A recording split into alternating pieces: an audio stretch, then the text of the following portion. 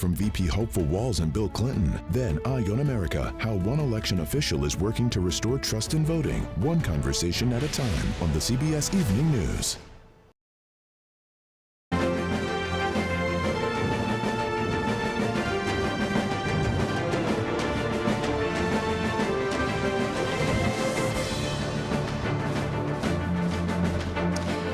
I'm Nancy Cordes at the United Center in Chicago. Welcome to a special Democratic National Convention edition of America Decides. It's night 3 here in Chicago. We've already heard some sound checks this afternoon from big-name performers like Maren Morris, John Legend, and a short time ago, Stevie Wonder. They're preparing to bring down the House tonight. It's also Tim Walz's big night. The Minnesota governor also did a walkthrough earlier today ahead of his keynote address tonight, where he will formally accept the Democratic Party's vice presidential nomination. Big night for him. Also speaking this evening, former President Bill Clinton. He's going to be delivering his 12th consecutive convention address. He's been doing this for 44 years, believe it or not. Transportation Secretary Pete Buttigieg will also speak, and we're going to hear from former Speaker Nancy Pelosi as well. Those speeches come on the heels of former President Barack Obama and former First Lady Michelle Obama, the pair making their case for Kamala Harris last night, rallying voters with back-to-back stem winders. Take a listen. Now it is up to all of us to fight for the America we believe in.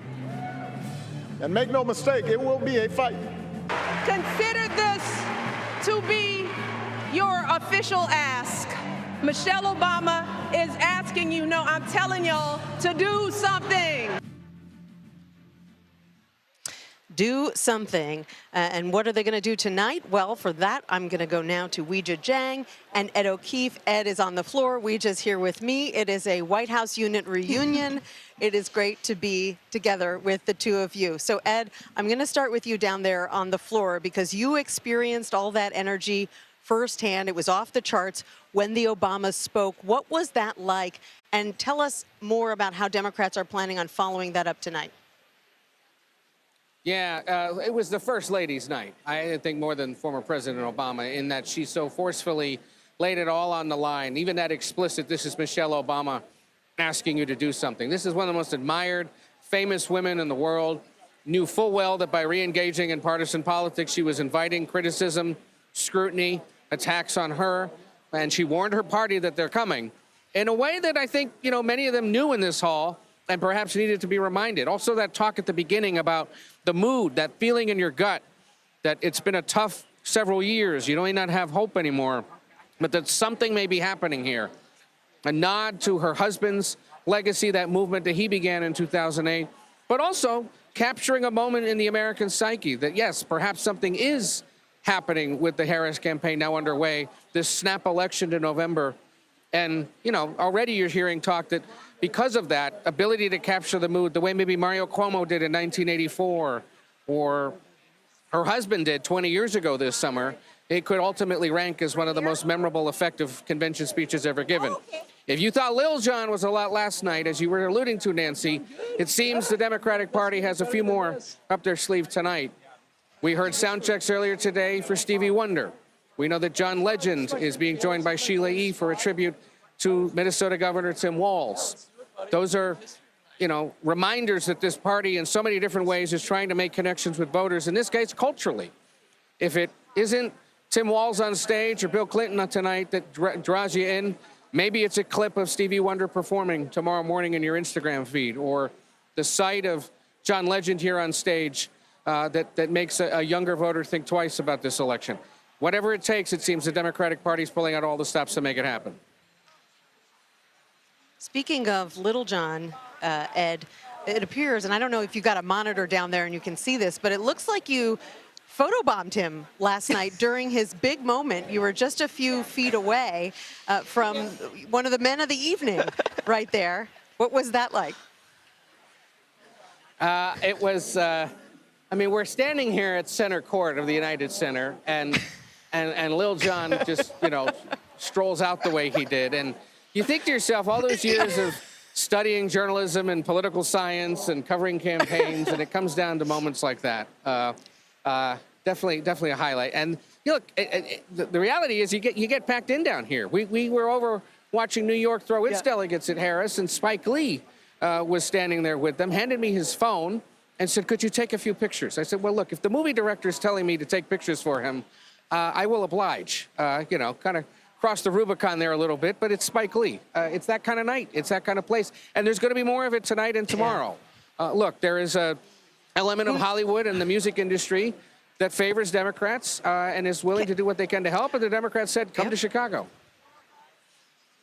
Who knows who you could run into tonight? You had an opportunity last night to get sort of a preview of what Tim Walz, who's delivering the keynote speech tonight, might say. Let's take a listen to a little bit of what he had to say last night and then talk about what we'll hear tonight. You run a campaign based on fear like them, you're going to run into a little trouble when you run into a campaign that's based on joy. He's been talking about joy a lot. Is that what we're going to hear tonight? He's been talking about joy since the moment he was really introduced as her running mate. And it's not just him talking about it. Anytime that the campaign has put forth anybody who has known Governor Walz from his past to his present, they talk about the fact that he is a jolly guy and that he has big girl dad energy and that he is just happy-go-lucky, which is built into his personality. And it's also now become part of the campaign strategy to draw a contrast between them and the Republicans. And so I think we'll hear a lot more of that. And we heard yesterday from the second gentleman as well, who portrayed his wife as a joyful warrior. And I expect that will be the case too, Nancy, because it's not enough that he is a happy guy, right? He has to show that he can transfer that personality into real action and make deals and make changes for Americans. And tonight's theme is a fight for our freedoms. We've already heard Governor Walz talk about his very personal story about he and his wife having to use fertility treatments to conceive their children. And I do expect him to go deeper into that tonight as well. And before we move on, I have to say, because I wouldn't be doing my part on this reporting team if I didn't just say Nancy and Ed, it's actually Lil John. Lil I John. realized that as soon as I said it, that I stuck the T's in there. It's okay. It's Lil John. But that was very unbrat of me. Big Walz tonight. Yep. Big waltz for Walz. Big Walz. It's his big dance. So really it's his chance to introduce himself to America in a new way. And Ed, he's going to be introduced tonight by one of his former students. Actually, one of his former 7th graders. He was his basketball coach and his track coach. And you had a chance to speak with a former high school student of Walz's as well. What did he have to say? So there's going to be, I think, about 14 of them on stage at some point tonight. Football players, students who know him from Mankato. We spoke with John, who was a defensive tight end on the team, about Mr. Walz earlier today and what he's expecting you might hear tonight. Did you ever think you'd be in Chicago to see your old high school football coach get nominated as Vice President of the United States? You know, came a certain point when you saw the opportunity and you know, as he was a football coach and then moved into politics, you saw that the way he was able to communicate translates well. What do you think is maybe the biggest misconception about him? Well, I don't know. You know, you've seen a lot of people throw things at the wall, and I don't think anything's really sticking. Nancy, you're also probably going to see a few of these tonight from the Minnesota delegation. They brought their red flannels for tonight's big speech. This is Bernie. Bernie, yes. What part of the state are you from? I live in New Brighton, Minnesota. I'm originally from Duluth. And what do you make of your governor getting picked and having this big night?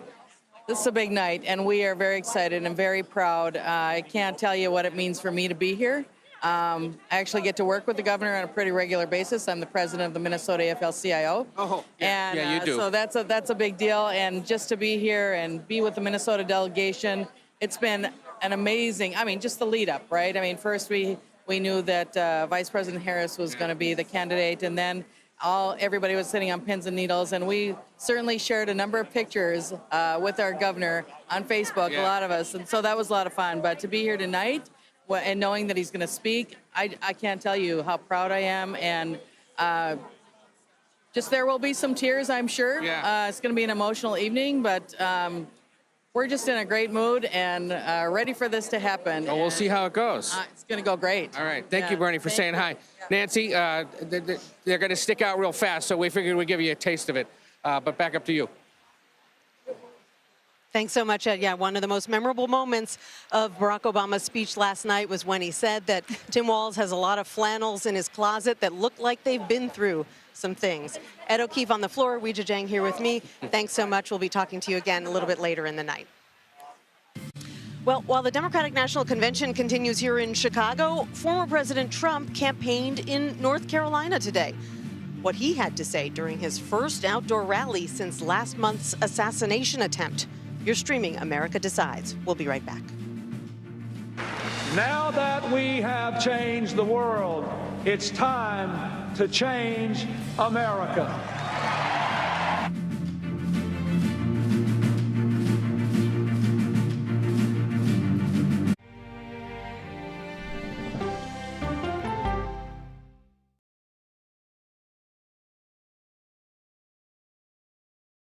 Go to the ends of the earth. Right now. We got something crazy. And reach for the stars. Here we are. Time. Yes, it's my comeback. Hey, this is pretty fun. But wait, there's more. Experience thought-provoking. Welcome to the idea of being a human being. Innovative and truly original reporting. Look through a telescope and go, wow. Because there's always something new under the sun on CBS Sunday morning. At this moment, terrorists could be plotting another attack. 9/11 triggered a counter-terrorist system that included a secret database. This person needs a closer look. A growing list of nearly 2 million people, including some Americans who say they're innocent. For 1 hour flight, I have to spend 6 hours to go and come back. CBS Reports explores the system, the people responsible for it, and those pushing for change. I'm not fighting against them. I'm fighting for them to do the right thing.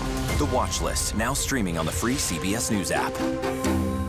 Don't miss true crime anytime you want, anywhere you go. With the 48 Hours podcast. Real crimes, real lives, real justice. There's some questions that have to be asked and need to be answered. Listen to 48 Hours on Apple Podcasts.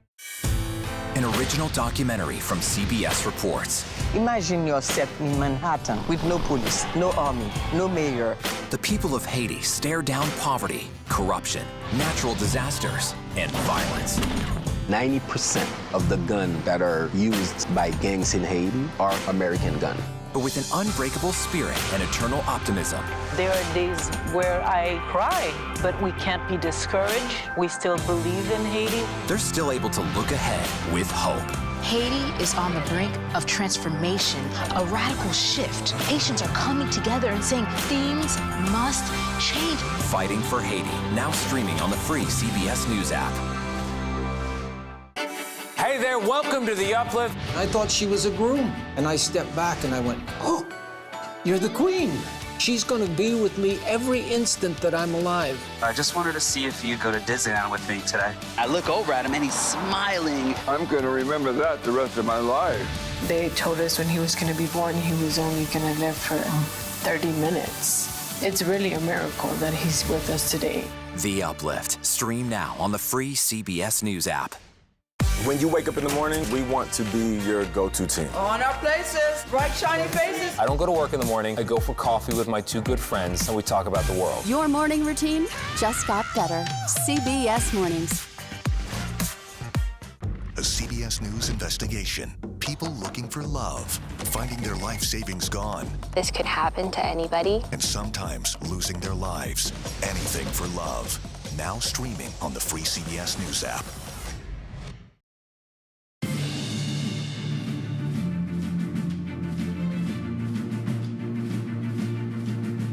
Welcome back to night 3 of the Democratic National Convention. Democratic Senator Brian Schatz of Hawaii joins me now. Senator Schatz, it's so good to see you. You said something really interesting the other day. You said winning and losing feels the same until the end. We're 1 month into the Harris nomination. Can you tell whether you're winning or losing? It sure feels like winning today. This is a good week. I've been to now 4 conventions. This feels a lot like 2008 in Denver with Barack Obama. I think one of the differences is that, you know, when it was Obama, it was almost this messianic fervor about his individual talent and leadership. This feels more like a team effort. This feels like, a friend of mine used to say, a movement is faith in strangers. And I feel like from all across the country, we're starting to have faith in strangers again. So we feel good. We're having fun. We have a long way to go, but I'd rather be us than them. It can sometimes be hard at these conventions to tell whether all of the excitement in the arena is translating out in the country, is translating in states like yours, in Hawaii, which is overwhelmingly Democratic. Can you get a sense at this early point about whether there's more excitement about Harris than there was about Biden, and whether that's going to translate into action? I think there's a couple of things. First, we watched the polling, and it's been improving. But also the feeling is incredible. We've had a couple of tough conventions where there were real fault lines in the Democratic Party. And it's not like we all agree on everything now, but I think we all agree on the main thing, which is that we've got 77 more days to fight for freedom. And I also think that launching from this position gives us, I think, we just feel like we're on a rocket ship right now. Lots of bad things can happen in the next 77 days, and we have to brace ourselves for that. But I would certainly rather be the campaign with momentum. Speaking of fault lines, one of the major fault lines right now, not only within the party, but in the country, is Israel and the war in the Middle East. And you were one of the first senators to come out in favor of conditioning military aid. There are no, as far as we know, Palestinian speakers on the docket over the next 4 days. Do you think that that's a mistake, given the way so many young people in particular feel about this war? Listen, I think this is a tough one, but there is an opportunity here with the vice president to kind of reset not just the politics of this, which is what we're talking about tonight, but the foreign policy direction of the United States. We've got to start thinking about what happens the day after this war. We've got to fight for a two-state solution. And Kamala Harris is going to be a loyal vice president. There's only one commander-in-chief at a time, but I think people are correct in intuiting that she is going to chart her own path forward. She does not have a 30 or 40-year relationship with Prime Minister Bibi Netanyahu, and I think there's an opportunity to turn the page here. You and one of your good friends in the Senate, Chris Murphy of Connecticut, have been doing these videos that you're posting on social media where you talk about various issues, looking to, convey your positions to the party and also explain to particularly younger voters where Kamala Harris stands. Let's take a listen to a clip and then we'll talk about it. J.D. Vance actually said that people with children should be assigned more votes than people without children, and that if you have a kid, you get like an extra vote, but then you get to control that vote until they turn 18. It's weird, and it's I don't know what to say. It's just bananas.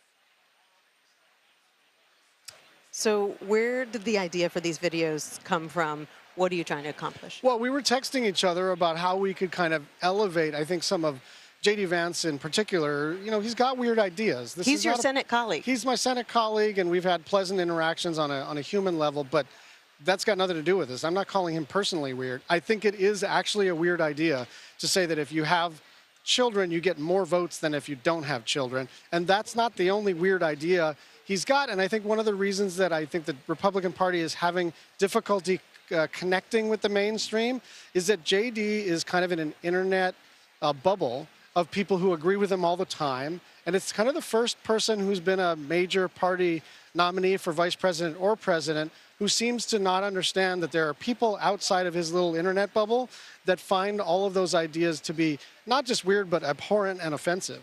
Were you surprised that he was selected as Donald Trump's running mate based on what you know of him as his colleague in the Senate? Yeah, I mean, he's really new to politics, and politics is hard, right? He's a very bright guy. He's written a book and all the rest of it, and he's got the Ivy League education. So in terms of the resume, it looks just fine. The problem is politics is hard. Running for the state house is hard. Running for mayor is hard. And he's literally never done this. And it's like taking a relatively talented rookie and putting him on an NBA court. They're not going to do well. What are you hoping to hear from Tim Walz tonight? Well, this man is aggressively normal, and I think that's his strongest selling point. He is a relatable human being, But it's not just that. Like at some point, people were wondering whether this is like, it's a normal guy shtick. He actually is a normal human being. He is a football coach. He is a teacher. He is a father. He is a veteran. But he's also got this incredible record of democratic governance, right? He passed all of these incredibly important and popular policies once the Democrats won the trifecta, the House, the Senate, and the governorship in Minnesota. So it provides a model to tell the people across the country, what will we do with power? We're going to enshrine Roe. We're going to move forward with climate action. We're going to take care of children and families.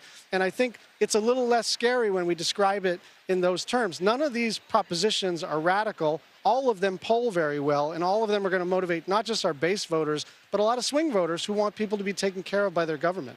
I've never heard aggressively normal used as a compliment, but I definitely get what you're going for in this case. Senator Brian Schatz of Hawaii, thanks so much for joining us this evening. Thank you. Appreciate it. Well, coming up, former President Donald Trump held his first outdoor rally today since last month's assassination attempt. Earlier this afternoon, he and J.D. Vance rallied supporters in Asheboro, North Carolina. The former president stood behind bulletproof glass. Trump narrowly lost the state to President Biden in 2020. And that is where we're going to find our Scott McFarland this evening. Scott, tell us a little bit about the scene there in Asheboro. What was it like being there? There were some symmetries to the event July 13th in Butler, Pennsylvania, where the shots were fired. The flag was actually erected in the same pattern, the same way, with the same makeshift diagonal beams holding it up above a stage that looked the same in front of a crowd wearing those same red hats in the same type of political community. Asheboro is about 90 minutes from Charlotte. It has that same political complexion as Butler, Pennsylvania. But the security regimen was visible at times. You could see that bulletproof glass bowl that surrounded the stage when J.D. Vance spoke first and when Donald Trump spoke. There was a moment he stepped away from that bulletproof glass area to check on one of the rally goers experiencing a medical emergency. But we also noticed inside the place, there seemed to be tighter restrictions on the movement of the crowd once they got to their seats. So there's so many pieces of security, Nancy, you can't see with the naked eye. Today, it was visible for those who were close to the former president. Scott, you were at the Trump rally in Butler, Pennsylvania a month ago, so it must have been kind of surreal to be there today. What was that like for you? And did you get any sense that it had any effect on former President Trump to be back in a similar situation at an outdoor rally? Yeah, the first outdoor rally with supporters since July 13th. There were some things that had the echo of July 13th. I mean, literally, this rally was right near a Sheetz gas station, just like the Butler, Pennsylvania one was. There were these vendors with makeshift stands selling Trump hats and Trump shirts. We saw that all over Butler, Pennsylvania. But it was also quite clear, Nancy, this was a smaller venue with the security apparatus, the barriers, the higher, tighter barriers, the estimates on the crowd, maybe 2,000 to 3,000. That's significantly smaller than Butler. The campaign pledged this was going to be an event about military and defense issues in this state that's home to Camp Liberty and Camp Lejeune. And the former president did at times talk about military and defense issues before he meandered off to other things. Let's listen to some of what he had to say about U.S. military security. 4 years ago, our country was strong and respected like never before. Our allies admired us. Our enemies feared us because everyone knew that as an American president, I was all about putting America first. That's true. Under my leadership, we rebuilt the United States military, created Space Force, and we made our allies pay their fair share. But to be clear, Nancy, he deviated off that message. He meandered at times, topic to topic, going off that teleprompter. He had some very cutting criticisms of the Obamas, who he said took shots at him last night from the convention stage. He made jokes about President Biden. This was at times, unfocused, nearly hour-long set of remarks from Donald Trump. Right. He said that the Obamas were very unkind to him in their speeches here at the convention last night. He also said earlier this week, Scott, that it's fair for him to make personal attacks against Vice President Harris because those attacks are coming his way from here in Chicago. What did he have to say about her today? Yeah, he first of all invoked the former president's middle name, which he often does, and he said that former President Obama was nasty and that Michelle Obama was too, with their words last night. And he has this thing, and he exercised it again today, where he asks the crowd if he should go off the teleprompter and share his real thoughts. And there's a kind of a call and response there, and they were supportive of him inching towards or delving right into personal attacks. And it colored so much of these remarks today. He just floated topic to topic. He was not disciplined on message, not disciplined on the teleprompter, and that has caused heartburn, to put it charitably, among Republican surrogates with whom I'm speaking. Yeah, heartburn among his aides as well. In fact, he said today that they've been pressuring him to stay on message, but that they're all fired, which I assume was a joke. Scott MacFarlane, thank you so much for that wrap-up. We really appreciate it. Well, the Obamas stepped back into the spotlight, taking aim at former President Trump. But how will they keep showing support for the Harris-Walz ticket once this convention is over? A former Obama spokesperson will weigh in. You're streaming America Decides from the Democratic National Convention. We'll be right back. Donald Trump thinks that we should trust him on the economy because he claims to be very rich. But take it from an actual billionaire.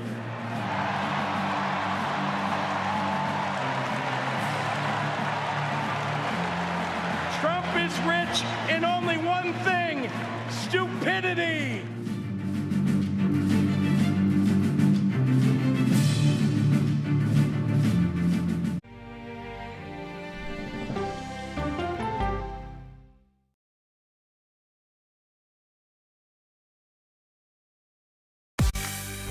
On our places, bright, shiny faces. When you wake up in the morning, we want to be your go-to team. Nate has one of the quickest minds I've ever seen. Tony has a way of making people feel comfortable. Gail has this unbelievable knack to ask the question that you're asking at home. I've been told I could talk to a tree, and that's pretty much true. I don't go to work in the morning. I go for coffee with my two good friends, and we talk about the world. Your morning routine just got better. CBS Mornings, weekdays at 7. It didn't seem like anything could happen because nothing ever happens in East Palestine, but it did. Authorities released toxic fumes from 5 derailed train cars. Resident, please evacuate. Acute bronchitis due to chemical fumes. Did you ever have these problems before the derailment? No, ma'am. This neighborhood's not safe no more. We can assure the community that there's not vinyl chloride entering their communities. Then why are there so many people feeling these various symptoms of bloody noses or difficulty breathing, bronchitis? That's a hard question to answer. We're talking about one of the most blatant releases of a mixture of some of the most toxic chemicals that we've seen in America. I feel like now I have a duty to warn other communities. If my daughter has to watch me die of cancer, at least it saves someone else.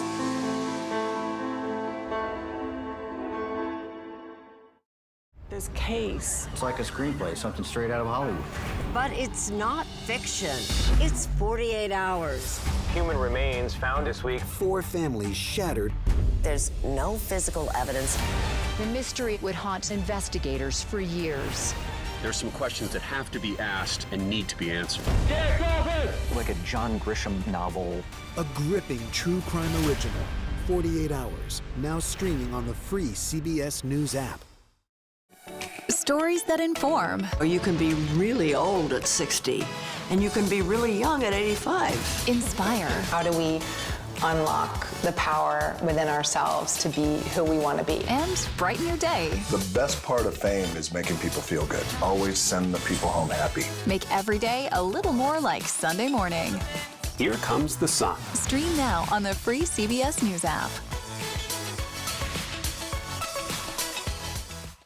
Hello, everyone, and welcome to our Dragon capsule here in space. Sightseers in space, the thrill of a lifetime. Seeing the Earth from space, it was so exhilarating. But the risks that come with the territory. There have been 4 fatal accidents. That's a 1% fatal accident rate. Might make you look before you launch. If you had 1 out of 100 airplanes falling out of the sky, we'd have a public crisis. Space tourism, now streaming on the free CBS News app.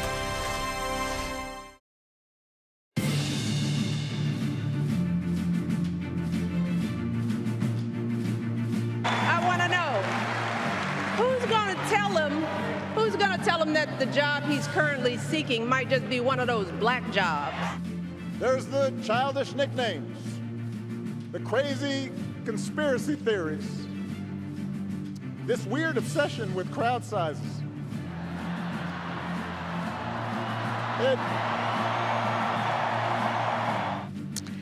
That was the former president and the former first lady going after former President Trump last night here in Chicago with some memorable lines. Tommy Vietor joins us now to discuss. He is formerly the spokesman for the Obama administration and for the National Security Council. He's also the co-founder of Vote Save America and Crooked Media, for which he serves as the co-host of Pod Save America. Wow, you have a lot of titles. I was going to say, sorry for sending you all those titles. Thank you for having me on. It's great to have you. It's great to be You're here. one of the pod guys. Thank you. Yeah, basically, sure. right? Take that. So last night you posted that the Obamas tore the roof They did. off of this arena. But, you know, that's to be expected of them. Mm-hmm. They deliver good speeches. What do you think they're going to deliver over the next 2.5 months when it comes to actually hitting the trail for Kamala Harris? Yeah, I mean, listen, Michelle Obama has been very honest about not liking politics, not liking it at all. Right. So I think it was a big deal that she was here last night and gave that speech. I think it's a reflection of the fact that she is actually very close personal friends with Kamala Harris. They live in D.C., they hang out, they talk, you know, like very few people can commiserate and understand the lives that the two of them have been leading the last decade or two. So I imagine they'll be on the trail. Barack Obama will be out on the trail. He, I think, is one of the best messengers in the party because he excites rooms like this, but he also does something that Democrats sometimes forget to do, which is try to persuade the other side, to hear them, to, you know, take on their argument and assume good faith when people disagree with you. And so that's what I would expect. Right. He said you wouldn't hate your parent or your grandparent if they didn't agree with you on everything. Right. You would talk to them about it. That's a good point. You know, you've been watching every minute of this convention and podcasting about it. You said something the other day online, and it set off kind of a scavenger hunt to figure out what exactly you were talking about. I'll read it to you. You said, "Message to all future DNC speakers. This is not about you. It's Kamala Harris's convention. The goal is to deliver a message to help her win, not maximize your own time on stage or create a social media moment." Who in particular were you talking about there, Tommy? The royal we. I mean, I think one, the lesson is never tweet. Two, I mean, I think, look, we live in this world where everyone's just trying to have a moment and go viral and make a splash. And I get that. But this is Kamala Harris's convention. And when your speech goes long, and then the next speech goes long, and the next speech goes long, and Joe Biden gets driven out of primetime in his own night, that's terrible. That stinks. And so I think people need to remember that. They need to listen to the really talented speechwriters who are working in the bowels of this building, actually the Chicago Blackhawks locker room, editing these things for them and not beefing them up after they get their final draft. Speaking of Joe Biden, you and your fellow hosts at Pod Save America were among the first who ripped off the Band-Aid the morning after his disastrous debate with former President Trump. And you just came right out and said he should think very seriously about leaving the race. And that really caused shockwaves and caused a lot of people to think, oh, well, former President Obama must feel that way as well because all of you worked for him. The thinking was you wouldn't say that if you thought that it was going to anger former President Obama.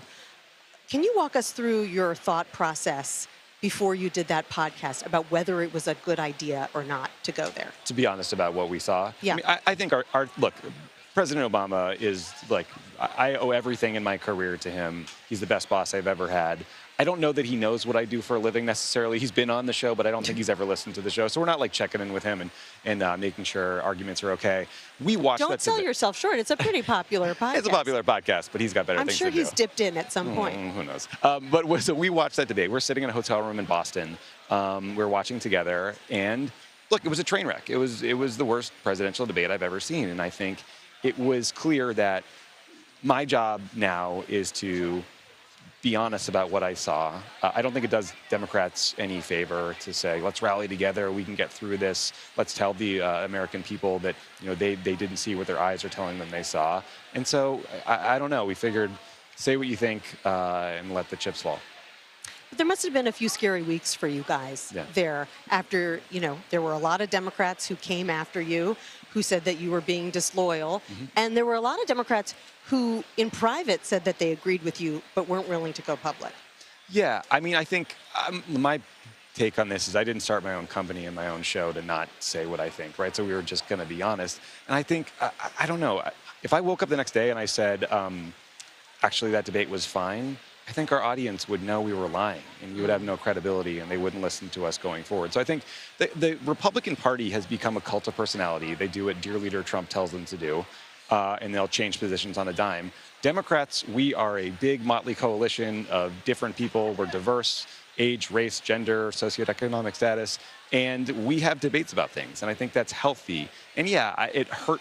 I did not like feeling like I upset friends of mine who are working on the campaign, who are working a lot harder than I am, a pampered podcast guy sitting in Los Angeles. Like, they're grinding it out in Wilmington doing the real work. But I think at the end of the day, we all have good intentions and got to a better place. Well, as a result of what you said, many other Democrats said as well, we're now at the Harris convention rather than the Biden convention. Yeah. So big, major shift in the past couple of months. Tommy Vietor, thanks so much for being with me. Thank I really you for appreciate having me. it. This is very fun. Thanks so much. Well, Republicans take center stage at the Democratic National Convention. Why some of them on the right are finding a home with Harris and talking about it. Our political panel will weigh in next. You're streaming America Decides from the DNC. We'll be right back. Ladies and gentlemen, we are here tonight to officially nominate Kamala Harris for president. Bob, get loud, another round of shots. DNC, turn out for what? Turn out for what? Hey, turn out for what?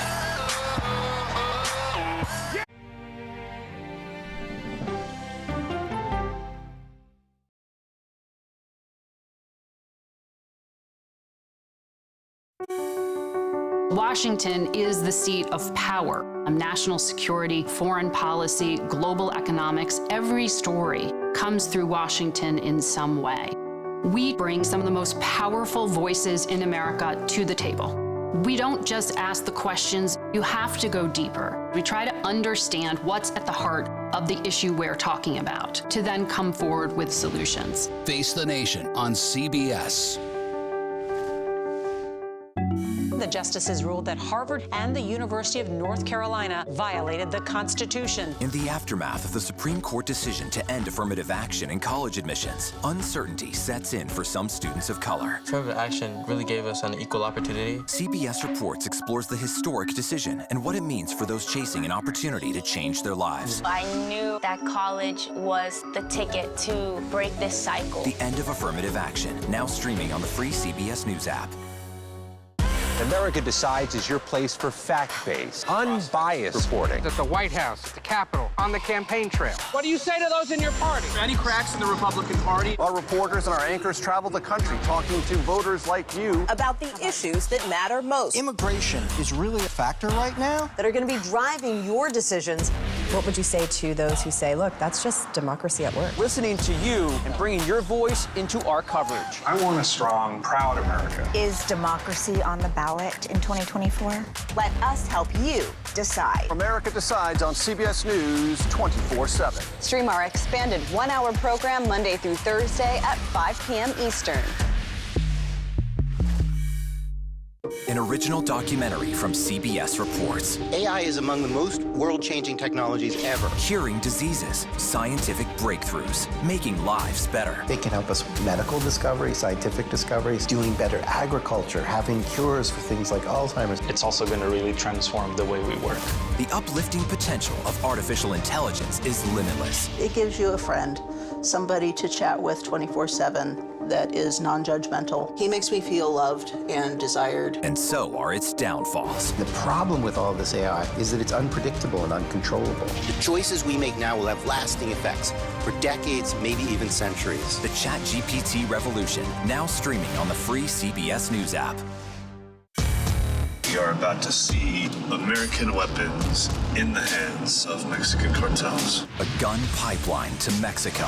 We are arming the cartels. 100%, no doubt about it. Happening right under our noses. Who's doing something about this? Nobody. A CBS Reports exclusive. Most Americans have no idea that we are effectively arming the enemy next door. This is the story the American people need to know. Arming cartels. Now streaming on the free CBS News app.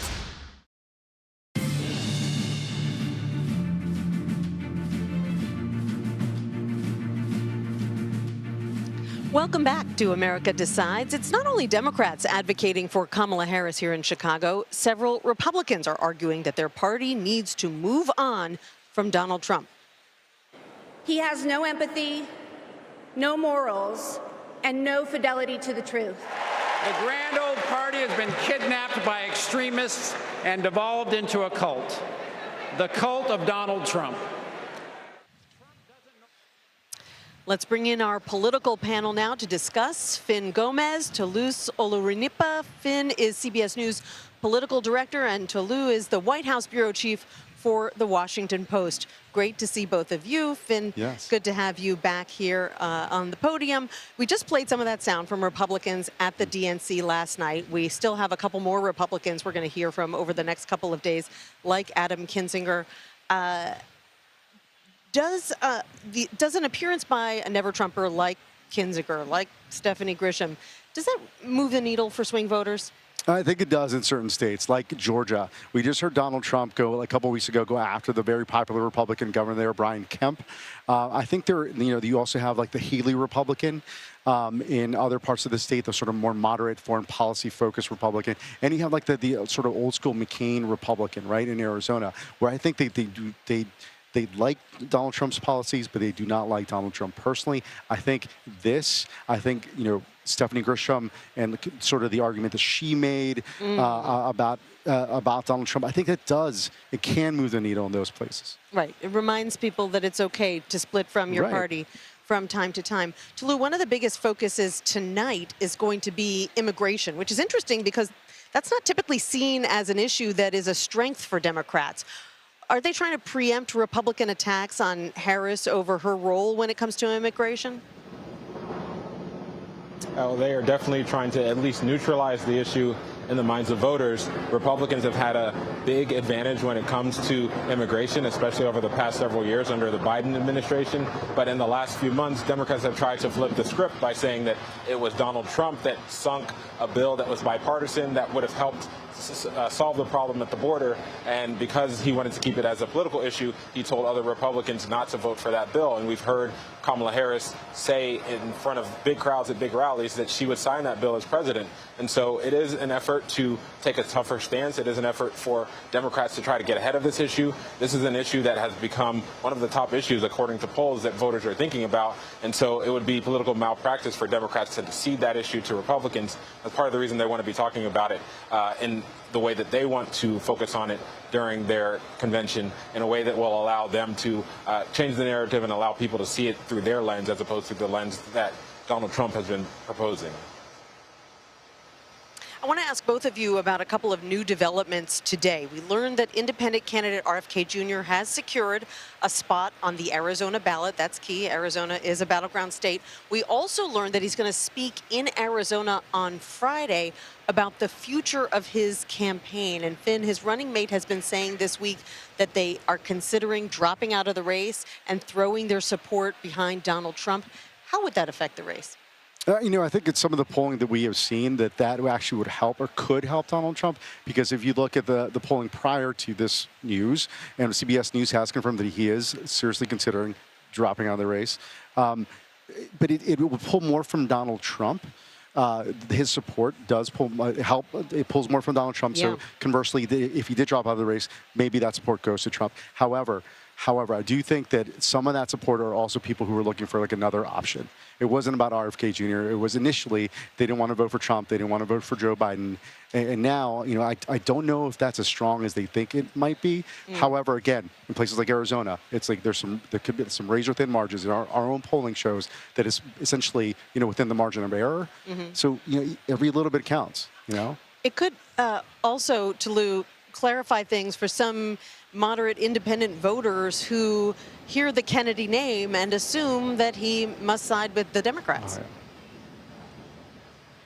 That's true. We have already started to see some movement in the polling where some of the vote that was going towards RFK Jr. has shifted back towards Kamala Harris since Joe Biden ran out of the race. But it would not be a surprise if a number of Democrats saw an endorsement from RFK Jr. for Donald Trump, or a sign that he has moved more to the right, as an indication that they need to take their vote and take it away from him and put it in the Democratic column. And so there have been a lot of questions about what the third-party vote share will be in this election. I do think that these signs from the RFK camp that they are considering dropping out, that they're considering putting their support behind Trump, would only allow some of the voters that saw his name, saw his last name, and thought that he would be more of a Democratic kind of independent person. Those voters may be more willing to vote for Kamala Harris if they don't find a name that they can put their vote behind in a Kennedy. And I would be very surprised if some of those voters listened to his endorsement and decided to go to Donald Trump. Some Latino voters that I spoke to in Arizona, when I spoke to them, they told me they liked Kennedy simply because of his father's legacy, not fully understanding or knowing what he represented, just knowing that they liked his name. So I think, to Toulouse's point, I think that's something we also have to watch. That is so interesting. Before you go, Finn, I want to ask you about some eye-popping new fundraising numbers from the month of July. The Harris campaign says it raised just over $200 million in July. The Trump campaign raised only about a quarter of that, $47.5 million. And keep in mind, this was the month of the Republican convention. Right. This was the month right after former President Biden had that disastrous debate. Are you surprised that it wasn't more of a blockbuster month for Republicans? Yeah, if you look at these numbers, Nancy, the Harris campaign raised essentially 4 times as much as Trump in July. That is astronomical, and it is surprising. But it shows, if you look at indicators of momentum, I think that is one key indicator of where the momentum lies right now. But as you know, we're in unprecedented, uncharted waters here, historic. So, I mean, who knows how that changes in the next few weeks. But yes, right now, I think it's an indicator of where the momentum lies. Yeah, it also reflects that big bump from late in the month when Kamala Harris was named as the nominee. Right. Tolu Olurinipa, Finn Gomez, happy birthday, Finn. Thanks, Nancy. Great. I'm sure you'd rather be nowhere else except for here on your birthday. Thanks so much. Thanks, Nancy, for spending it with us. Absolutely. All right. Coming up, you're going to recognize the voices of Donald Trump and Tim Walz right away. But what if those voices are actually coming from comedian Matt Friend? You're going to want to stick around to hear some of his truly unbelievable impressions. He joins me next here in Chicago. You're streaming America Decides. She will have an outstanding partner in Governor Tim Walz. You can tell those flannel shirts he wears don't come from some political consultant. They come from his closet, and they have been through some stuff.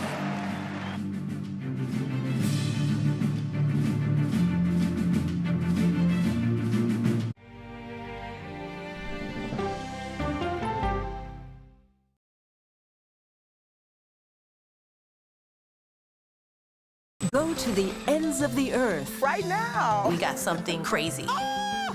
And reach for the stars. Here we are. Time. Yes, it's my comeback. Hey, this is pretty fun. But wait, there's more. Experience thought-provoking. I'm open to the idea of being a human being. Innovative and truly original reporting. Look through a telescope and go, wow. Because there's always something new under the sun on CBS Sunday morning.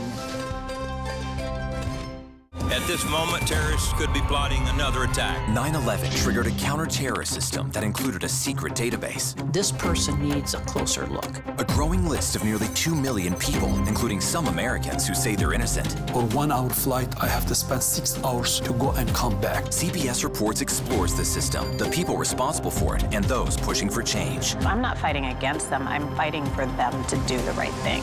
The Watch List, now streaming on the free CBS News app. Don't miss true crime anytime you want, anywhere you go. With the 48 Hours podcast. Real crimes, real lives, real justice. There's some questions that have to be asked and need to be answered. Listen to 48 Hours on Apple Podcasts. An original documentary from CBS Reports. Imagine yourself in Manhattan with no police, no army, no mayor. The people of Haiti stare down poverty, corruption, natural disasters, and violence. 90% of the guns that are used by gangs in Haiti are American guns. But with an unbreakable spirit and eternal optimism. There are days where I cry, but we can't be discouraged. We still believe in Haiti. They're still able to look ahead with hope. Haiti is on the brink of transformation, a radical shift. Haitians are coming together and saying things must change. Fighting for Haiti, now streaming on the free CBS News app. Hey there, welcome to The Uplift. I thought she was a groom, and I stepped back and I went, oh, you're the queen. She's going to be with me every instant that I'm alive. I just wanted to see if you'd go to Disneyland with me today. I look over at him and he's smiling. I'm going to remember that the rest of my life. They told us when he was going to be born, he was only going to live for 30 minutes. It's really a miracle that he's with us today. The Uplift. Stream now on the free CBS News app. When you wake up in the morning, we want to be your go-to team. On our places, bright, shiny faces. I don't go to work in the morning. I go for coffee with my two good friends, and we talk about the world. Your morning routine just got better. CBS Mornings.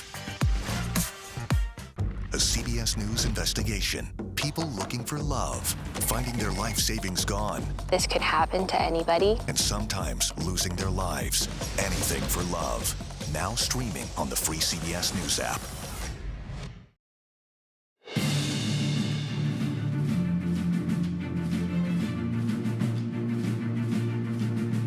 It is really a tremendous opportunity to be at the most failed dinner anybody's ever seen. Great to see you losers. A lot of people say that. Hello, everybody. Why is it so quiet? What's happening? It's quieter than Sleepy Joe. That was comedian Matt Friend doing one of his many impressions of politicians, but the Trump one is really a classic. That was at this year's White House Correspondents' Dinner. The man of many voices is now, I hear, trying his hand at a certain Midwestern governor who is going to take the stage here tonight. Matt Friend, or should I say Governor Walz? Well, yeah, no, we're going to get right into the Walz. I just want to have some Gatorade poured on me and win this damn thing, all right? He's got that coach energy. He's fired up. He's yelling. It needs work. You're going full coach. I'm going full Ted Lasso, immersing myself in the character. It's a lot of energy required. It's like a Friday Night Lights meets It's a Friday Ted Night Lasso. Light. Exactly right. It's going to get better. It's going to get better. Thank you for having me. I'm so glad to have Great you. to see you. So good to have former President Obama as well, who really lit up this place last night. I like how you're teeing me up. And as I said yesterday, we are running against a billionaire who all he does is complain and whine. And we here on this network know that this election is about two different choices. And we have to realize that Kamala Harris can get the job done. And she realizes that I am my sister's keeper. I am my brother's keeper.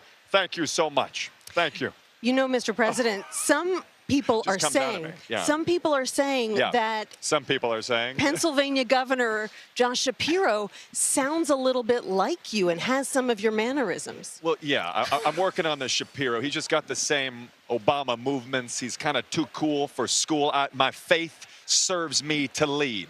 Yes, we can. Hava Nagila, baby. Yeah, he's the Jewish Obama, and I'm here for it. And Okay, I can keep- say that. keep yeah. working on Yeah, that I'm going to one. work on Keep that one. working on Yeah, that I will. one. Yeah, anyway. You know, I really Simon wonder. Cowell. Simon Cowell. Yeah. Oh. This is an America's Got Talent audition. Keep working Keep on going, keep going. You have a bright future, kid. Thank you. Wondering what former President Trump would have to say about what he heard on the stage here in Chicago last night. Well, it's just a nasty convention all around. There's a lot of sad people. They're very confused. They're totally deranged. Barack Hussein Obama is talking about me. He doesn't know a thing what he's saying. You have Kamala. No one knows what she is or who she is. It's really I said this at the Association of Black Journalists. No one knows what's happening. It's a sad convention. It's really sad. They're trying to take the country away, the democracy away, but you can elect me and we can all dance with Kid Rock, and that's going to be a beautiful thing. I think the entertainment's a little better here tonight. We have James Taylor and John Legend versus Kid Rock. Yeah. Anyways. What about former President Trump's running mate, Yeah. J.D. Vance? Are you working on that one? That's a tough one. Yeah, I mean, listen. I mean, I would lean more into the J.D. Vance, but as you know, the Democrats think anything is racist. I mean, I chugged a Mountain Dew on my couch before I made love to it yesterday, and I should probably get off the air. By the way, they didn't know I was going to say that, but I really appreciate the network for having me on. And JD is just, he needs to work out his basic communication skills, I would say. Yeah. Matt, when you're not making fun of various politicians, what else are you doing here at the convention? Yeah, no, I'm just having a great time. The energy is amazing. Thank you for having me on. I'm grateful to be here. It's amazing. I'm from Chicago, so thrilling to be back home, and it's a very unique atmosphere. I mean, you kind of have to be here to see it. Yep. But when you talk about the energy, and I think it's amazing how the campaign has shifted in these last 3 weeks. It feels like a totally different world now. Yeah. But I'm just happy to be meeting people and seeing what's going on. It's such a random collection of people walking around here. It's a slice of Americana, no question. It's like Lollapalooza for politics. We are wrapping up this hour, but if you could say goodbye as Bernie Sanders, I would really appreciate that. Well, listen. All I will say... all I will say is this. To our many viewers watching today, thank you very much. This is a show and a network not just for the top 10th of 1%, but for all of America. And I appreciate you watching. Have a great convention, a great afternoon, and thank you very much. Senator Sanders, so great to see you today. Really appreciate it. Matt Friend.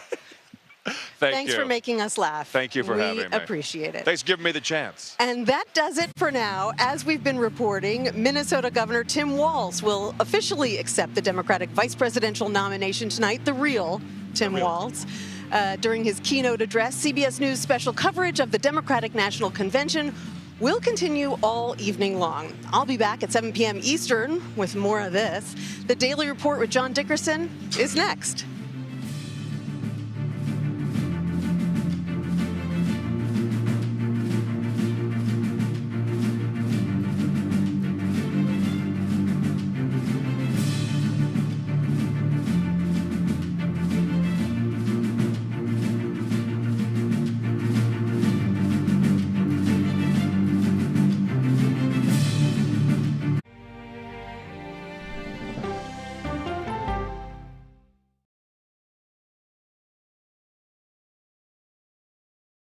Okay, so let's just start at the beginning. Well, let me start with this. What is at stake here? What is the answer then? Do you know why? You want me to just keep going? Is that a good thing or a bad thing? Were there death threats? How is this possible? What's wrong with that argument? Are you saying they lied? Have you told the government that? Why won't you say the word crisis? You're not answering my question. This really is that scary? Does that make sense? What do you mean? What does that mean? Did any of that make sense? What's your response? What happened? Why? It's time for the CBS News Original 60 Minutes, Sunday on CBS and streaming on Paramount+. There is no more room in our city. New York City is receiving record numbers of migrants. Today, we're going to have more than 500 adults and children come through that door. Tensions rise as shelters reach max capacity. We don't have to take care of them. CBS Reports goes inside a crisis cities and families are facing as they fight to survive. The United States still has that glimmer of hope for people to come here. Fighting for a future. Now streaming on the free CBS News app. An original documentary from CBS Reports. Since you started La Soup in 2014, do you have any sense as to how much food you've rescued from the landfill? We've rescued 4.5 million pounds. I can't even fathom how much food that is. And that's one little person in one little city in America. We're going to call this chicken piccata. We did 450 of these meals today. This is the exact dish that you and I are going to have. Yep. Oh, really good. Is it good? Mm-hmm. Having a plan of how to keep people fed should be in every single city. If we eliminated food waste, could we eliminate hunger? Yes. Eating Trash, now streaming on the free CBS News app. America Decides is your place for fact-based, unbiased reporting. At the White House, at the Capitol, on the campaign trail. What do you say to those in your party? Any cracks in the Republican Party? Our reporters and our anchors travel the country talking to voters like you about the issues that matter most. Immigration is really a factor right now that are going to be driving your decisions. What would you say to those who say, look, that's just democracy at work? Listening to you and bringing your voice into our coverage. I want a strong, proud America. Is democracy on the ballot in 2024? Let us help you decide. America Decides on CBS News 24/7. Stream our expanded one-hour program Monday through Thursday at 5 p.m. Eastern. When people say who's first to get in the morning, that would be me. Morning news matters because it sets the tone for your day, and it's a way of getting you started. Day to day, that first draft of history, it happens right here. We're going to uplift you. We're going to send you out your way. We take you places, we teach you new things, and we make you feel like, it's not all bad. People say to me, you always seem to be having a good time. And you know what? You're right. Your morning routine just got better. CBS Mornings, weekdays at 7. I'm John Dickerson. Join me for the Daily Report, weekdays on CBS News 24/7. Okay, let's go. You guys good? Hey. All right, we good? Keep going. It's the clock. It's ticking. Off we go. 60 minutes. 60 minutes. 60 minutes. It's time for 60 Minutes, Sundays on CBS.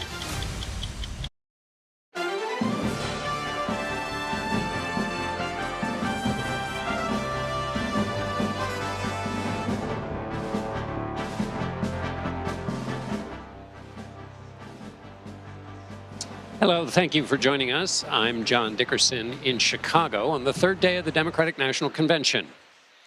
For the past 2 days, delegates have stayed up well into the evening to hear from the party's last two successful presidential candidates, outgoing President Joe Biden and his former boss, President Barack Obama.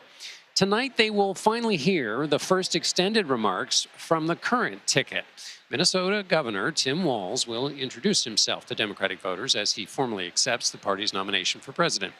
Walz, the high school social studies teacher and football coach turned congressman turned governor of a reliably Democratic state, will speak to the largest audience of his career. Also speaking tonight, Transportation Secretary Pete Buttigieg, former House Speaker Nancy Pelosi, and the 42nd President Bill Clinton, who 32 years ago was introduced to delegates as their nominee as the Man from Hope, the name of his Arkansas hometown. Hope also made a comeback last night in the remarks of former President Obama and his wife, Michelle. We're feeling it here in this arena, but it's spreading all across this country we love. It's the contagious power of hope. I am feeling hopeful because this convention has always been pretty good to kids with funny names who believe in a country where anything is possible. And CBS News senior White House correspondent Weijia Jiang joins me now to talk about the night of Tim Walz. What are we expecting from the Minnesota governor? So we already know the governor's resume, which on paper is extraordinary. He has an amazing story, but he has to bring that to life and talk about his experience as a member of the National Guard, as a teacher, as a football coach, as a congressman, and talk about how that perspective could translate into helping Americans, and that's what he wants to do. He's going to draw on his roots growing up in Nebraska on a farm and talk about those values, which we've heard snippets of already, right? But I expect he will go deeper and talk about it more personally to try to allow people in on his life experience, and he will have a lot of help. There's going to be 14 old football players that he coached on stage with him. One of them will be introducing him, and so they'll be able to talk about how he changed their lives, made it better, and how they argue he could do it for everybody. So I think it's going to be a big night for the governor, who we already know is quite jolly and happy and go lucky, but is that enough to make a difference? We'll see. Jolly is a beautifully deployed word because he does have a sort of old St. Nick kind of jolliness to him. You were in Milwaukee. We talked to you yesterday in Milwaukee. What was that like? And how much is Walz a part of that, or is it all love for the nominee, Vice President Harris? So it was extraordinary because the arena was packed with 18,000 people. And I've been to several rallies now with both Walz and Harris. And yesterday, he actually came out by himself before we laid eyes on the vice president. And the crowd was, roaring. They were very welcoming, embracing of him because, again, he doesn't have any problems when it comes to likability. We just have a new CBS News poll that came out an hour ago that shows among registered Democrats, 60% are enthusiastic about Walz compared to 51% of Republicans for J.D. Vance. So the question is whether that enthusiasm is going to make a difference when it comes to looking at the ticket. As you very well know, the vice presidential pick doesn't, make that much of an impact on election day. but it could do harm. And right now, they're trying to prevent any kind of harm to really get supporters to buy into Walz to like him even more. Right. It reflects back on the person at the top of the ticket and the message they're trying to sell, which is what we'll try and figure out of tonight's events. Final question, Weijia, your normal job is to cover the White House president, who should be the nominee. What role is Biden going to have in this campaign, if any? Well, I think he already played the ultimate role, John, which was to step aside and allow the vice president to rise to the top of the ticket. But it is not lost on the party that all of the delegates that will fill this room, that have been filling this room, voted for Joe Biden. And so to that extent, he will continue to rally for her. He will participate in campaign events for her to try to relay the message that she will now take on my agenda, my legacy, and, that she is his surrogate now. And so that support is still incredibly important for Democrats who were excited about him and might not have been there yet for her. So we do expect that he will continue to play a role. But, after he appeared on night one here, he left, and that was an intentional move. He's on vacation now in Southern California, just taking it all in because, of course, he has a lot to process still.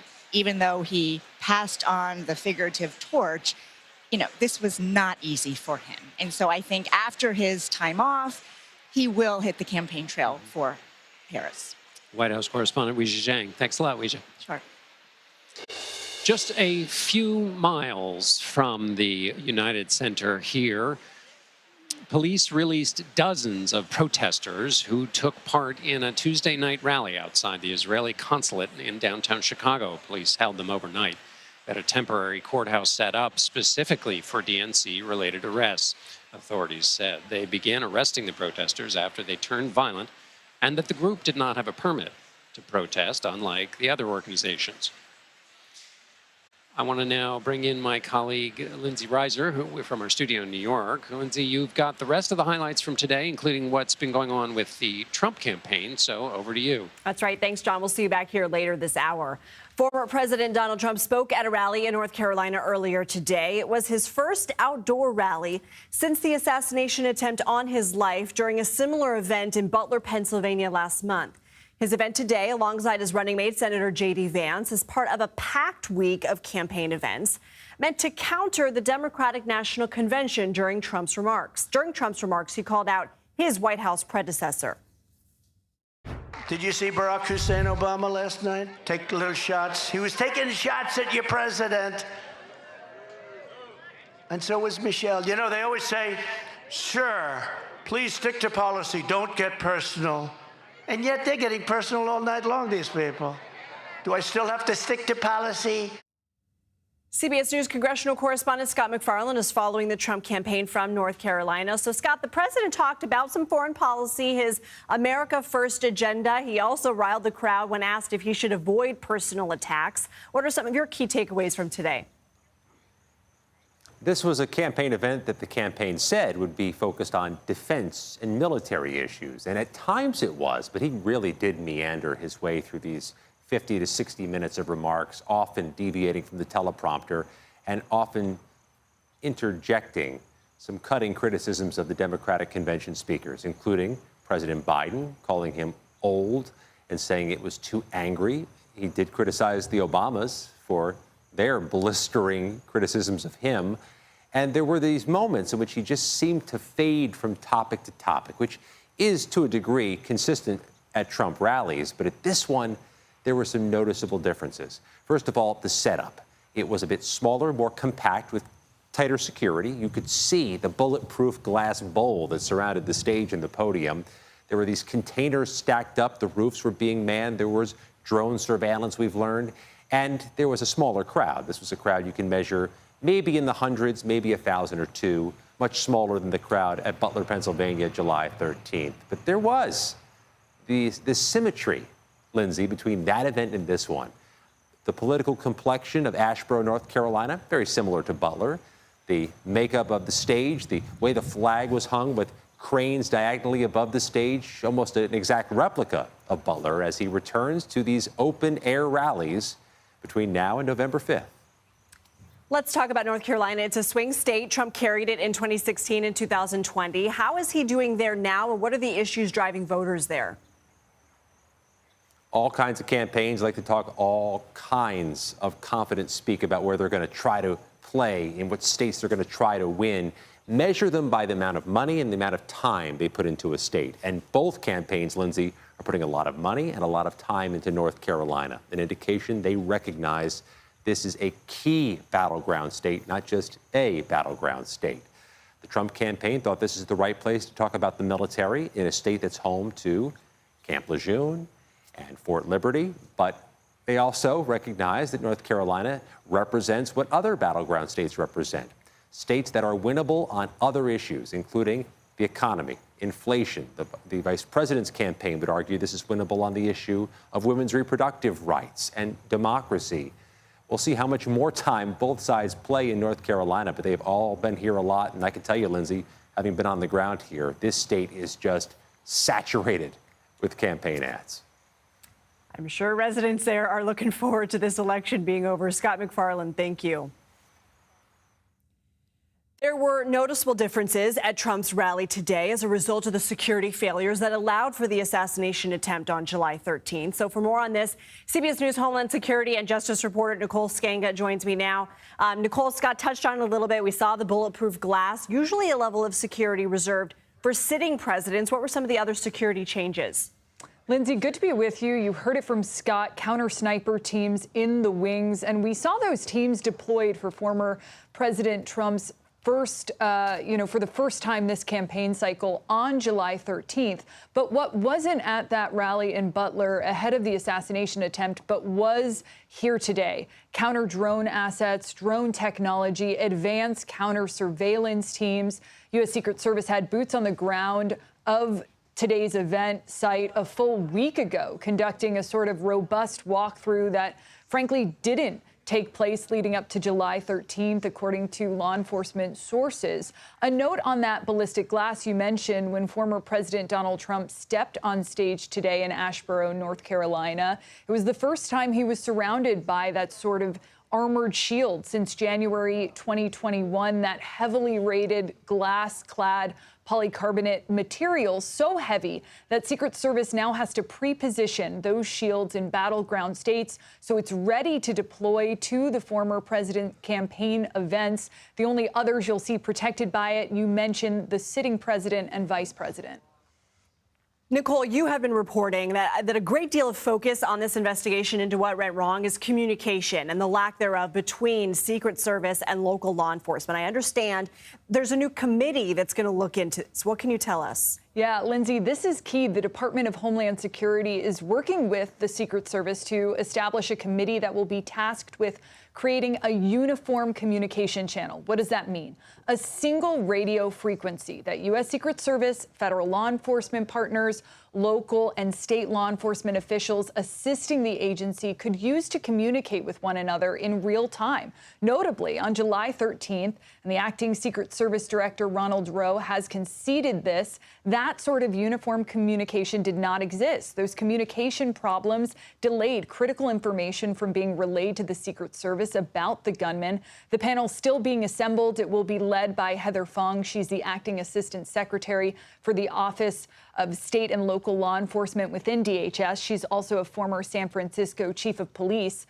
I also want to point out other agencies within DHS routinely assist the U.S. Secret Service. And this week, we also learned that the U.S. Coast Guard has established 3 security zones in the waters surrounding Mar-a-Lago in order to assist in bolstering that security footprint around the former president. Of course, the DNC happening now. We're seeing a lot of those 3-letter DHS components on the ground: CBP, ICE, HSI, sort of an all-of-government approach here. Are the security measures that we saw today precautionary given just the heightened threat environment? Yeah, the Secret Service has repeatedly stated that they work every day to ensure the highest level of safety and security for the people and places they protect.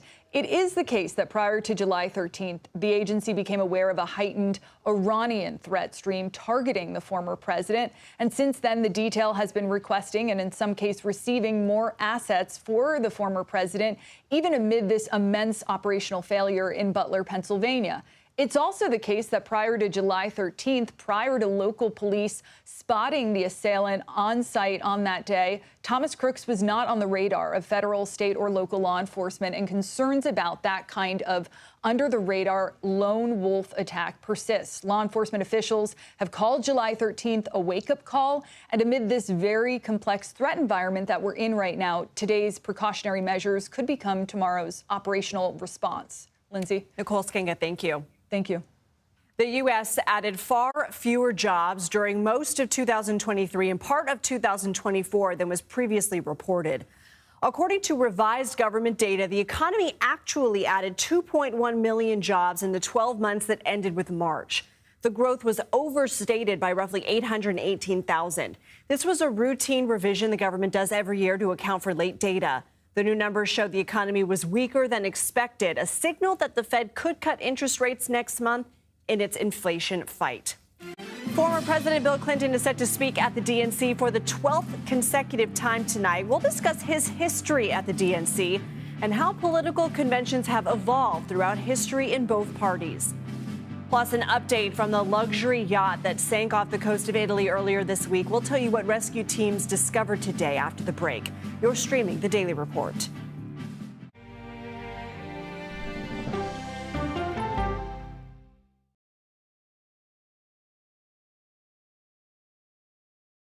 Go to the ends of the earth. Right now. We got something crazy. And reach for the stars. Here we are. Time. Yes, it's my comeback.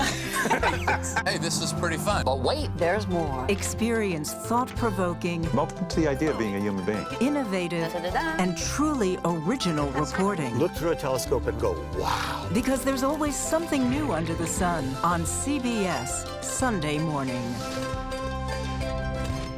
At this moment, terrorists could be plotting another attack. 9/11 triggered a counter-terrorist system that included a secret database. This person needs a closer look. A growing list of nearly 2 million people, including some Americans who say they're innocent. For 1 hour flight, I have to spend 6 hours to go and come back. CBS Reports explores the system, the people responsible for it, and those pushing for change. I'm not fighting against them. I'm fighting for them to do the right thing. The Watch List, now streaming on the free CBS News app. Don't miss true crime anytime you want, anywhere you go. With the 48 Hours podcast. Real crimes, real lives, real justice. There's some questions that have to be asked and need to be answered. Listen to 48 Hours on Apple Podcasts. An original documentary from CBS Reports.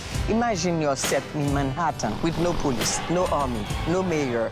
The people of Haiti stare down poverty, corruption, natural disasters, and violence. 90% of the guns that are used by gangs in Haiti are American guns. But with an unbreakable spirit and eternal optimism. There are days where I cry, but we can't be discouraged. We still believe in Haiti. They're still able to look ahead with hope. Haiti is on the brink of transformation, a radical shift. Haitians are coming together and saying things must change. Fighting for Haiti, now streaming on the free CBS News app. Hey there, welcome to The Uplift. I thought she was a groom, and I stepped back and I went, oh, you're the queen. She's gonna be with me every instant that I'm alive. I just wanted to see if you'd go to Disneyland with me today. I look over at him and he's smiling. I'm gonna remember that the rest of my life. They told us when he was gonna be born, he was only gonna live for 30 minutes. It's really a miracle that he's with us today. The Uplift, stream now on the free CBS News app. When you wake up in the morning, we want to be your go-to team. On our places, bright, shiny faces. I don't go to work in the morning. I go for coffee with my 2 good friends, and we talk about the world. Your morning routine just got better. CBS Mornings. A CBS News investigation. People looking for love, finding their life savings gone. This could happen to anybody. And sometimes losing their lives. Anything for love. Now streaming on the free CBS News app. President Biden spoke with Prime Minister Benjamin Netanyahu Wednesday to discuss a ceasefire in Gaza and hostage release deal. Vice President Kamala Harris also joined the call. The call took place just a day after Secretary of State Antony Blinken left the region after holding high-stakes peace talks with fellow mediators Egypt and Qatar. Until the deal is reached, fears remain of a wider regional war. On Wednesday, Lebanon's Hezbollah fired more than 50 rockets into the Israeli-controlled Golan Heights. The Iranian-backed group says the attack was in retaliation to an Israeli strike inside Lebanon a day earlier. Meanwhile, a commercial ship traveling through the Red Sea came under repeated attack Wednesday, according to Britain's military. It is suspected to be the latest attack by Yemen's Houthi rebels. The group has been targeting ships in response to Israeli attacks in Gaza. No casualties were reported in the recent attack. The Russian military says it downed 45 Ukrainian drones targeting Moscow overnight. It's one of the largest attacks by Ukraine since the war began in 2022. The assault came as Ukrainian forces begin to slow their offensive in Russia's Kursk region. U.S. officials say Ukraine has started to transition from advancing forward to holding the land it has already captured. And Russian troops are quickly pushing in on the key Ukrainian stronghold of Pokrovsk in the southeast. Ukraine has ordered evacuations for tens of thousands still living in the area. Divers have recovered 5 bodies in the search of the wreckage of that luxury yacht that sank off the coast of Italy. According to Britain's Telegraph newspaper, 2 of the victims found were British mogul Mike Lynch, who owned the super yacht and also was acquitted in June in the U.S. on fraud charges, as well as his 18-year-old daughter. A search for the last remaining bodies will resume tomorrow. 22 people total were on the yacht when it was struck by bad weather Monday. 15 people managed to escape. A work stoppage could begin tomorrow at Canada's 2 main rail companies if they can't reach new labor deals with the Teamsters Union. The Canadian National Railway and Canadian Pacific Kansas City plan to lock out workers as negotiations remain deadlocked. Major sticking points for the union include better wages and benefits, provisions for fatigue management, and improved crew scheduling. In remarks Wednesday, Canadian Prime Minister Justin Trudeau called on the railways and the Teamsters to work out their differences to avoid a potential economic impact that could be in the billions. My message is very straightforward. It is in the best interest of both sides to continue doing the hard work at the table to find a negotiated resolution. Millions of Canadians, of workers, of farmers, of businesses right across the country are counting on both sides to do the work and get to a resolution. 75% of the goods exported from Canada to the U.S. are sent via train. A prolonged shutdown could disrupt shipments on a wide range of goods, including coal, timber, grains, and beans. Former President Bill Clinton is one of the marquee speakers taking the podium at the Democratic National Convention tonight. It will be his 12th speech at the event.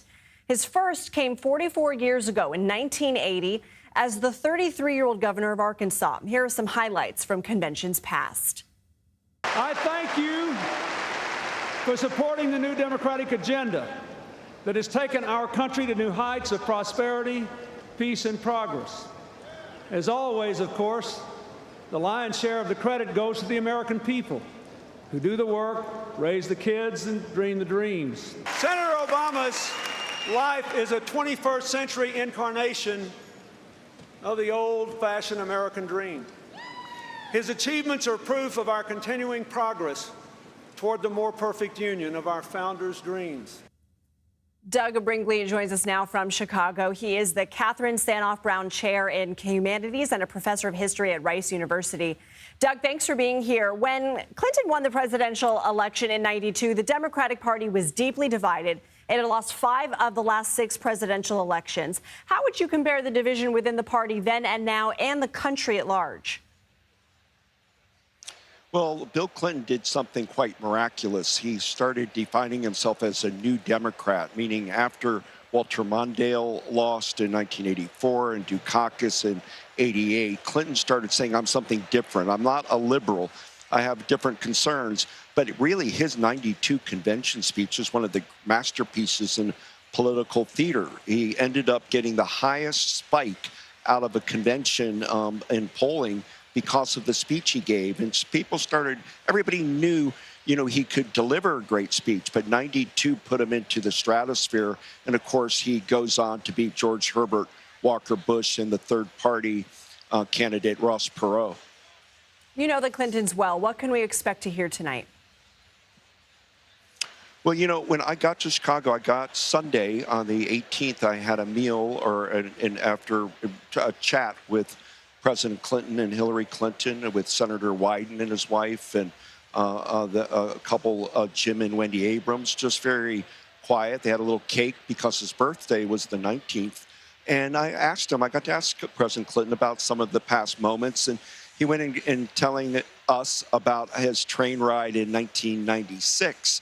And instead of, flying in a private jet, it was a different climate. You would use it as almost a whistle-stop type of environment for his reelection.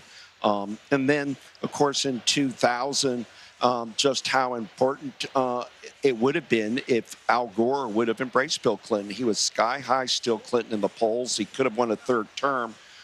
But Gore chose, due to problems in the Clinton presidency, scandals, not to unleash Bill Clinton. And alas, that was a mistake for Al Gore. Most people think that he should have let Clinton go out and campaign heartily. So I think Kamala Harris is right.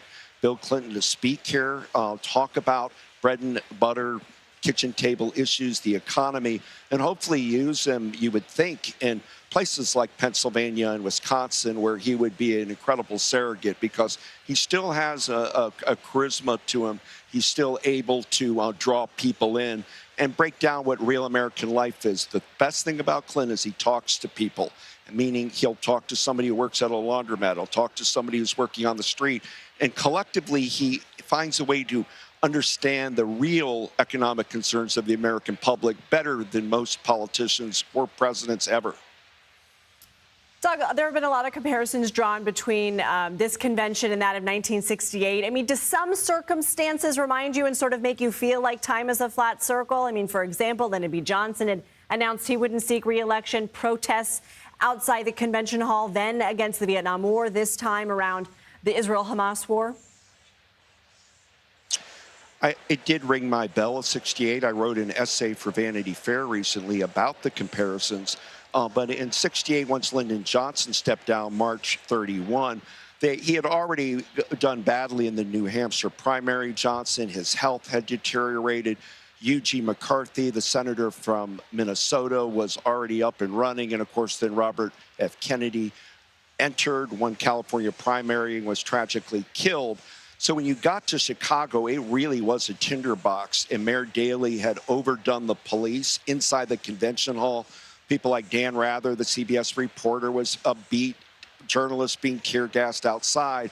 But those young people and other Americans, but particularly young people in 68, they were protesting about being drafted. They didn't want to go fight in Vietnam. They had a real stake in it.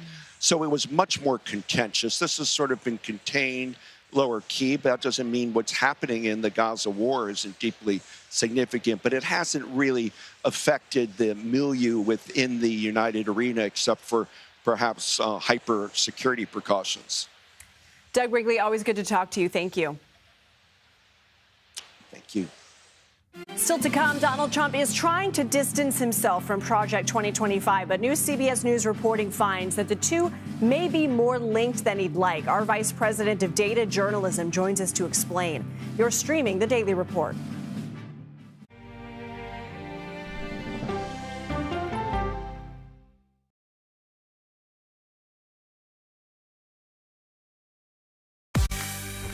On our places, bright, shiny faces. When you wake up in the morning, we want to be your go-to team. Nate has one of the quickest minds I've ever seen. Tony has a way of making people feel comfortable. Gail has this unbelievable knack to ask the question that you're asking at home. I've been told I could talk to a tree, and that's pretty much true.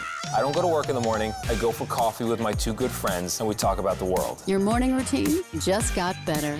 CBS Mornings, weekdays at 7. It didn't seem like anything could happen, because nothing ever happens in East Palestine, but it did. Authorities released toxic fumes from 5 derailed train cars. Resident, please evacuate. acute bronchitis due to chemical fumes. Did you ever have these problems before the derailment? No, ma'am. This neighborhood's not safe no more. We can assure the community that there's not vinyl chloride entering their communities. Then why are there so many people feeling these various symptoms of bloody noses or difficulty breathing or bronchitis? That's a hard question to answer. We're talking about one of the most blatant releases of a mixture of some of the most toxic chemicals that we've seen in America. I feel like now I have a duty to warn other communities. If my daughter has to watch me die of cancer, at least it saves someone else.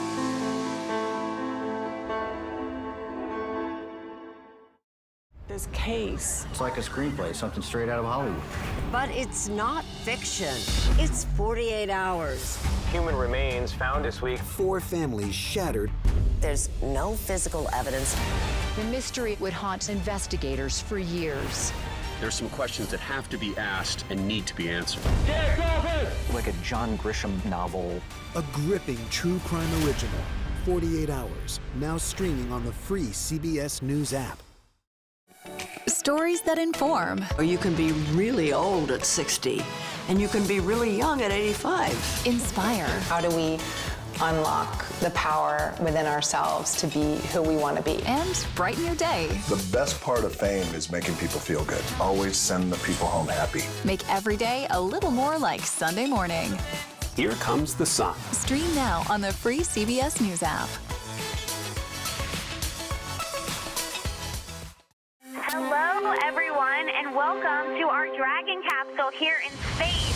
Sightseers in space, the thrill of a lifetime. Seeing the Earth from space, it was so exhilarating. But the risks that come with the territory. There have been 4 fatal accidents. That's a 1% fatal accident rate. Might make you look before you launch. If you had 1 out of 100 airplanes falling out of the sky, we'd have a public crisis. Space tourism, now streaming on the free CBS News app.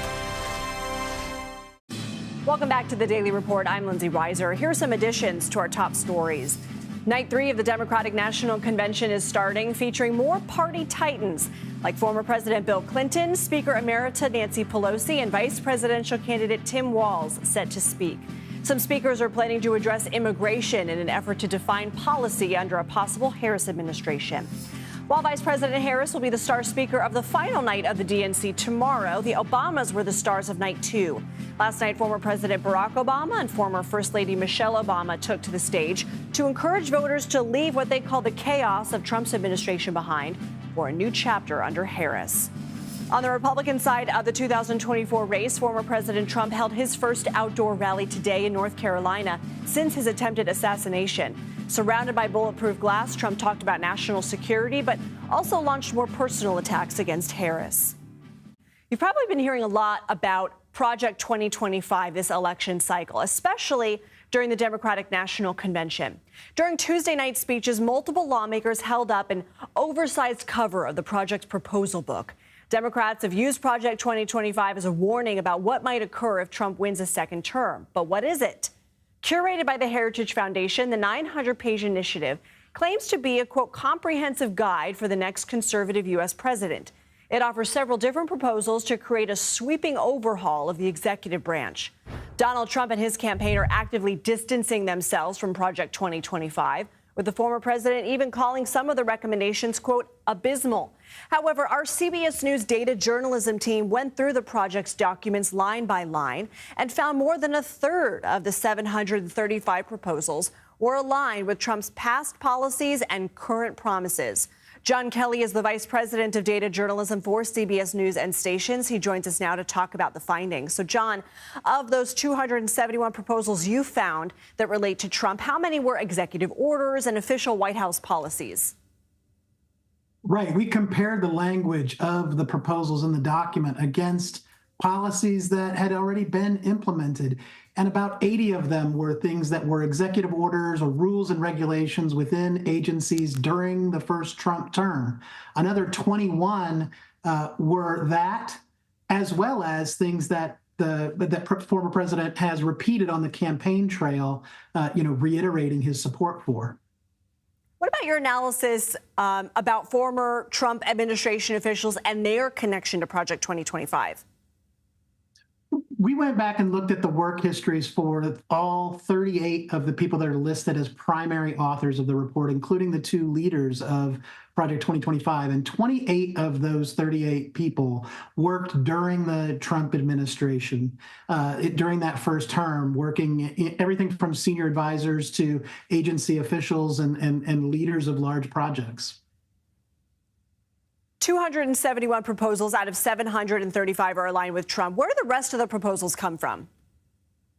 There's a combination of things, and it's important to talk about, right? Because the former president is distancing himself from this, saying this is not my report, which is true.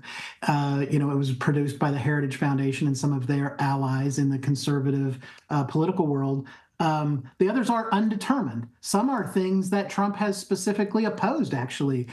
Several abortion restrictions, which are some areas, a ban on TikTok, both things that he has said during this campaign, that he would leave abortion regulation to the states and that he has changed his mind on a ban on TikTok. A lot of the others, because of the language in the document is being vague or very, very detailed in some cases, or, and then trying to match that up to things that Trump has put out in his platform or that his campaign has issued. We wanted to be very conservative there. And so there are a lot of these where there might be some overlap, but we didn't feel like we could deem them as exact matches to his either past actions or future promises. So we wanted to be careful there. Because you have gone through this with a fine-tooth comb, what else stuck out to you in your reporting?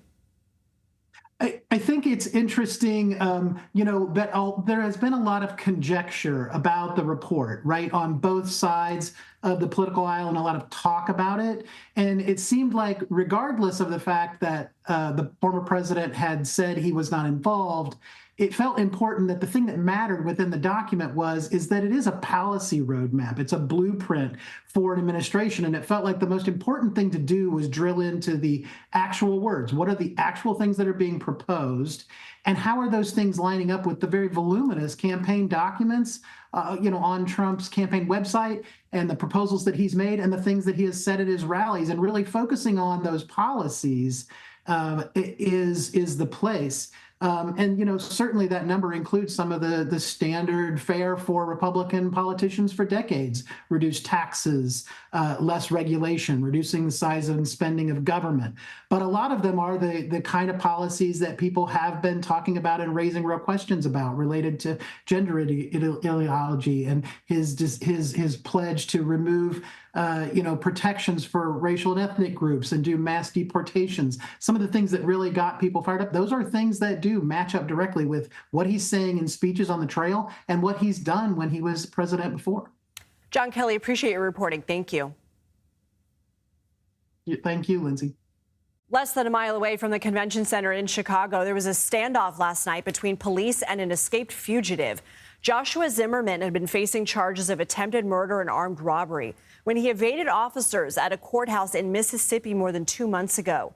Authorities said he changed out of his inmate jumpsuit and got into regular clothes before he escaped. He was found at a restaurant in Chicago last night where he barricaded himself. He was then taken into custody without incident. A federal judge in Texas has blocked a nationwide ban on non-compete agreements from taking effect next month. The regulation issued by the Federal Trade Commission would have made it easier for workers to quit their jobs and go to a competitor. But the judge ruled the FTC didn't have the proper authority to implement the ban. The agency says it's considering an appeal. The FTC says an estimated 30 million workers, or nearly 1 in 5 Americans, have non-compete agreements with their employers.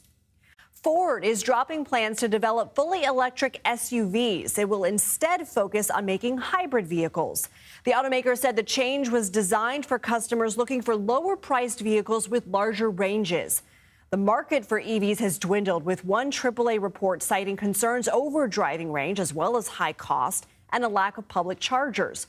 AAA also reported nearly 2/3 of potential car buyers said they were unlikely to purchase an EV for their next vehicle. Ford did announce plans for an electric commercial van and new pickup trucks, which are set to roll out in 2026. We're following another round of high temperatures. The National Weather Service says heat warnings and advisories are in effect across the southern plains, affecting nearly 25 million people. For more, here's Alex Wilson from our partners at the Weather Channel. Well, we've enjoyed the preview of fall, but numbers, temperatures, they are on the rise once again. So the number of people below average will be going down. Today, we've had 156 million people with below average temperatures. Tomorrow, 105 million, 53 million below average by Friday. A lot of those, though, in the west. So across the east and central part of the country, temperatures are going back up. Summer returns. Look at tomorrow's highs. Still comfortable through a lot of the Northeast, especially down in the Appalachians as well. And I think even in Nashville, Atlanta, you're back into the mid-80s, but it's not too bad. Numbers really rising into the weekend and the start of next week. By Monday, 135 million people back above average, many spots into the 90s for highs. There's Saturday's highs, 80s and 90s across the board. I mentioned a lot of spots into the 90s by early next week. Florida, we're going to stay stormy. Plenty of moisture, a stalled front, going to keep things unsettled over the next few days. Rainfall rates could be as high as 3 to 5 inches, and then we're watching an invest could bring impacts to Hawaii. For more in-depth coverage, watch the Weather Channel on cable and now live on your favorite TV streaming device. Alex Wilson, thank you.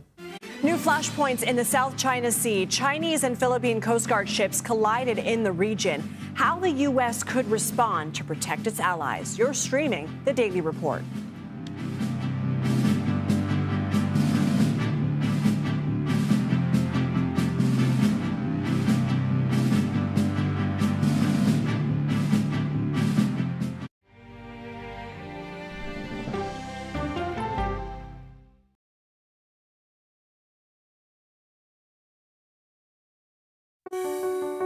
Washington is the seat of power. National security, foreign policy, global economics, every story comes through Washington in some way.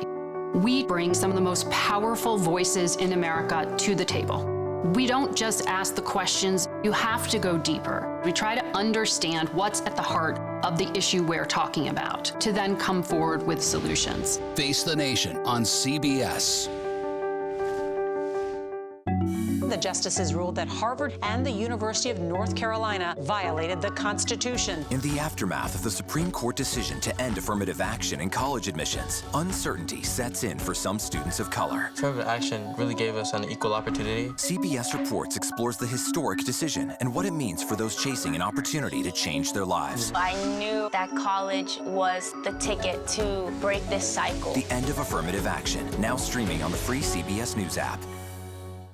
America Decides is your place for fact-based, unbiased reporting. At the White House, at the Capitol, on the campaign trail. What do you say to those in your party? Any cracks in the Republican Party? Our reporters and our anchors travel the country talking to voters like you about the issues that matter most. Immigration is really a factor right now that are going to be driving your decisions. What would you say to those who say, look, that's just democracy at work? Listening to you and bringing your voice into our coverage. I want a strong, proud America. Is democracy on the ballot in 2024?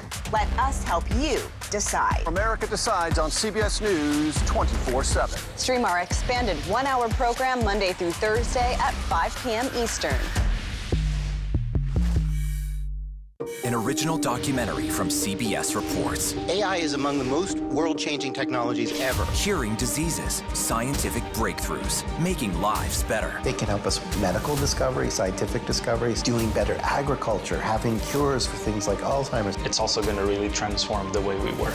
The uplifting potential of artificial intelligence is limitless. It gives you a friend, somebody to chat with 24/7 that is non-judgmental. He makes me feel loved and desired. And so are its downfalls. The problem with all this AI is that it's unpredictable and uncontrollable. The choices we make now will have lasting effects for decades, maybe even centuries. The ChatGPT revolution, now streaming on the free CBS News app. We are about to see American weapons in the hands of Mexican cartels. A gun pipeline to Mexico. We are arming the cartels. 100%, no doubt about it. Happening right under our noses. Who's doing something about this? Nobody. A CBS Reports exclusive. Most Americans have no idea that we are effectively arming the enemy next door. This is the story the American people need to know. Arming cartels, now streaming on the free CBS News app. As we have been covering the Democratic National Convention, this year's presidential election will also set the course for relations with China and how the U.S. is going to defend its allies in the region. This week, tensions continue to escalate in the South China Sea. Multiple collisions occurred between Coast Guard ships belonging to China and the Philippines, a key U.S. ally. At least 2 vessels were damaged. Those incidents took place near the Sabina Shoal, a highly disputed area about 85 miles from the Philippines' west coast. Both countries blamed each other for the collisions. Greg Poling joins me for more. He is a senior fellow and the director of the Southeast Asia program at the Center for Strategic and International Studies.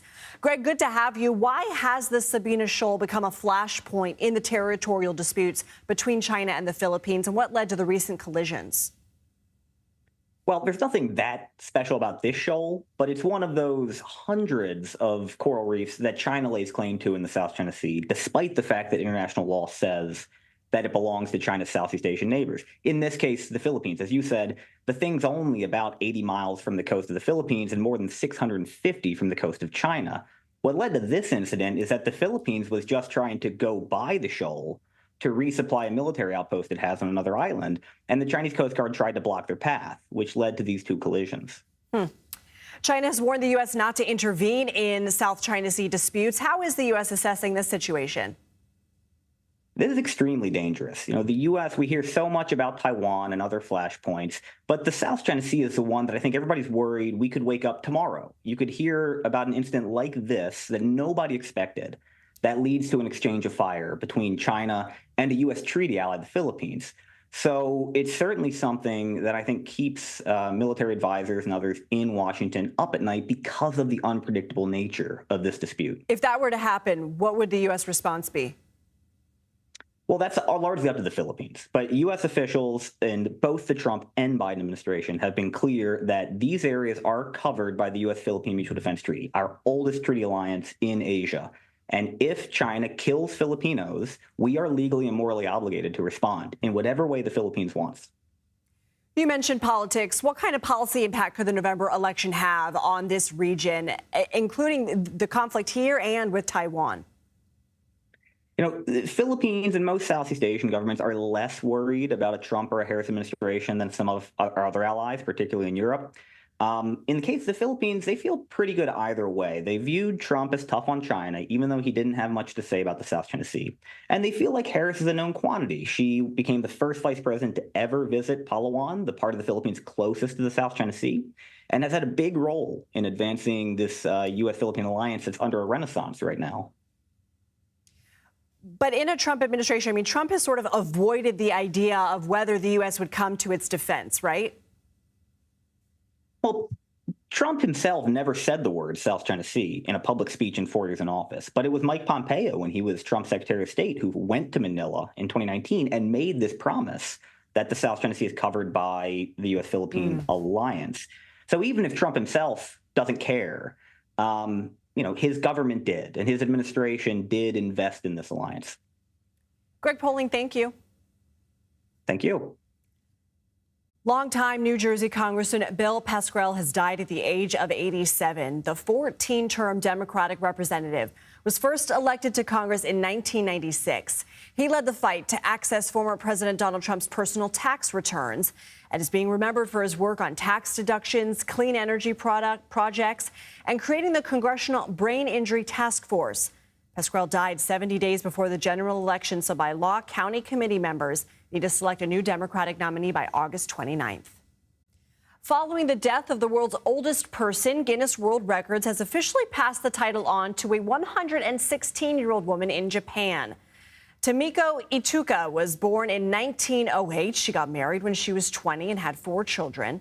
Ituka took up mountain climbing late in life, in her 70s, conquering the 10,000-foot tall Mount Ontake twice. When she was 100, she scaled the steps to a sacred shrine without a walking stick. Her family attributes her long life to these hikes. Ituka assumes the world's oldest person title after Maria Brañas Morera died in Spain Monday at 117 years old. Earlier today, a teenager completed a walk of more than 1,600 miles from Texas to Washington, D.C., in order to raise awareness for Social Security reform. CBS's Natalie Brand was there to witness the end of this odyssey. So this is day one. A trek more than 1,600 miles on foot over 40 days through 5 states. Eliseo Jimenez finishing strong, arriving at the nation's capital Wednesday, greeted by congressional staffers, cheers, and a candy bar. Your almond joy that you've been wanting. The 17-year-old started his journey on July 12th in his hometown of Lubbock, Texas, to raise awareness about the challenges facing his grandmother and her elderly neighbors struggling to get by on Social Security. Their checks would be late or it just wasn't enough. So I decided to do something about it. Earlier this year, Jimenez started his own nonprofit to help any way he could. He says his walk helped raise more than $20,000. What was the hardest part of your journey?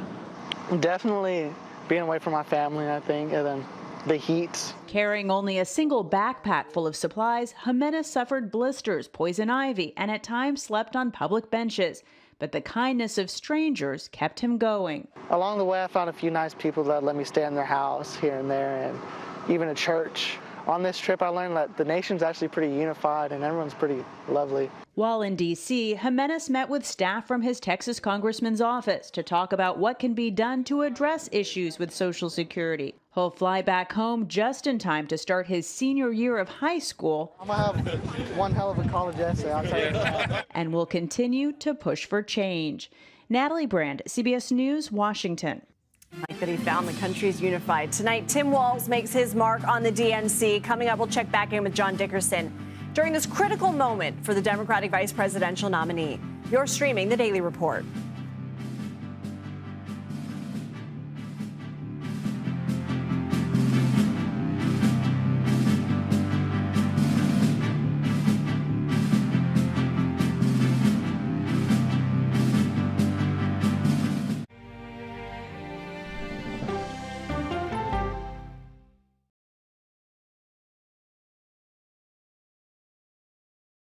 Go to the ends of the earth. Right now. We got something crazy.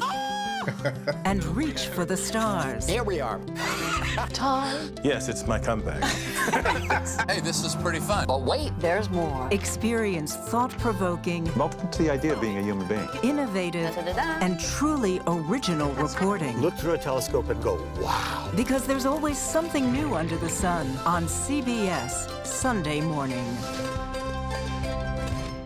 At this moment, terrorists could be plotting another attack. 9/11 triggered a counter-terrorist system that included a secret database. This person needs a closer look. A growing list of nearly 2 million people, including some Americans who say they're innocent. For 1 hour flight, I have to spend 6 hours to go and come back. CBS Reports explores the system, the people responsible for it, and those pushing for change. I'm not fighting against them. I'm fighting for them to do the right thing.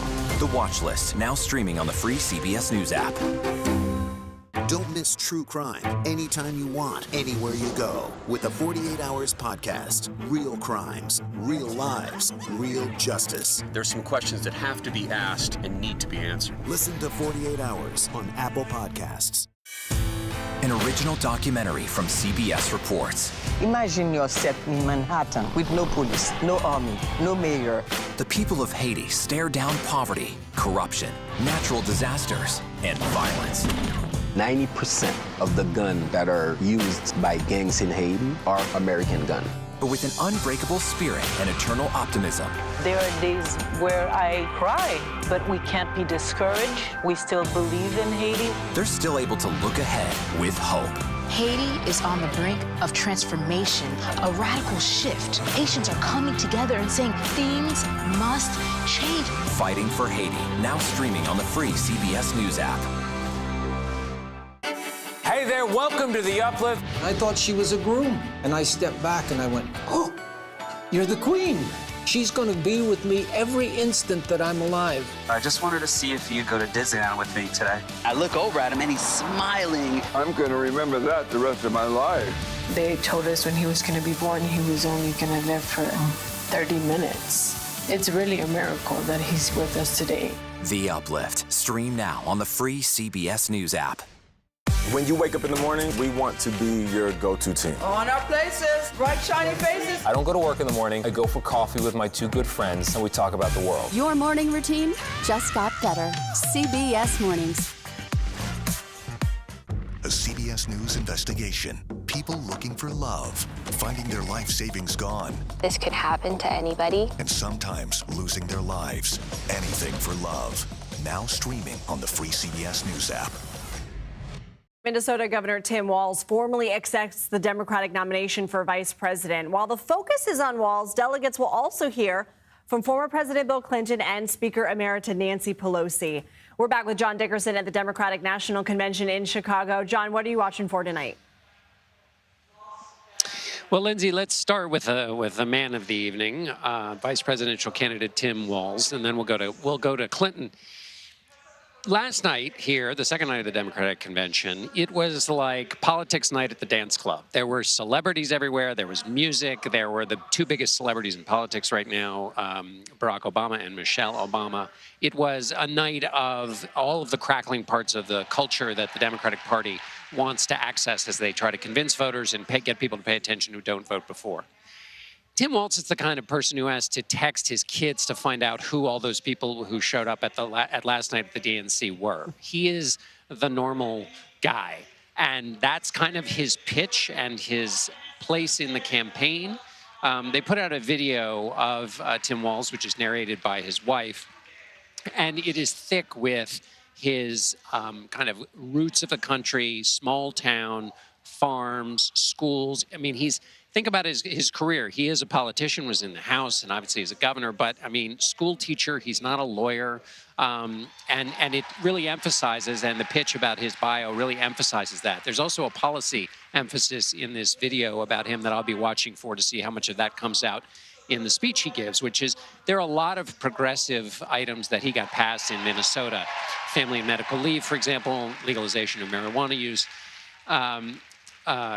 In the video, it talks about how he passed the largest tax cut in Minnesota, how it is a state that is wonderful to do business in, and that he's a gun owner and a hunter, emphasizing certainly more conservative, middle of the road, you might say, policies, not those policies that progressives have been pushing for. So how much of that will be a part of his pitch to kind of add balance to the ticket? Because at the end of the day, what a vice president does is reflects up to the candidate. And so it seems that this is about balancing out any possible views that Kamala Harris is too liberal. Now to Bill Clinton. He is they used to call him explainer-in-chief, and he has played that role for himself, certainly all the way back to 1992, but then, of course, in 2012 for Barack Obama. So will he explain this race in a new way we haven't seen before? That's what I'm looking for tonight from him. All right, John Dickerson in Chicago, thanks so much. And thank you for watching. A special edition of America Decides begins after the break. You're streaming The Daily Report on CBS News 24/7.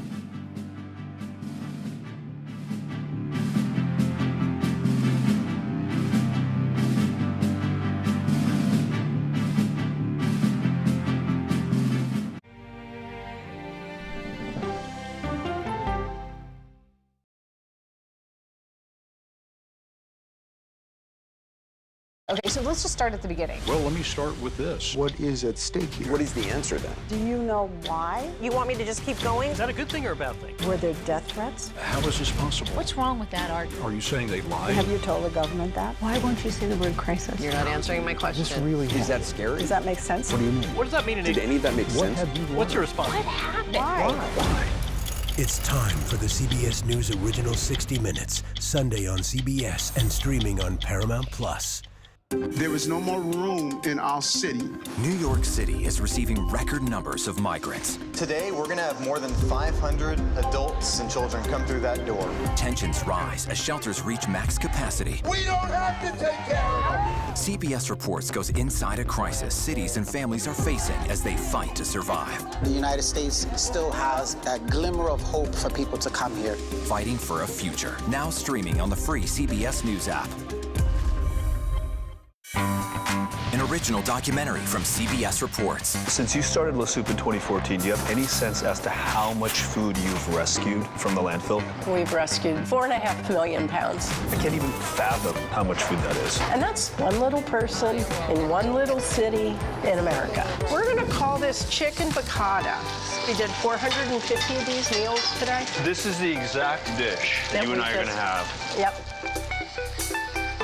Oh, really good. Is it good? Mm-hmm. Having a plan of how to keep people fed should be in every single city. So if we eliminated food waste, could we eliminate hunger? Yes. Eating Trash, now streaming on the free CBS News app. America Decides is your place for fact-based, unbiased reporting. At the White House, at the Capitol, on the campaign trail. What do you say to those in your party? Any cracks in the Republican Party? Our reporters and our anchors travel the country talking to voters like you about the issues that matter most. Immigration is really a factor right now that are going to be driving your decisions. What would you say to those who say, look, that's just democracy at work? Listening to you and bringing your voice into our coverage. I want a strong, proud America. Is democracy on the ballot in 2024? Let us help you decide. America Decides on CBS News 24/7. Stream our expanded one-hour program Monday through Thursday at 5 p.m. Eastern. When people say who's first to get in the morning, that would be me. Morning news matters because it sets the tone for your day, and it's a way of getting you started. Day to day, that first draft of history, it happens right here. We're going to uplift you. We're going to send you out your way. We take you places, we teach you new things, and we make you feel like, you know, it's not all bad. People say to me, you always seem to be having a good time. And you know what? You're right. Your morning routine just got better. CBS Mornings, weekdays at 7. I'm John Dickerson. Join me for the Daily Report, weekdays on CBS News 24/7. Okay, let's go. You guys good? Hey. All right, we good? Keep going. The clock, it's ticking. Off we go. 60 minutes. 60 minutes. 60 minutes. It's time for 60 Minutes, Sundays on CBS.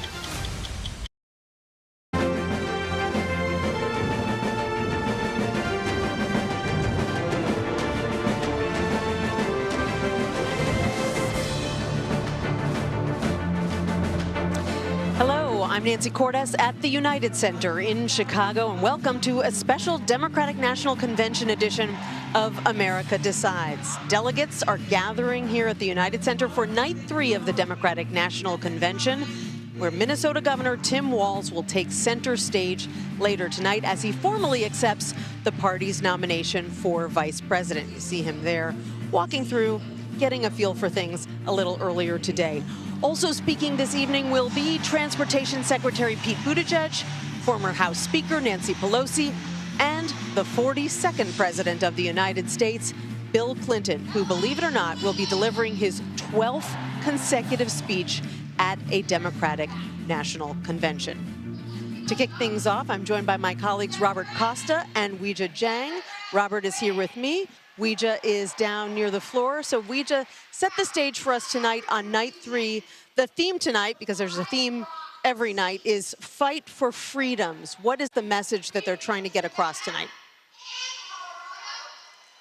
Well, Nancy, you'll remember that Vice President Harris really didn't have a huge platform, a huge issue that really broke through as vice president until Roe v. Wade was reversed.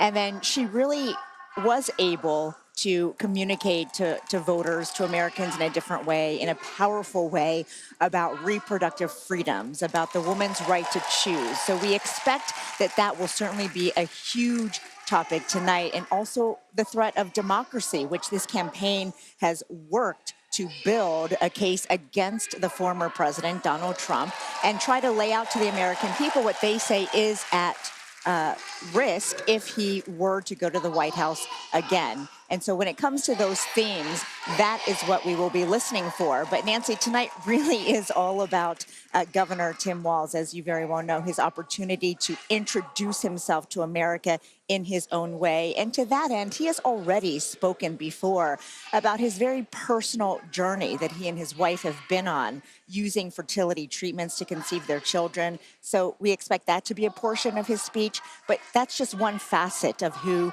Tim Walz is. And I know that you and Robert will be talking about it even more, but really this is his opportunity to make his resume come alive, to make his personal stories resonate in a way that answers, how does this perspective help me help you? That's so true, Weijia. And I think, Robert, tonight we're going to hear a lot about Coach Walz and his former students and his former football team. In fact, they've brought some of those students here to the convention. One of them, a 7th grade student who's obviously a lot older now, is going to be introducing him tonight as they try to put his experience as an educator, as a coach, front and center. And that's also an effort to activate union members across the country. The teachers' unions in places like Minnesota, Wisconsin, Pennsylvania, Michigan, those are the troops for the Democrats, politically speaking, the grassroots organizers. And the Democrats need those union members to come out, whether they're part of a public sector union, like a teachers union, a private sector union, the UAW. Those are such a core coalition. Earlier today, Jen O'Malley Dillon, the head of the Harris campaign, was telling reporters that this Biden coalition of labor needs to be there for Harris. So we're going to hear a lot about that. But I first started covering Governor Walz when he was in the House. He was a veteran, came into the House of Representatives during that period of the Iraq War, the Bush presidency. And you can expect him to talk about veterans issues. He was a power player on veterans issues for Democrats in the House. You can expect to hear a lot about that tonight. I'm looking forward, as a reporter, to hearing from former President Bill Clinton.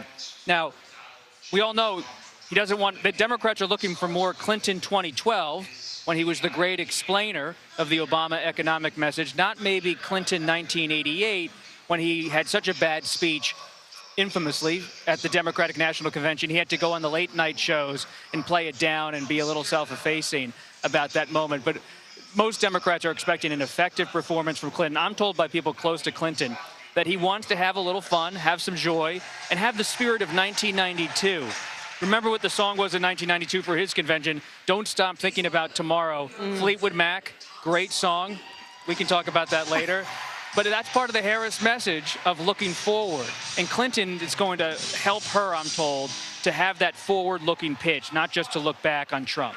You know, I figure if you're going to give speeches for 44 years, you're going to have a clunker every now and then. It was a real clunker. Like he did. Supposedly, people, I wasn't in the convention hall, but all the books say when Clinton said, and finally, as I wrap up the speech, people started to clap. They were so happy in '88 he was wrapping up. That, hey, as they say in politics, you have to be in the deepest valley to appreciate the view at the highest mountaintop. Clinton had a bad moment. Democrats believe he's going to have a strong moment tonight. And Bill Clinton, you know, when he first burst onto the scene, he was the new fresh face of the party, just like Barack Obama went on to become, or maybe Kamala Harris is now. But at this point, he's 78. He's really viewed as an elder statesman who can reach out to older voters in particular.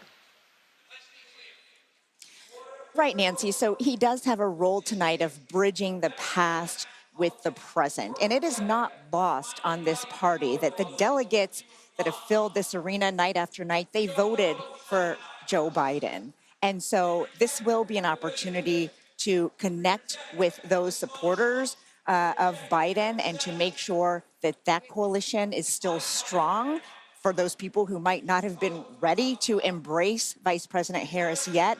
And so we fully expect that he will be able to do that by focusing on her now, by repeating some of the things I expect that we heard directly from Biden himself about why she is the person for this moment, in this very stark contrast between her and former President Trump, to carry on the legacy of the Democratic platform, to carry on what this party stands for. And so even though, to your point, he is older, of course, that is still extremely important. I think so much emphasis has been put on a new wave of momentum with younger voters, which is critical. But of course, when you look at who votes, it's not always that young generation. It is older generations who have voted for decades, and they need those people to turn out as well, Nancy, in November. Robert, quickly, Donald Trump is not someone who loves to see the spotlight. How is he reacting to everything we're seeing unfold here in Chicago? Well, when I spoke to him yesterday, he was very muted, notably muted. Sometimes he's not muted, as we all know. And I said, what do you think about the Obamas? He said, well, I don't think much about it. And I said, it's going to happen. He said, that's life, right, Bob? That's life. Things happen. You just let it happen. I said, well, okay. So he was critical, though, of President Obama today, said that former President Obama was taking shots at him, but didn't delve into it too much. Yeah. So he's watching it all. More intriguingly, as we're all watching, does Robert F. Kennedy Jr., the independent candidate, endorse Trump later this week? We're told he's moving closer, RFK is, to an endorsement. But again, it's still fluid. That is fluid, but it's something we're going to be talking about more in this hour. Robert Costa, thank you so much for raising that. Weijia Jiang on the floor, thank you as well. We'll be talking to you in a little bit. The state of Minnesota is in the spotlight in this election. Coming up, I'm going to speak to the state's lieutenant governor about what voters should know about her boss, turned vice presidential nominee, Tim Walz. You're streaming America Decides. We'll be right back.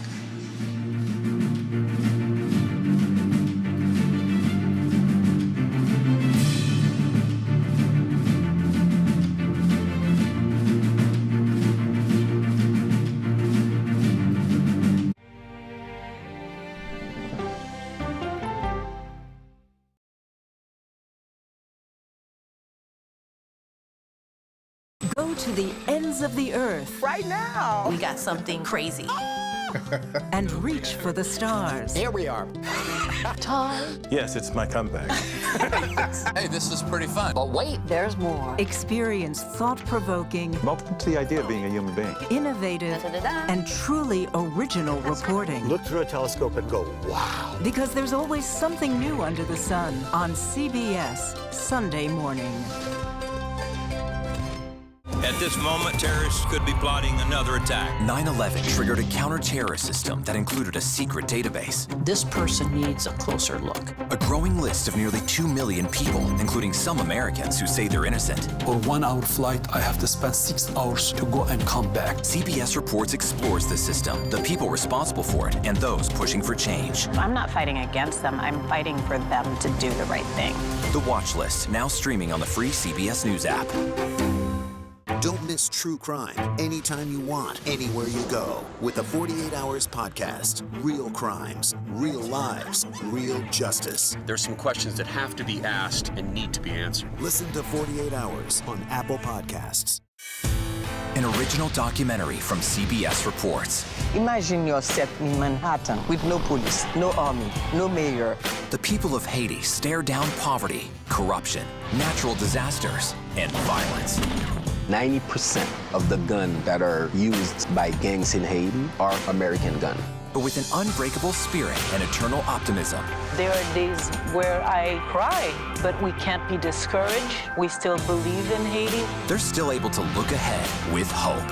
Haiti is on the brink of transformation, a radical shift. Nations are coming together and saying things must change.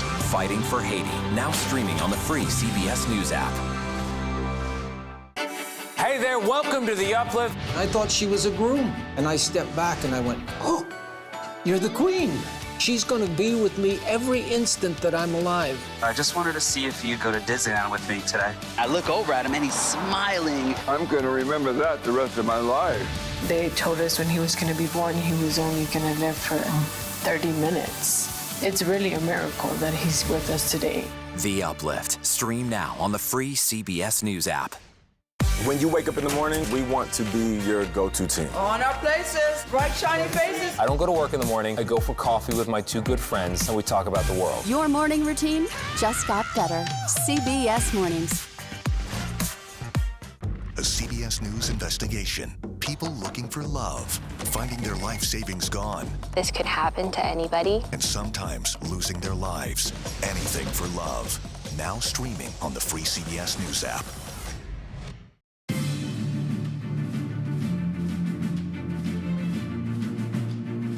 I've worked side by side with Governor Walz. I've seen how hard he's worked for Minnesota to be the best place for kids to grow up.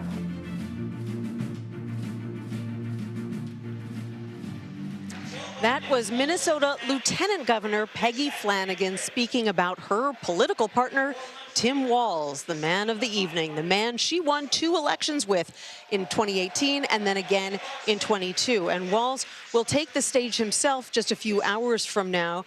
But his lieutenant governor is here with me, Peggy Flanagan. She's also a co-chair of the Democratic National Convention. And if the Harris-Walz ticket is successful, she will become the governor of Minnesota. So, Lieutenant Governor, thank you so much for being with me. In that speech that we just showed a clip from on Monday, here's what you said about the governor. You said he carries around a bottomless bag of snacks, including Nutter Butters and cheese curds.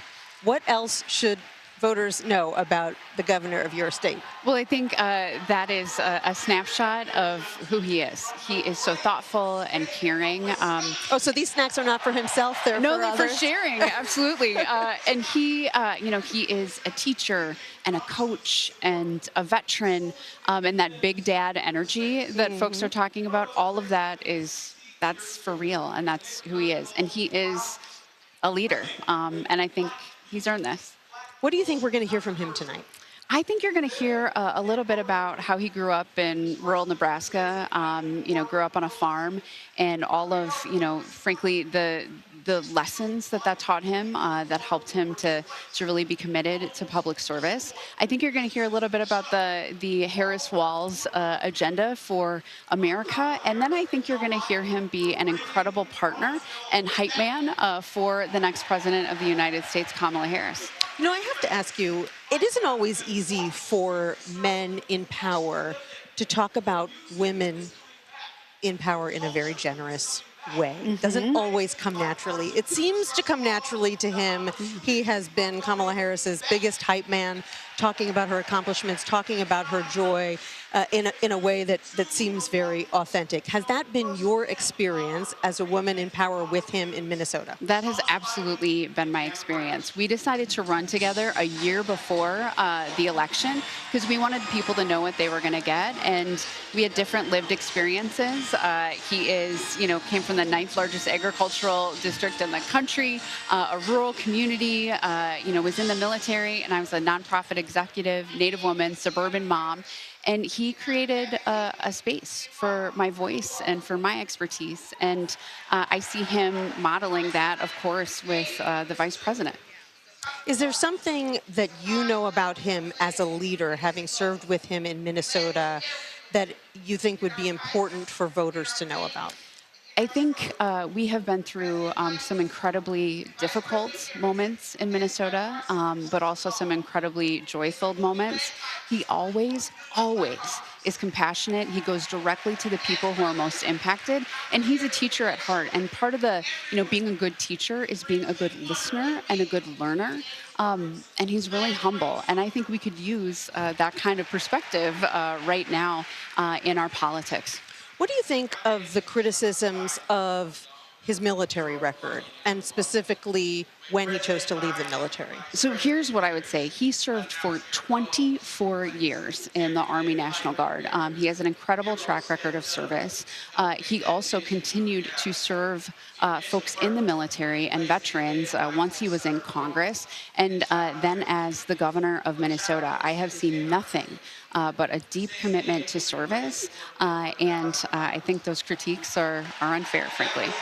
If Governor Walz is successful in the next 2.5 months, and he and Kamala Harris win the presidency, you would become the first Native American woman to be governor of a state in the U.S. Have you thought much about what that would mean? Well, I'm currently the highest ranking Native woman in an elected office, and I know that representation matters. But I think about, I had Geraldine Ferraro growing up, but my daughter has Deb Haaland, the Secretary of the Interior, Congresswoman Sharice Davids, and her mom is Lieutenant Governor. For her, this is just her reality. So I know that if I am not the first Native American woman governor, she is on her way and will be arriving soon.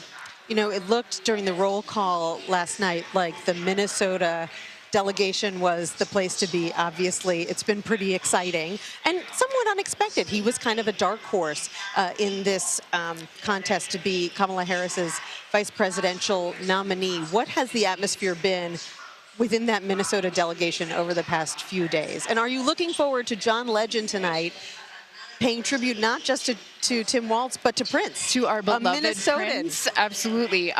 So it has been a party, but it also has been, we've reflected a lot. I think we grow good vice presidents in Minnesota. Hubert Humphrey, Walter Mondale, icons, leaders. And I think Tim Walz is well prepared to be the vice president because of the Minnesota values that he holds, and just caring for people. And I adore Prince. I was raised on Prince and at Paisley Park, so we are ready to welcome John Legend with this incredible tribute to our Prince. I think that this whole arena is going to be splashed out in purple tonight for that. Peggy Flanagan, you'll be with the Minnesota delegation to watch all of that, to watch Tim Walz. Thank you so much for joining us here tonight. I appreciate it. Thank you. Well, some major names in the Democratic Party are set to take to the stage tonight, in addition to Tim Walz. From a former president to a vice presidential hopeful, we're going to preview some of the other speeches we're anticipating for night 3 and what we can expect. You're streaming America Decides from the Democratic National Convention. Stick around. Fair shot at a better future. America is limitless. Now, Democrats, we know this, but you know who doesn't know it? Donald Trump.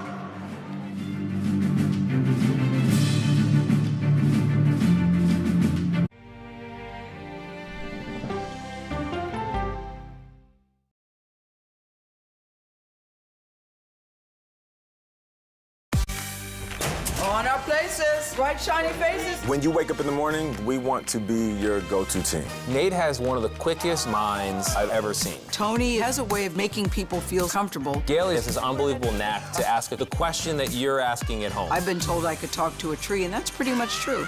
I don't go to work in the morning. I go for coffee with my 2 good friends, and we talk about the world. Your morning routine just got better. CBS Mornings, weekdays at 7.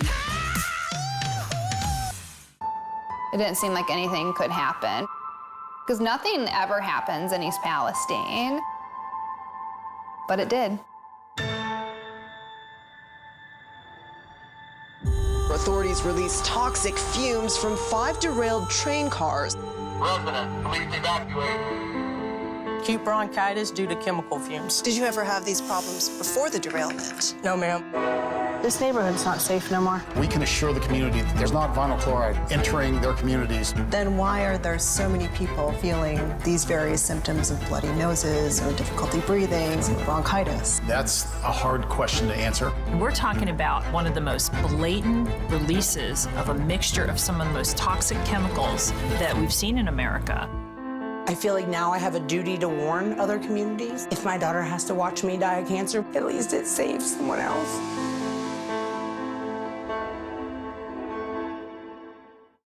This case. It's like a screenplay, something straight out of Hollywood. But it's not fiction. It's 48 hours. Human remains found this week. 4 families shattered. There's no physical evidence. The mystery would haunt investigators for years. There's some questions that have to be asked and need to be answered. Like a John Grisham novel. A gripping true crime original. 48 Hours. Now streaming on the free CBS News app. Stories that inform. You can be really old at 60, and you can be really young at 85. Inspire. How do we unlock the power within ourselves to be who we want to be? And brighten your day. The best part of fame is making people feel good. Always send the people home happy. Make every day a little more like Sunday morning. Here comes the sun. Stream now on the free CBS News app. Hello, everyone, and welcome to our Dragon capsule here in space. Sightseers in space, the thrill of a lifetime. Seeing the Earth from space, it was so exhilarating. But the risks that come with the territory. There have been 4 fatal accidents. That's a 1% fatal accident rate. Might make you look before you launch. If you had 1 out of 100 airplanes falling out of the sky, we'd have a public crisis. Space tourism, now streaming on the free CBS News app.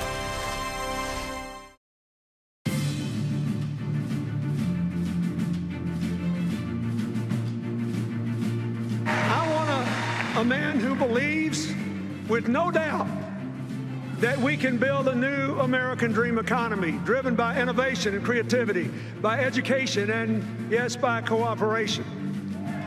And by the way, after last night, I want a man who had the good sense to marry Michelle Obama. That was a big applause line. Welcome back to America Decides. Bill Clinton making the case for then President Barack Obama at the 2012 Democratic National Convention. The 42nd president will be on the stage here in Chicago tonight to advocate for the new nominee, Kamala Harris.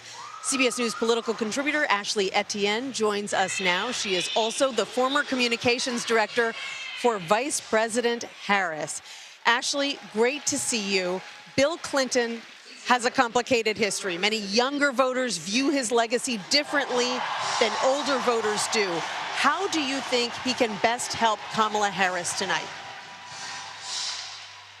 Well, I think he's going to lay out the stakes in a way that only he can. The other thing that I think is really interesting about Bill Clinton is, he used to represent that Bubba vote for the Democratic Party, the bridge to those more conservative Democrats, the right-leaning Democrats, even some Republicans that were feeling a little disaffected within their party, and independent voters. And I think what's interesting now is Governor Walz will now represent that position within the Democratic Party. He will now serve that role, in very big and small ways. He's signaling to those voters, independent voters, those that are in those conservative spaces and places across the country that Democrats have had a hard time reaching out to. He'll now bridge that cultural divide. And he does it in really big and small ways, from the camo hats to just his Midwestern sensibility. I mean, that's very similar to what Bill Clinton used to represent for the party. But I think that, if you ask me what Bill Clinton will say tonight, I think it is that he'll lay out the stakes. And then, he'll say probably what he said to me before, which is that we've got to win, and we've got to win big as a way to repudiate, a full repudiation of what Donald Trump represents. Ashley, I want to ask you about Michelle Obama's big speech last night. Parts of it really seemed to be aimed at black voters in particular, like when she made this point about the fact that Kamala Harris didn't get endless chances to come back from failure, that she had to get it right the first time, drawing that implicit contrast with Donald Trump. Michelle Obama also joked about how the presidency might just be a black job, a reference to something that President Trump had said to describe low-wage jobs. Why was it important, do you think, for her to go there? Well, because I think it's what she said is all the things that people are thinking, not just black folks. I mean, a lot of people are thinking that here you have this man who's been privileged his entire life, was given millions of dollars by his father to continue to build their business.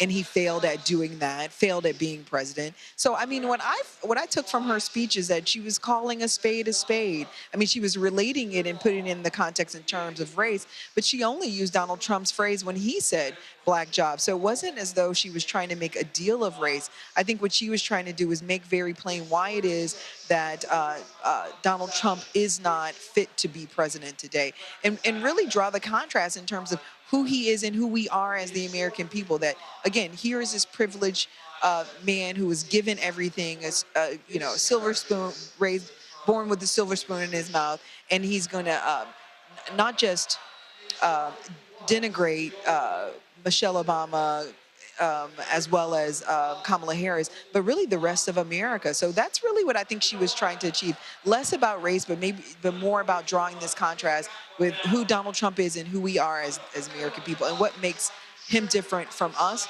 and what makes him unfit for the job.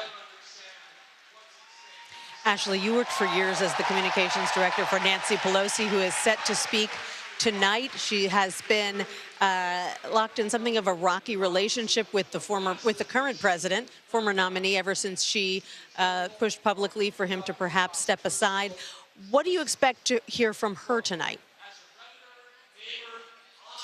Well, Nancy, I think what she's going to do is to some degree go all the way back to 2016. When I walked into her office and she said to me that the stakes were high then, that we had a lot of work to do. We had to win the House. We had to win back the White House because he represented a threat to American democracy. We started writing those talking points in 2016. In addition to that, we started to formulate a narrative about how Donald Trump only cared about Donald Trump. And all of those were proven to be true. So I think what she's going to do is really take us back to 2016 and lay out those Trump years and remind us of those Trump years, the shutdowns that cost $11 billion to the American people and to the economy. His efforts to undermine NATO and cozy up to Putin. As you remember, she told the president in the Oval Office that all roads end with Putin for him. And so I think that's what she's going to do. She's going to take her time to remind the American people of what those years were like, but also lay out the case for why it is that Kamala Harris is the leader of today and of our future. You know, as you know, she's vested in winning back the House. That's very important to her. So she'll also talk about what the House has accomplished and what's at stake up and down the ballot. Nancy Pelosi, responsible for many of President Biden's political achievements over the past 4 years. They worked hand in hand. Ashley Etienne, absolutely. Thanks so much for your insight. Coming up, the stage is set for Governor Tim Walz. What we're learning from delegates as excitement builds for the vice presidential nominee's keynote address. You're streaming America Decides from the Democratic National Convention. For families in my district and across the state. Today in Florida, state policy requires that kids are taught racist lies about so-called benefits of slavery. Books are banned. Teachers are censored. And our LGBTQ+ community endures endless state-sponsored hate.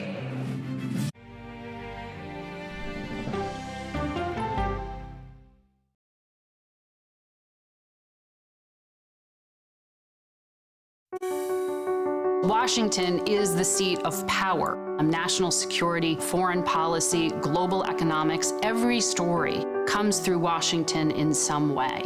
We bring some of the most powerful voices in America to the table. We don't just ask the questions, you have to go deeper. We try to understand what's at the heart of the issue we're talking about, to then come forward with solutions. Face the Nation on CBS. The justices ruled that Harvard and the University of North Carolina violated the Constitution. In the aftermath of the Supreme Court decision to end affirmative action in college admissions, uncertainty sets in for some students of color. Affirmative action really gave us an equal opportunity. CBS Reports explores the historic decision and what it means for those chasing an opportunity to change their lives. I knew that college was the ticket to break this cycle. The end of affirmative action, now streaming on the free CBS News app. America Decides is your place for fact-based, unbiased reporting. At the White House, at the Capitol, on the campaign trail. What do you say to those in your party? Any cracks in the Republican Party? Our reporters and our anchors travel the country talking to voters like you about the issues that matter most. Immigration is really a factor right now that are going to be driving your decisions. What would you say to those who say, look, that's just democracy at work? Listening to you and bringing your voice into our coverage. I want a strong, proud America. Is democracy on the ballot in 2024? Let us help you decide. America Decides on CBS News 24/7. Stream our expanded one-hour program Monday through Thursday at 5 p.m. Eastern. An original documentary from CBS Reports. AI is among the most world-changing technologies ever. Curing diseases, scientific breakthroughs, making lives better. They can help us with medical discoveries, scientific discoveries, doing better agriculture, having cures for things like Alzheimer's. It's also going to really transform the way we work. The uplifting potential of artificial intelligence is limitless. It gives you a friend, somebody to chat with 24/7 that is non-judgmental. He makes me feel loved and desired. And so are its downfalls. The problem with all this AI is that it's unpredictable and uncontrollable. The choices we make now will have lasting effects for decades, maybe even centuries. The ChatGPT revolution, now streaming on the free CBS News app. We are about to see American weapons in the hands of Mexican cartels. A gun pipeline to Mexico. We are arming the cartels. 100%, no doubt about it. Happening right under our noses. Who's doing something about this? Nobody. A CBS Reports exclusive. Most Americans have no idea that we are effectively arming the enemy next door. This is the story the American people need to know. Arming cartels, now streaming on the free CBS News app.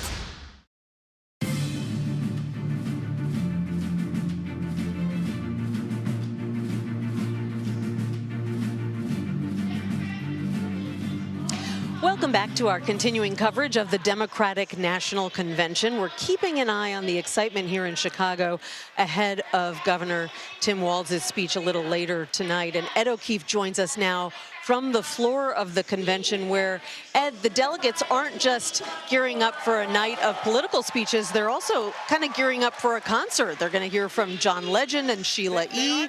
and from singer-songwriter Maren Morris. They're even going to hear from Stevie Wonder in a few minutes. Yes, they are, Nancy. I'm here with Pat Riley, who's from the New York delegation. You were just telling me that you enjoyed the concert last night, didn't you? I loved it. Now, you have been to 11 conventions. My 11 consecutive conventions. Since 1980. 1980, 84, 88, 92, 96, yes. Turns out Bill Clinton has been to 11 consecutive conventions as well. And I was asking you during the break, of all the speeches he's given, which one do you think sticks out? Because he's speaking again tonight. 92. Madison Square Garden. Absolutely. Don't stop thinking about tomorrow. Absolutely, with Hillary Clinton, who I work for as well. So I'm a big Clinton fan. How do you think your party takes what's been going on here this week and sort of pushes it ahead into the last 70 or so days? Because this is one thing. Y'all getting together here in Chicago, you know, looks good on TV. But how do you take it home and turn it into votes? We make phone calls, we knock on doors, we talk to our neighbors, we give what we can to the campaign and spread the message that Kamala Harris and Tim Walz are the public administrators to carry the nation forward, and they have a true understanding with their empathy and care and concern. You tell me your favorite convention was 1984? Actually, it's the 40th anniversary of Mario Cuomo's speech, who I worked for, and of course Geraldine Ferraro, who I also worked for. So that was a special convention. But this is going to be right with them. And quickly, who are you looking forward to seeing tonight sing? Because you got so many singers coming. I hear Pink's here. I think she's tomorrow night, but we don't know that officially. Okay, and John Legend and Stevie Wonder. I love Stevie Wonder. Right. Yes. Well, we'll see. Thank you. We'll look out for you later. Nice to meet you. She's a homegirl. She's from upstate New York, Nancy, like this guy. Back up to you. Thank you. Oh, nice. I love that you found a fellow New Yorker there in the crowd. There are a few of them down there. And yes, we are looking forward to Pink tomorrow night. Ed O'Keefe, thank you. Thank you so much. We'll be checking back in with you in a bit. But right now, let's check in with CBS News Executive Director of Elections and Surveys, Anthony Salvanto. Anthony, you've got some brand new polling out about Democratic Vice Presidential nominee Tim Walz and what Democrats think about him. Tell us more. Hey there, Nancy. Do indeed. So, 60% of Democrats say they are enthusiastic about the pick. Now, a little bit of context for that, right? So there's very little dissatisfaction. It's either enthusiastic or satisfied. Compare that to when Kamala Harris was picked in 2020. It's about the same. You've got enthusiasm there from a majority of Democrats.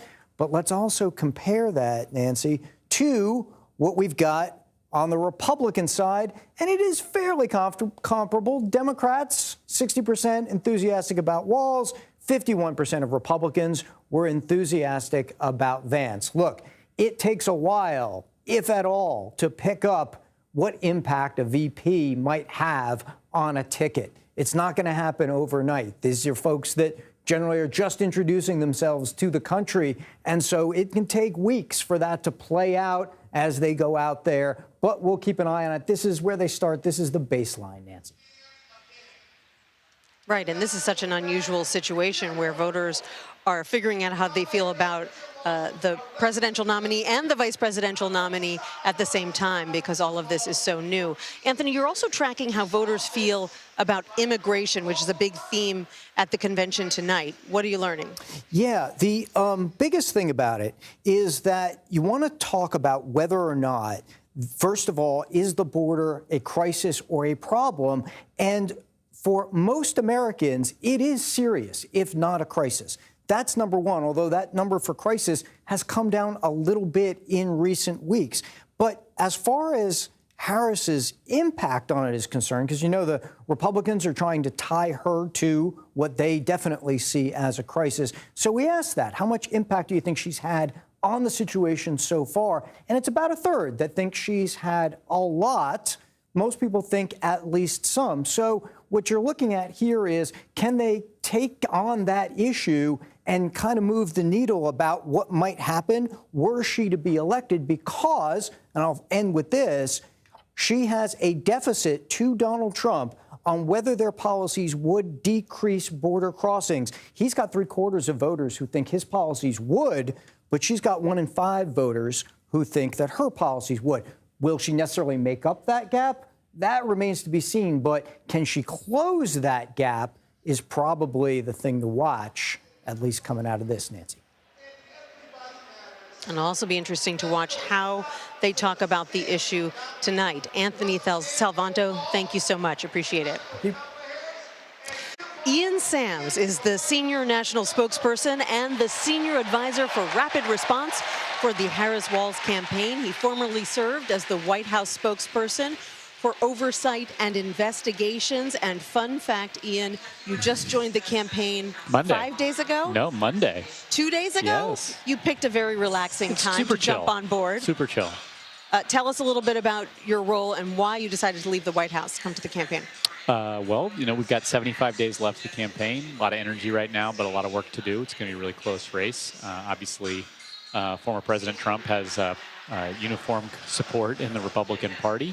You know, we want to win the race, and so we're going to be working really hard these next 75 days. So it's a great place to be. Ian, you've got a history with Kamala Harris. You served as her national press secretary back in 2019 when she made her first run for the presidency. That was a famously rocky campaign. She pulled out before the Iowa caucuses. What do you think that the campaign learned? What do you think she learned from that experience that she can apply to this race? Yeah, I mean, I think the main thing that people should think about is we now have had 3.5 years of her as vice president. And her and President Biden's record of accomplishments extraordinary. The Inflation Reduction Act, largest investment in climate change and clean energy in history. Significant bipartisan legislation on infrastructure and chips and veterans care and gun violence. You know, they've been able to govern to make progress for the country. And now she wants to go even further. She's running to expand economic opportunity for even more people. Paid leave for all people if you get sick or something happens to you so you can get your income while you work, even while you're taking care of your family. You know, raising the minimum wage, things like that, lowering costs. We saw a plan that Sheila rolled out last week about taking on corporate greed and making sure that people who are jacking up prices on consumers while they're reaping record profits are held accountable if they're violating the law. So these are the kind of things that she's running on now and working really hard to communicate to the American people. Obviously, the enthusiasm and energy of the Democratic Party is completely united behind her and Governor Walz right now. And our job right now is to capture all that energy and turn it into action. You heard Michelle Obama talk last night, said do something.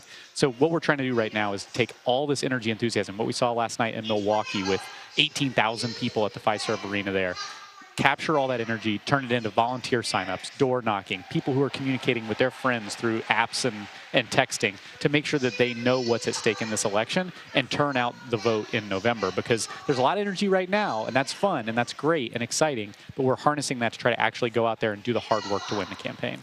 Ian, you are one of a handful of people who has worked not only for this female nominee, but for the previous Democratic female nominee, Hillary Clinton. And I remember back in 2016 when we were out on the campaign trail, it was a daily concern. Is she appearing to be too tough today? Well, maybe we need to make her look softer tomorrow. And I'm wondering if you have a perception that the expectations for women politicians, women candidates have changed over time since 2016, because there doesn't seem to be the same kind of fraught atmosphere around how a woman has to present herself that we saw back in 2016. Yeah, I think the country's ready to elect a woman president, because I think when they think about what they want in a leader, what they want in a president, they want to see who's going to stand up and fight for me. And that's Kamala Harris. I mean, you see this from the speeches last night from the Obamas, who laid it out so clearly. You saw it Monday from the president, who laid it out so clearly. You're going to hear it from Governor Walz tonight. This is someone who's extremely prepared to be president. 3.5 years as vice president with extremely consequential achievements that we just talked about. A former senator, a former statewide attorney general for the largest population state in America. The DOJ in California is huge. It's so much bigger than any other DOJ in the country, and it's one of the largest entities of any state office in the country. And she was the DA at the local level, so she understands her community, fighting for her community, getting results for her community. So this is someone who's dedicated their career to public service, and I think that when voters, see that, they know she's supremely qualified. But they want to hear what she's going to do for them. And so that's why we're out there talking about the agenda to lay out a new way forward for the American people, where opportunity is available for everybody to climb up the economic ladder into the middle class, where people can feel safe, whether that's through strong border security and bipartisan approaches there, or through taking gun violence away from our schools and our streets. Those are things that she's going to be talking about. And I think that the American people will render a judgment based on who they think the best candidate is. And when it comes to looking at Vice President Harris versus the chaos, the division, the fear, the anger, the rage tweeting about electric sharks or whatever it is he's talking about, that choice is going to be very clear, and it's going to lead to Kamala Harris being the next president. Tell us what we can expect from the vice presidential nominee, Tim Walz, here on stage tonight. Well, he's going to introduce himself to the world. I mean, relatively unknown to the American people. And this is someone who has such a unique and interesting story to tell. I mean, when's the last time we had a vice president who was a football position coach, right? I mean, that just hasn't happened in so long, and we don't really know a lot about this guy. So he's going to speak tonight and talk about his rural Nebraska upbringing, the values that were instilled in him about service. His father, who signed him up with him when he was 17 years old to join the military, who went into school teaching and taught classrooms. I mean, this is someone who's in touch with his community. And I think you're going to hear from his former students, some of his former players, who are going to tell you who this person is. And I think that when the vice president was meeting with him for his selection about a running mate, it was obvious that this is a special guy. This is someone who has a unique ability to connect with people where they are, who talks like a normal person, who is a normal person. And I think that that means something. People are looking for that authenticity right now from their elected officials and political leaders. And I think that the American people are going to get to see some of that tonight when he talks about his own story. Senator Brian Schatz described Tim Walz today to me as aggressively normal. Pretty good. Ian Sams, on day 3 of your service to the Harris campaign, you're totally up to speed. Seems like you've been there an entire week. We'll keep doing this. Thank you so much. Appreciate it. And coming up, our political panel looks at the 2024 race and the impact of tonight's high-profile convention speeches. You're streaming America Decides from the Democratic National Convention.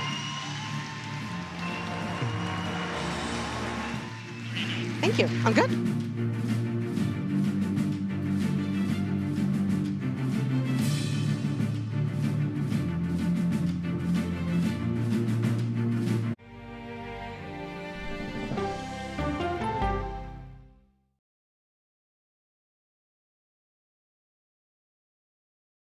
Go to the ends of the earth. Right now. We got something crazy.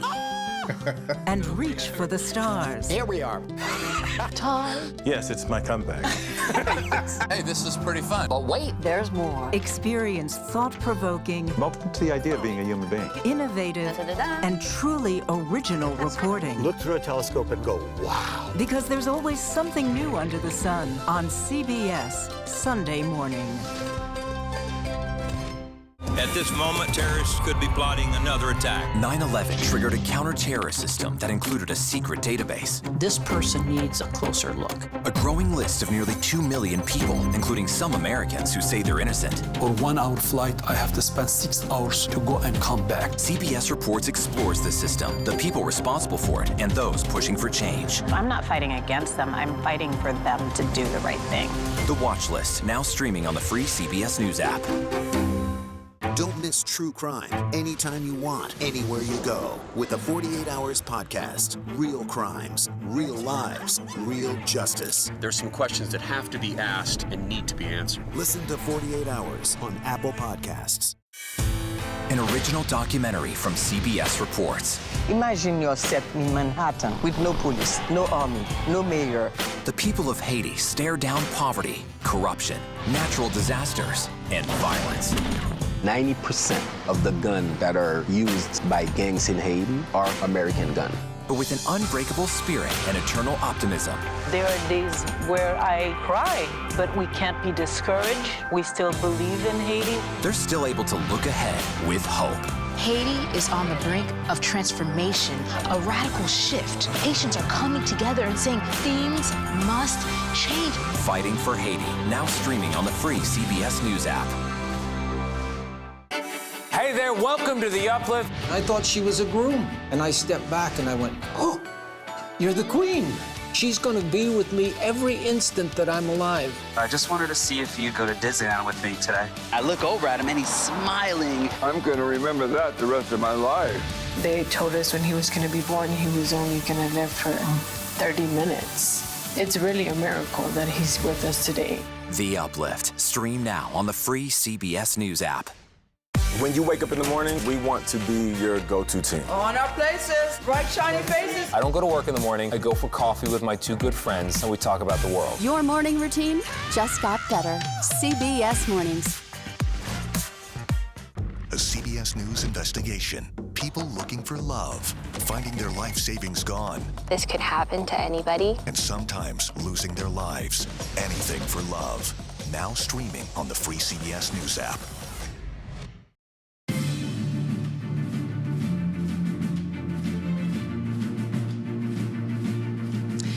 Welcome back to our special coverage of Night 3 of the Democratic National Convention from Chicago. Thanks for being with us. Tonight, Minnesota Governor Tim Walz will officially accept the nomination for vice president, and he is the keynote speaker coming up in a couple of hours. For now, though, let's bring in our political panel, Joel Payne and Hogan Gidley. Joel is a CBS News political contributor and Democratic strategist. Hogan is a former White House deputy press secretary for the Trump administration.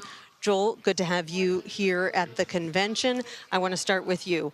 Tim Walz has a lot of work to do tonight to introduce himself to an American public that maybe didn't know all that much about him before a couple of weeks ago. Yeah, that's right. The job is definition. Tim Walz is certainly well known to the people of Minnesota, but to the vast majority, not just of the folks in this hall, but of the American people, he is a new entity. And so you want to define him by talking about the things they've been talking about on the stump. His background as a coach, his relatability, and how he will be a partner for Kamala Harris in governing. And that event that they did yesterday in Wisconsin, I think, was an interesting template for how they're going to do the storytelling. It seems like Tim Walz is really going to focus on a segment of voters that maybe Kamala Harris needs support with. Older voters, voters from the upper Midwest. It feels like Tim Walz is really going to be the ace for the campaign to do that. Those flannel shirt voters that Barack Obama referenced last night when he said that Walz has some flannels in his closet that look like they've been through some stuff. That's exactly right. No, Tim Walz is great. And by the way, he is genuine. He's the genuine article.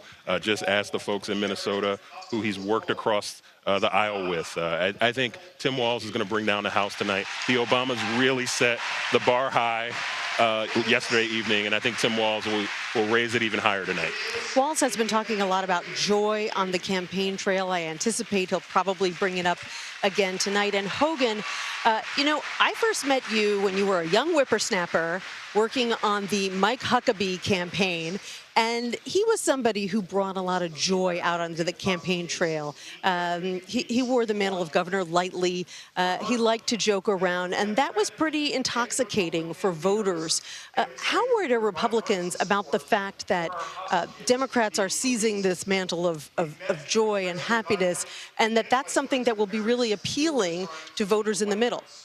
Well, the big difference between Mike Huckabee and Tim Walz, obviously, is that Mike Huckabee was authentic and he was real about his joy and happiness, whereas Tim Walz, I think, has been proven to be a liar. He's been proven to be a phony at this point. And Joel's right. It's all about defining your opponent before they're able to define themselves. And in this hall tonight, I have no doubt he's going to give a roaring speech. People are going to be excited about it.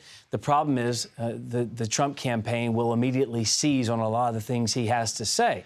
And I'm sure the flannel plays well, and I understand you want to win a lot of those voters in the Midwest, but chances are those Midwesterners aren't too happy about someone who mandated tampons be in boys' bathrooms, or using taxpayer dollars to give illegal aliens free health care, or send them to college for free as well. Those are things that do not play well. And so all the things that Kamala Harris would like to do with her radicalism from the federal level, Tim has actually done in Minnesota. And you've seen people, angry about the economy, leave and flee to South Dakota, the spike in taxes, et cetera. big problems there. And so he's going to put on a good show tonight. He's good on the stump. He's very folksy. The problem is, while it's all going to be scripted and delivered well, it's all untrue. And so it's up to the Trump campaign to expose that. What do you think about that, Joel? The fact that Hogan says that everything about Tim Walz is untrue. I know Hogan well enough to know he doesn't believe any of that stuff. I think what Hogan is doing is some good spinning, which I appreciate as a comms guy. I will say this: Hogan and I do agree. Early definition for candidates that have this low relative name ID is so important. And I'm sure the Trump campaign is going to try to do counter messaging, and they'll have folks like Hogan out here doing it. I think what's interesting about Tim Walz is that he leans into the fight. He likes, he's the happy warrior.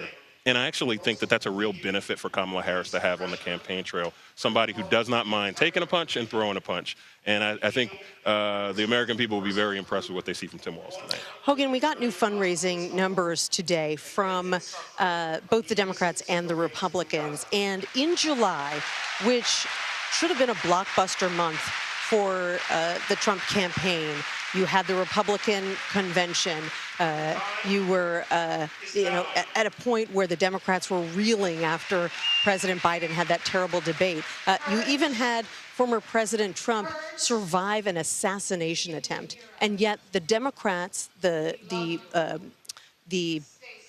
Harris campaign outraised Trump's campaign 4-1, $200 million to about $50 million. What's going on there?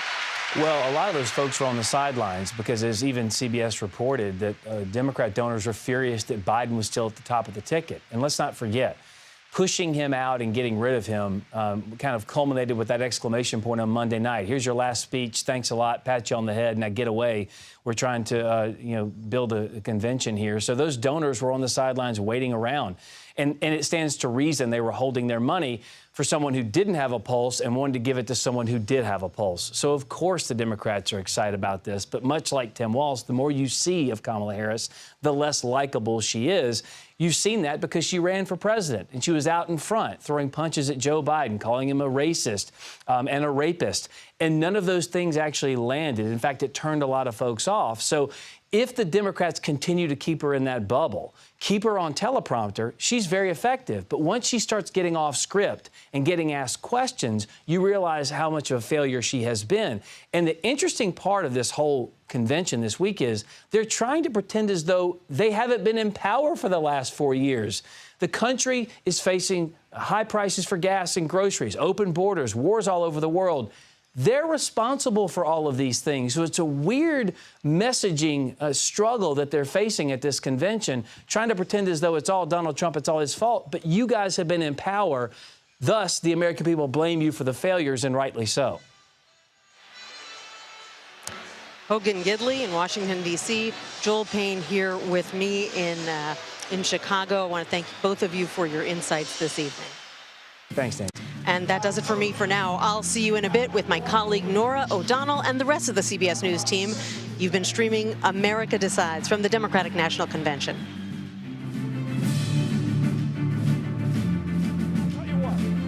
I want to bring you all to a street in Newark, New Jersey called Martin Luther King Boulevard.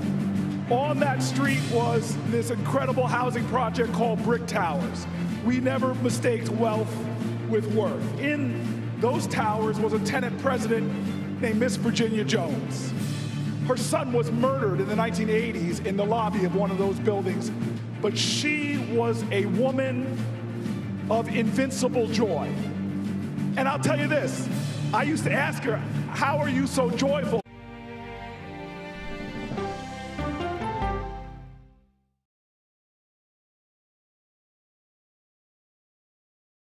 Okay, so let's just start at the beginning. Well, let me start with this. What is at stake here? What is the answer then? Do you know why? You want me to just keep going? Is that a good thing or a bad thing? Were there death threats? How is this possible? What's wrong with that argument? Are you saying they lied? Have you told the government that? Why won't you say the word crisis? You're not answering my question. This really Is that scary? Does that make sense? What do you mean? What does that mean in Did any of that make sense? What's your response? What happened? Why? It's time for the CBS News Original 60 Minutes, Sunday on CBS and streaming on Paramount+.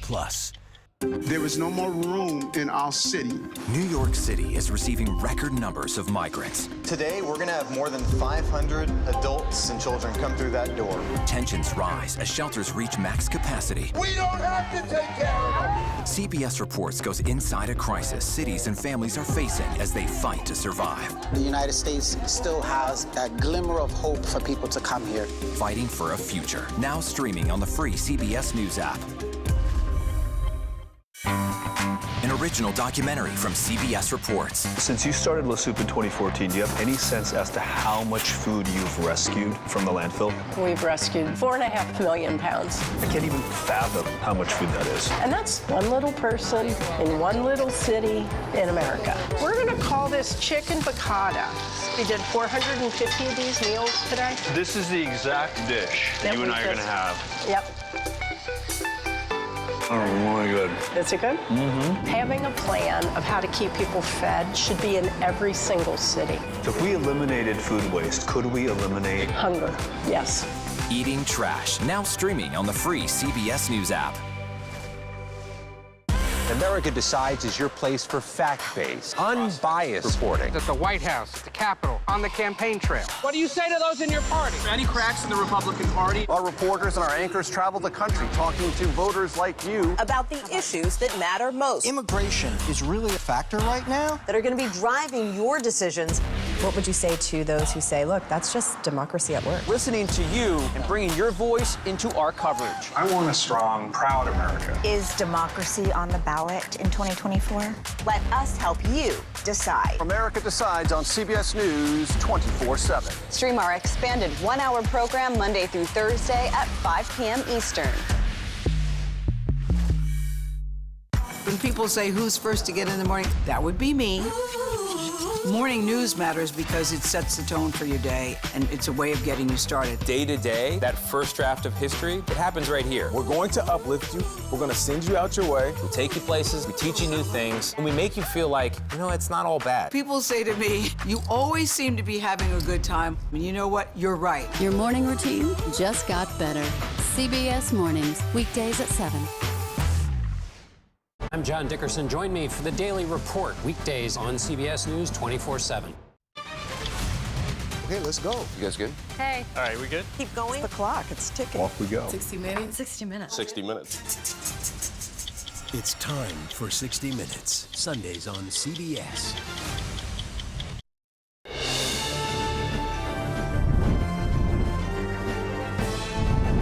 Are you ready to have your voices heard? America's ready for a new chapter. America's ready for a better story. America, hope is making a comeback. This is a CBS News special, America Decides, the Democratic National Convention. Now reporting from Chicago, Norah O'Donnell. Good evening. It is night 3 of the DNC here at the United Center, and it is a big night with some big names set to appear on stage, including former President Bill Clinton, former House Speaker Nancy Pelosi, and we've just learned Oprah Winfrey. It all leads up to Minnesota Governor Tim Walz. Kamala Harris's choice for vice president will give perhaps the most consequential speech of his life. It will be the governor's chance to introduce himself to the country. The Nebraska native, who Harris describes as a champion for America's working families, was a high school social studies teacher, football coach, and National Guardsman before entering politics in 2006. I want to bring in our incredible team here in Chicago and welcome CBS Mornings co-anchor Gayle King. Thanks, Nora. Good to see you. So good to see you. Glad to be here. And Chief Political Analyst John Dickerson, as well as Chief Election and Campaign Correspondent Robert Costa. You know what's interesting about today? Today marks exactly 1 month since President Biden dropped out of the presidential race, setting off this historic month in politics and what is happening here at this convention. Look how much has changed in a month, Nora. I mean, my head is spinning when you think about it. I know. I haven't seen you, but we've been texting about it. Yes, we have. Yes, a lot of jaw-dropping moments, I have to say. I know, and we learned just a short time ago that we will hear from Oprah Winfrey tonight. My guess is you know a little bit about what she's going to say. I actually do. You know, when I first landed, the first thing I did, I went to the hotel, dropped off my bag. She was still tweaking this afternoon. She's been working on it for quite some time. And may I just say, I think it's quite good. I think it's quite good. But she's still tweaking. She just wants to get it right. She wants to hit the right note. She hadn't intended to be involved, to be honest with you. She tries to stay out of politics. I think when she endorsed Barack Obama, that was the first time she had ever done that. She had always tried to stay out of the political fray. And I think now the thinking is, for her, she feels there's a lot at stake, and she just wants to, she has some things to say tonight. Yeah. Well, I think I've heard you say when Oprah speaks, it's always good. I think so. Yeah. I think so. I mean, the big question when I was leaving was she brought 3 different outfits, trying to decide which of the 3. This is funny, guys. She came in this afternoon. I was surprised, to be honest with you, that it's been held a secret for this long, because certainly many people in the DNC knew. But when she came in for rehearsal, I said, okay, now they're going to know. Now they're going to know. She came in, she had on a baseball cap, she had on a mask, she had on sunglasses, and she goes up to Nancy Pelosi and says, "Hi, Madam Speaker." And she goes, "Who is this?" So the disguise worked. And she pulled out and she goes, "It's Oprah." "Oh, Oprah, hi. My daughter's here. We just love you. Can you come over and say hi to my daughter?" Yeah. So it was a very nice moment. But yeah. Well, it's an incredible way to kick off this evening, as well as many of the other elected officials who are speaking tonight. John Dickerson, want to ask you about that, because we're going to hear from Hakeem Jeffries. We're going to hear from Governor Shapiro. But the big speaker of the night, or the big speakers, really, the headliners, Bill Clinton, and then the governor of Minnesota, Kamala Harris's running mate, Tim Walz.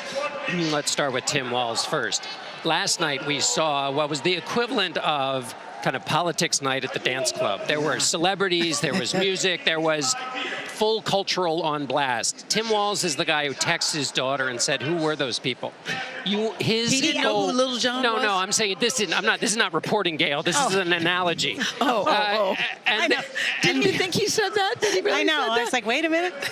The point is that he is conveying the opposite of that, a balance. Small town, rural, social studies, not a lawyer, kind of the balancing of both the cultural and the political message here. Mm-hmm. And then Bill Clinton.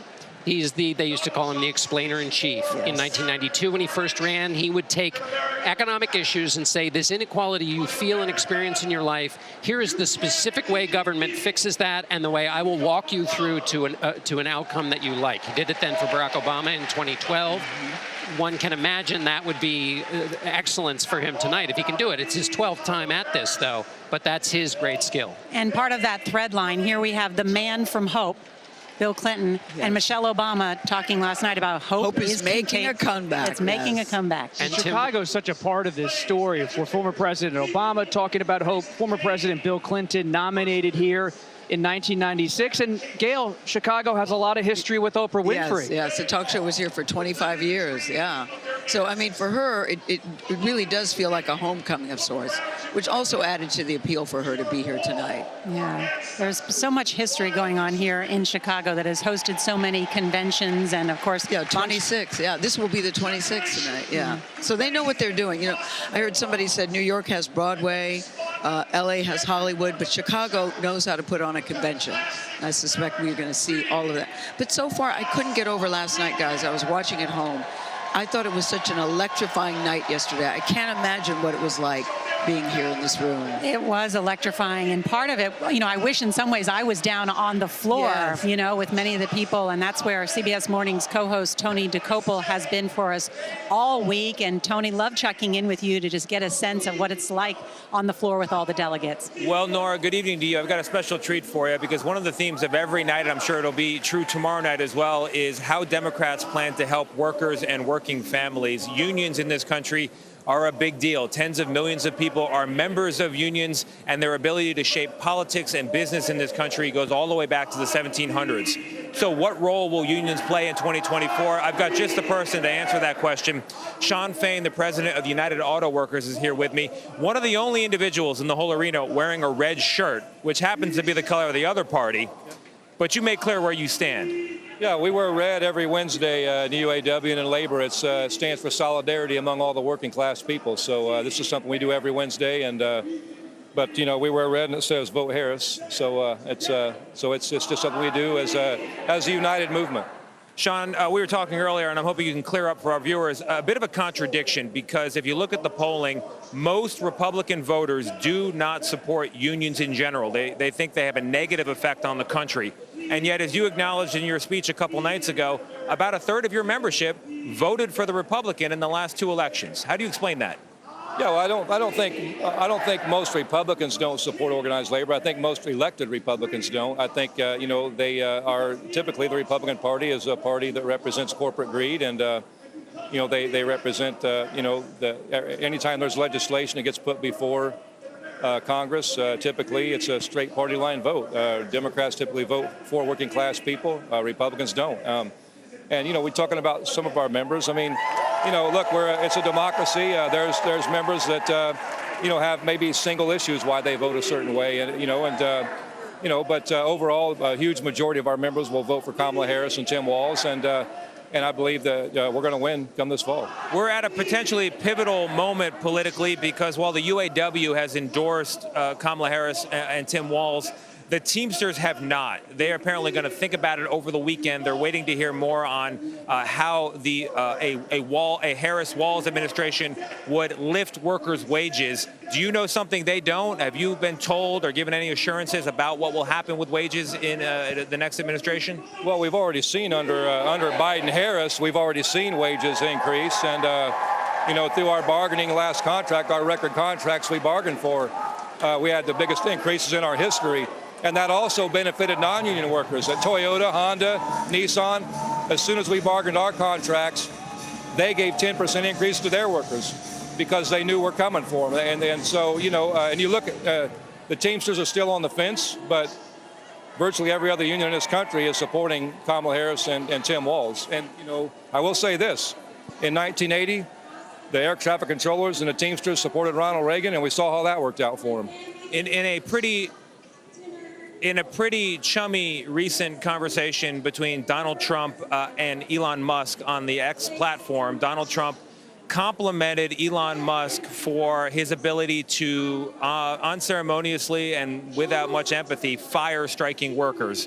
How much of your support for Democrats is opposition to Donald Trump and a hope that you'll be able to unionize Tesla while Elon Musk is endorsing the opposition? Well, this isn't about Elon Musk and me. This is about working class people. And our opposition to Donald Trump and virtually many Republicans in the Senate and in Congress altogether, they don't vote for our issues. The PRO Act, not one Republican voted for it. And the issue with Donald Trump, I mean, literally, Donald Trump with Elon Musk just blatantly admitted, in a Twitter feed that he celebrates Elon Musk for firing striking workers. Workers in this world, in this nation, it's a federal right to be able to strike and not be fired for that. I mean, so they laugh at the law, they sneer at the law, and that's the problem with Donald Trump. Well, Sean, I think a lot of our viewers not only would like to thank unions overall for their work over the years, bringing us the weekend, the 8-hour workday, and sick paid leave. They also are curious, you're going to take your jacket off again as you did? You had quite a performance on stage a couple nights ago.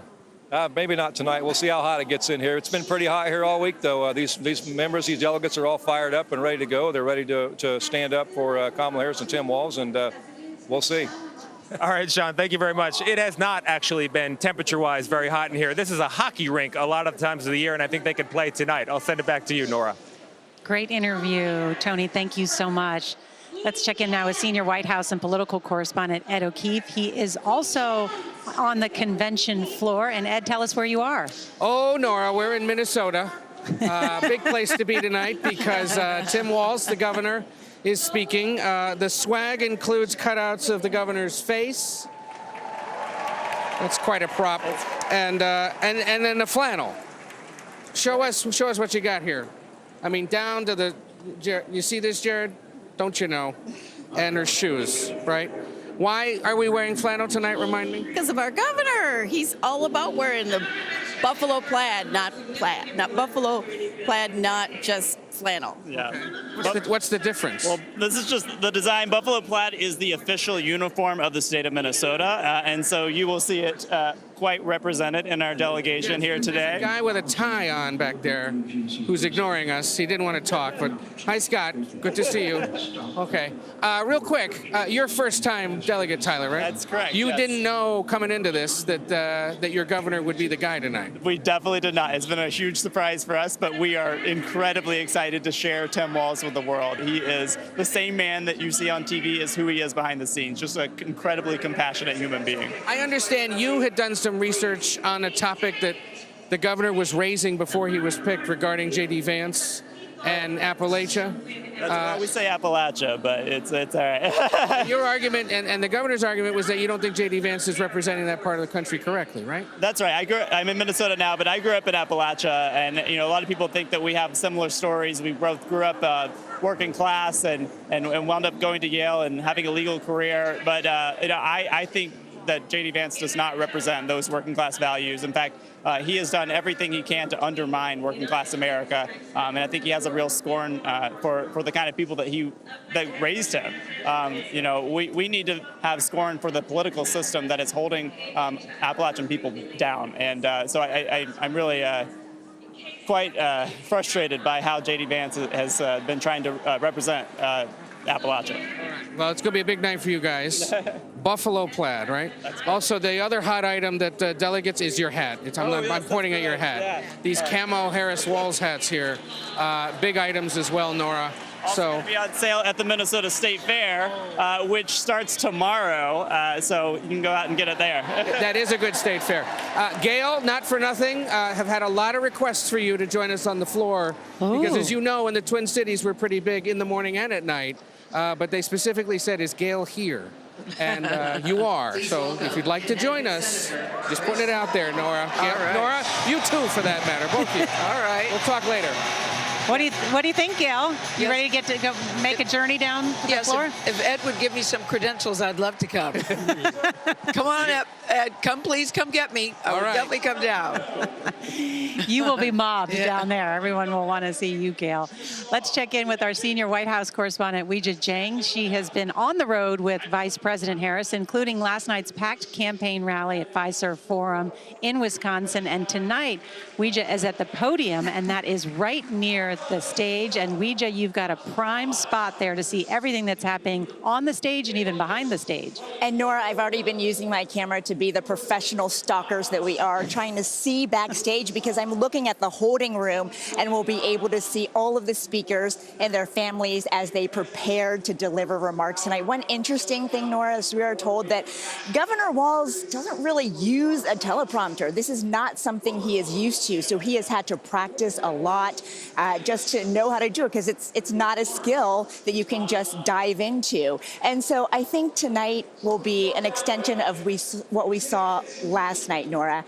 And it really is what the campaign has said they have loved about Walz from the very beginning, that he can be an attack dog and do it with a smile on his face. Last night, of course, at the Fiserv Forum, that is exactly where former President Donald Trump accepted the Republican nominee. When Walz took the stage, he said, we have a heck of a lot more energy than they did at their convention. And there's one guy who's going to be sad, sad, sad about it. So he has a way of attacking, but doing it still, coming across as joyful and jolly. And so we expect a lot of that tonight, Nora. But he also has to bring his resume to life in a way that we haven't heard before. Of course, we know his remarkable story. We know that he served in the National Guard. He's a coach. He's a teacher. He's a former congressman. But we're really paying attention tonight to how he personalizes that even more to this crowd, because tonight is all about him. It's Walz's big waltz. I'm here for the mom jokes all night, and so we'll be watching to see how he prepares with his family, Nora, on this incredibly important night for him as he introduces himself to the country in a new way. Weijia, keep the mom jokes coming. We are here for them. I love it. I do want to dip in now to listen to Senator Chris Murphy, who's talking about immigration and border security. Let's listen. For generations, that lamp has called people to start a brave new life in America. My ancestors, your ancestors, and the parents of the next President of the United States of America. Kamala Harris knows that we can be a nation of proud immigrants and a nation of strong immigration laws. That's why when she's president, she will bring that border bill back, and Kamala Harris is going to pass it.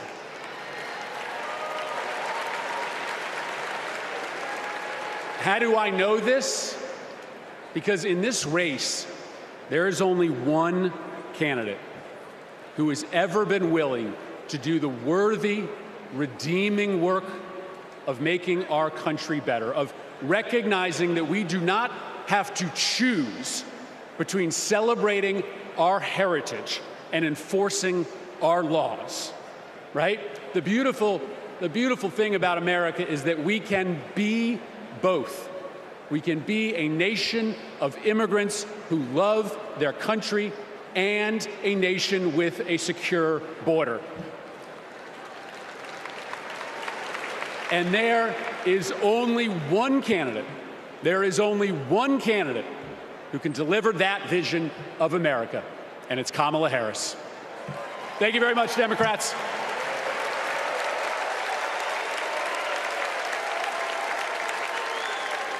Please welcome Bexar County Sheriff Javier Salazar.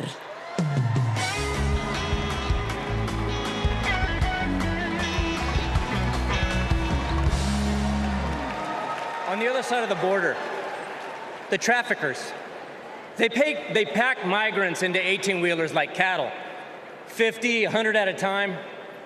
Then they seal the doors. That's when the 911 calls come. We hear them, desperate, terrified, gasping for air. Now, sometimes we get there in time. Sometimes, despite our best efforts, we can't. When Donald Trump comes down to Texas, stands next to officers in uniforms just like mine, he's not there to help us. Don't think that, not for a second. He is a self-serving man.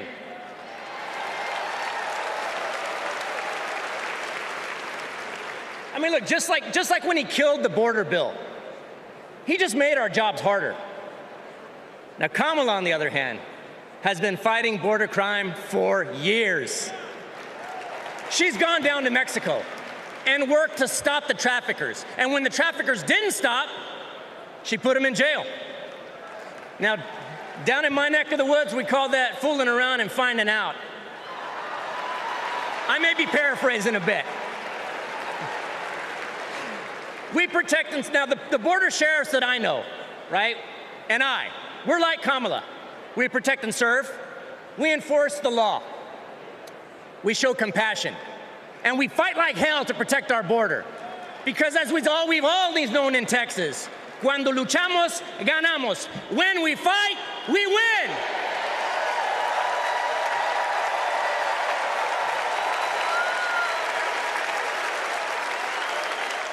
Please welcome California Representative Pete Aguilar.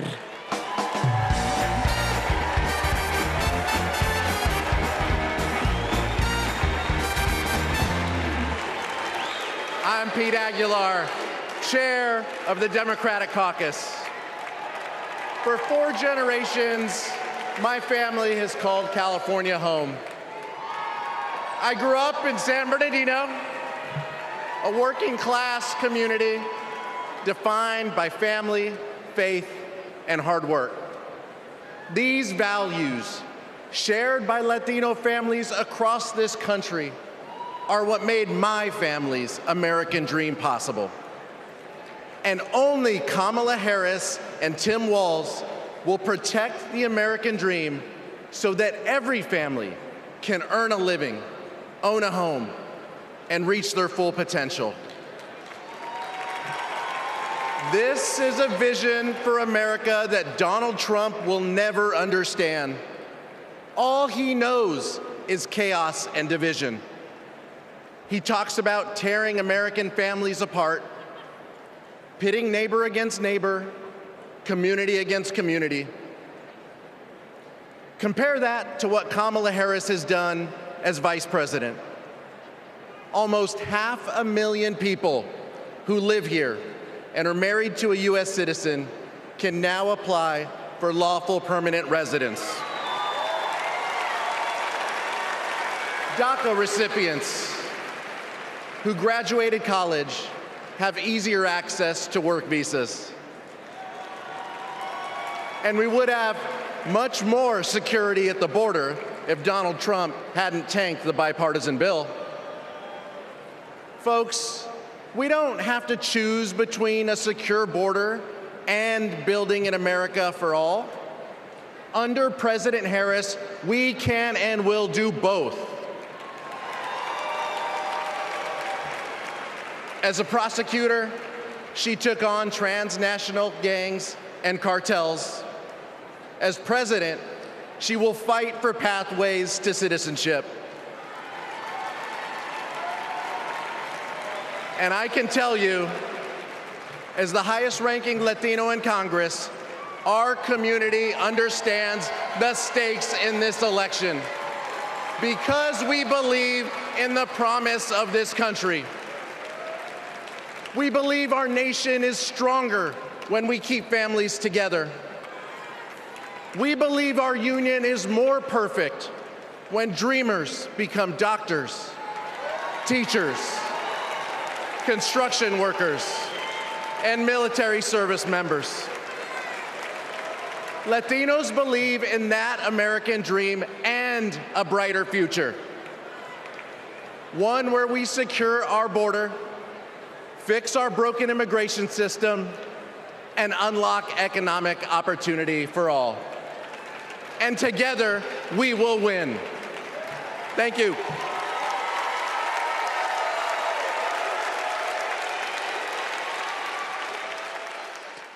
And this is day 3 of the Democratic Convention with a number of big speakers still coming up. But it's interesting to hear the last group of speakers focus on immigration. That is a tough issue for this administration. Kamala Harris has been carrying the weight on that issue. She's been attacked mightily. What about this? The Democrats trying to take it head on and try and turn this and say, yeah, but it was Donald Trump who killed that bipartisan bill. It's part of their strategy. When you talk to Harris advisors, they believe that come this fall, former President Donald Trump is going to have a searing critique of the vice president and her record on border security. So they're trying to get ahead of it. On advertising, they're talking about her roots as a prosecutor, going after transnational gangs, being someone who has represented a border state. At the same time, they want the echo here at the convention to be that she is tough when it comes to border security. She has worked with President Biden on trying to get border legislation passed. But former President Trump, he's going to be out there. He'll be in Phoenix, Arizona later this week. And he told me on the phone this week that he believes she is super vulnerable on immigration. He's going to keep hitting it. We've heard a lot about the personal attacks, but the immigration attacks do worry many Democrats. It will certainly continue to be a contentious issue. Many people care about the immigration issue, as many of those migrants have been shipped to big cities across America, including here in Chicago, New York, Denver, and more. All right, ahead, we'll hear from some Republicans who are supporting Vice President Harris and one of the officers who defended the Capitol on January 6th. We'll be right back.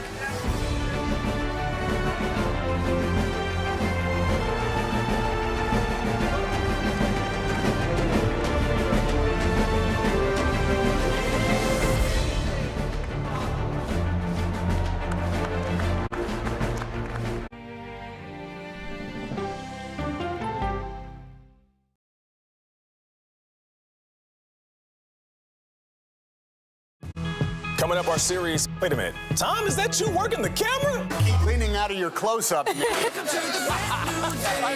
Your morning routine just got better. CBS Mornings, weekdays at 7.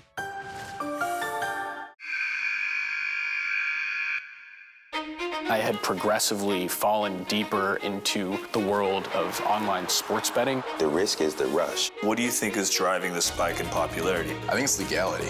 If it's legal, I'm going to use it. There are ways to bet when you are 18. We've created an epidemic of child gambling. You can't walk into a male dormitory in a college campus without sports betting happening. It's America's most neglected problem. I used sports betting as a way to escape, when in reality, I'm choosing self-destruction. Whatever I had left, it was gone. The purpose of the industry is to get you to play to extinction. And that means until all your money is gone.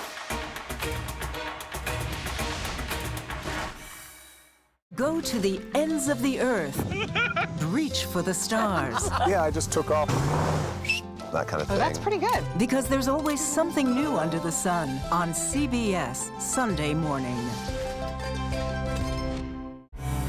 An original documentary from CBS Reports. That desired farm, it's a wonderful place to raise children, and it still is. Promises broken. Black Americans have been the target of racism and discrimination pretty much from the time they acquired ownership in the land. Costing black farmers hundreds of billions in generational wealth. They did everything to make sure we were run off that land. But communities are uniting to continue the fight. Collective ownership is powerful. To keep their land and their dreams alive. To watch my children play on land that we own means everything. So land is power. Most definitely. 40 Acres and a Mule, now streaming on the free CBS News app. People with developmental disabilities were once sequestered by the hundreds of thousands in institutions. Many of our fellow citizens are suffering tremendously because lack of attention, lack of imagination, lack of adequate manpower. Disability activists have since torn down barriers blocking them from living at home or in the community. We conclude that Title II of the ADA requires states to provide community-based treatment for persons with mental disabilities. But of the 16,000 people who remain in state-operated institutions, half are in 5 states, and Illinois is one of them. I don't want to live in the institution. It makes me feel discriminated against. Do you think there are people living in institutions in Illinois that don't need to be living there? Yeah, because they're proving it as soon as they get out.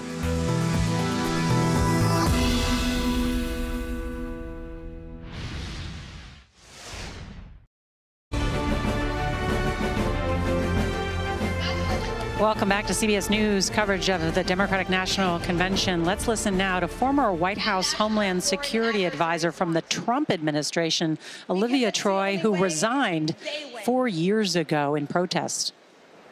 As a national security expert y como latina y hija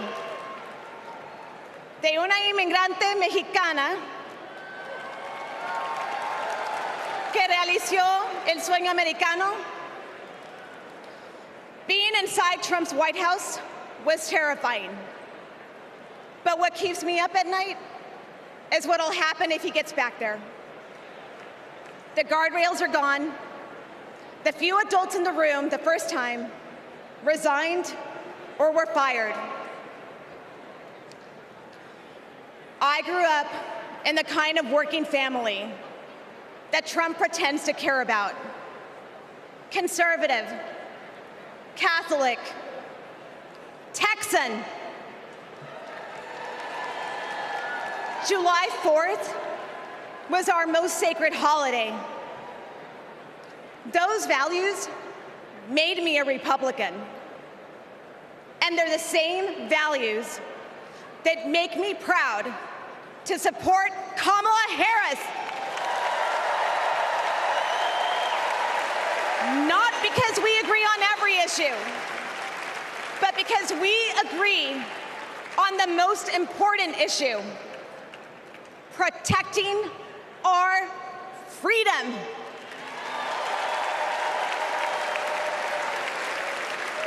So to my fellow Republicans, you aren't voting for a Democrat. You're voting for democracy. You aren't betraying our party. You're standing up for our country. Thank you. Gracias.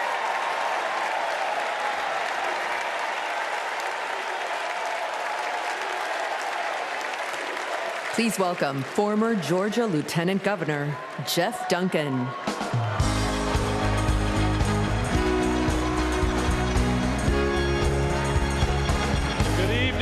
Good evening. I bring greetings from the great state of Georgia.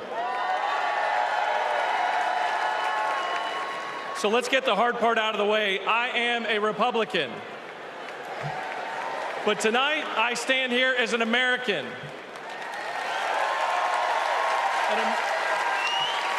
An American that cares more about the future of this country than the future of Donald Trump. My journey started to this podium years ago when I realized Donald Trump was willing to lie, cheat, and steal to try to overturn the 2020 election. I realized Trump was a direct threat to democracy, and his actions disqualified him from ever stepping foot into the Oval Office again.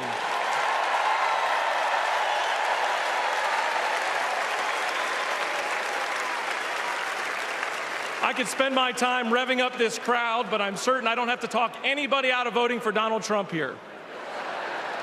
So I'm going to focus my attention on the millions of Republicans and independents that are at home that are sick and tired of making excuses for Donald Trump.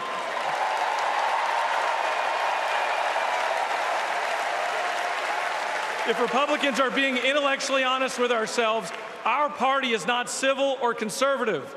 It's chaotic and crazy, and the only thing left to do is dump Trump.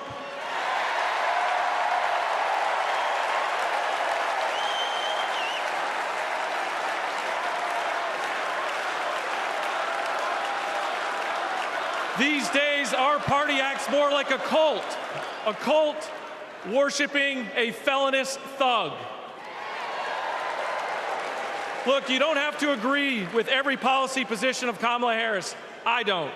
But you do have to recognize her prosecutor mindset that understands right from wrong, good from evil. She's a steady hand and will bring leadership to the White House that Donald Trump could never do.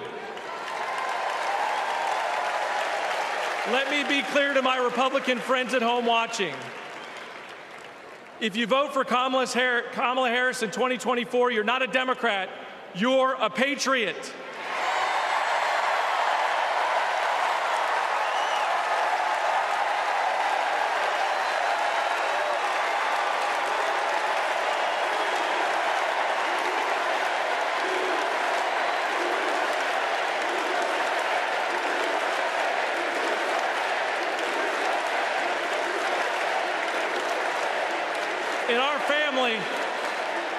In our family, my wife Brooke and I are raising 3 boys, and we have a family motto.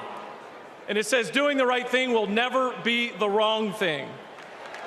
During 2020, during just the lowest of lows, when we had armed officers outside our house protecting us from other Republicans, Donald Trump had targeted us. My son came downstairs, and he handed me this coaster that I'd given him years before at a father-son retreat for our church. And he said, hey, Dad, doing the right thing will never be the wrong thing. Stay strong.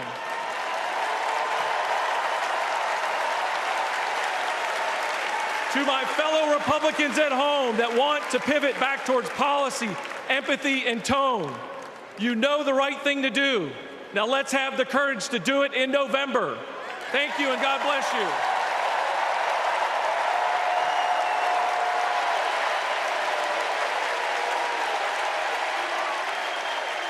Some powerful remarks there from the former Lieutenant Governor Jeff Duncan, a Republican, who said, if you vote for Kamala Harris, you're not a Democrat, you're a patriot. Gail. Very, very strong, and also very touching what his son just said. The emblem that his son had given him to say, when you do the right, Dad, doing the right thing will never be the wrong thing. Stay strong. You know, he made it clear that his family was put through hell by the Trump administration. You know, it's interesting to hear Olivia Troy also say what she just said to her fellow Republicans. You're not voting for a democracy. You're not voting for a Democrat. You're voting for democracy. It's interesting to see the number of Republicans that are here in the Democratic convention. Bob, how many Democrats did you see at the Republican convention? Not many. Yeah.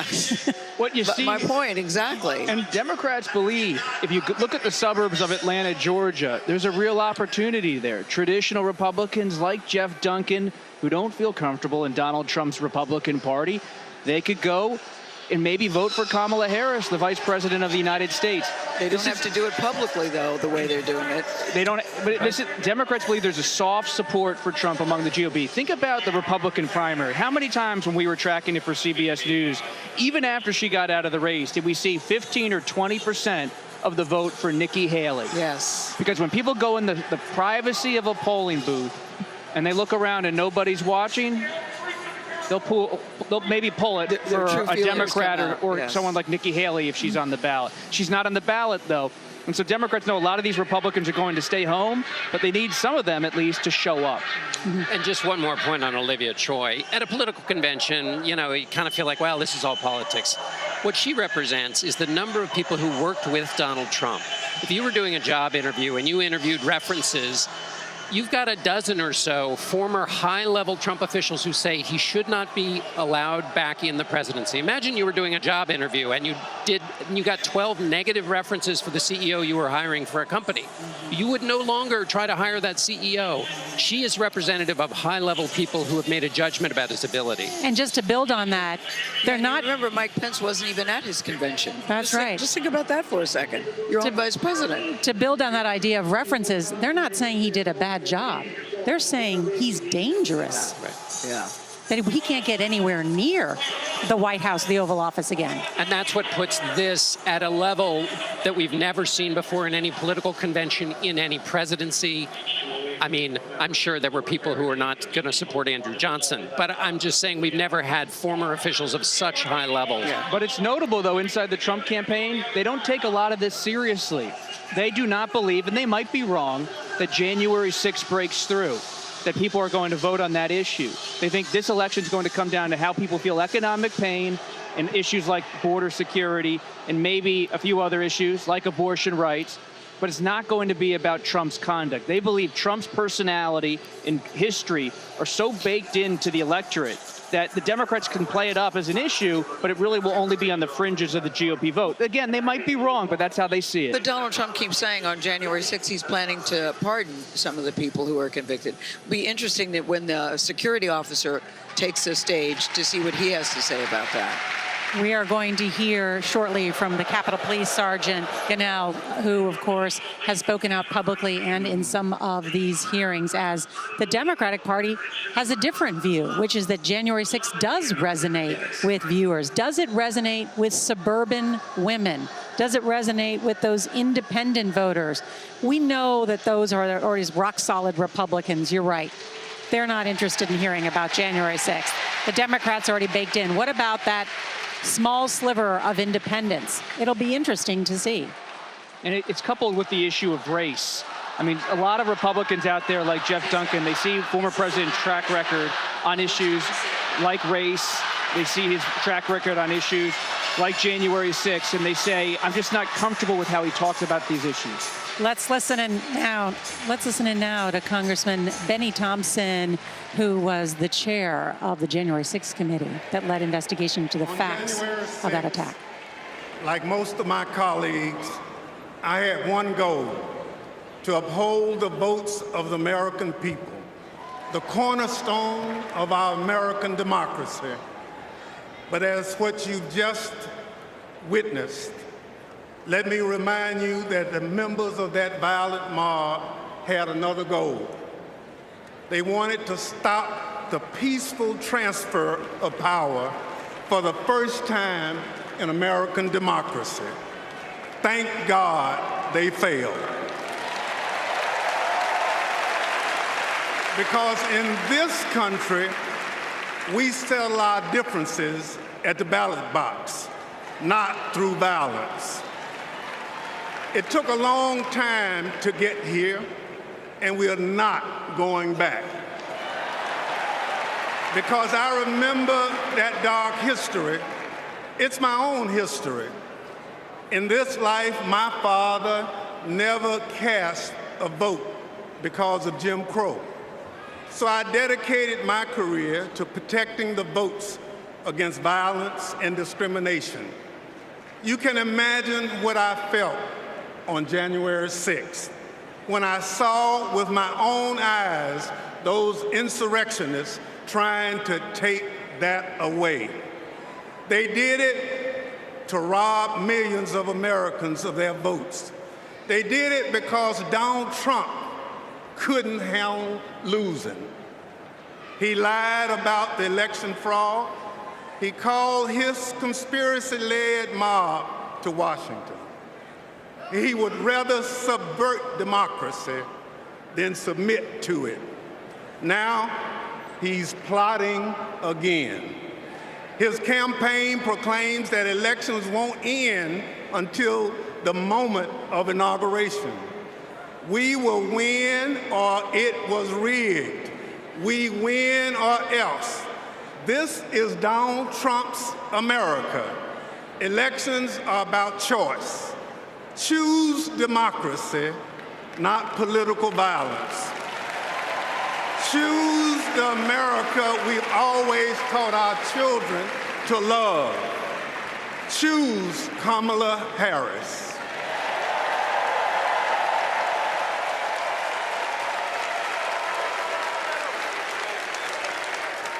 Please welcome former United States Capitol Police Sergeant Aquilino Ganell.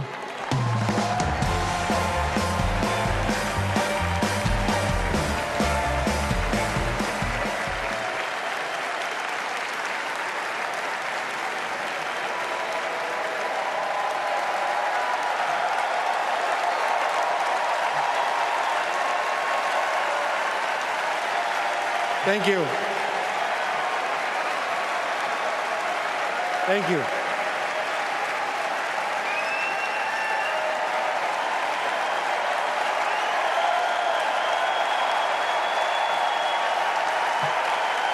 Thank you. Before I begin, I need to acknowledge the sacrifices that 5 officers who died as a result of January 6 made on that day.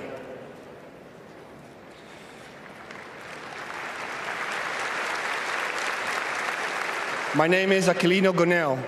I immigrated to the U.S. from the Dominican Republic when I was 12. I became an American citizen. I was a sergeant in the U.S. Army and a Capitol Police officer. I had seen violence while serving in Iraq, but nothing prepared me for January 6. We officers risked everything to protect innocent people. We were beaten and blinded.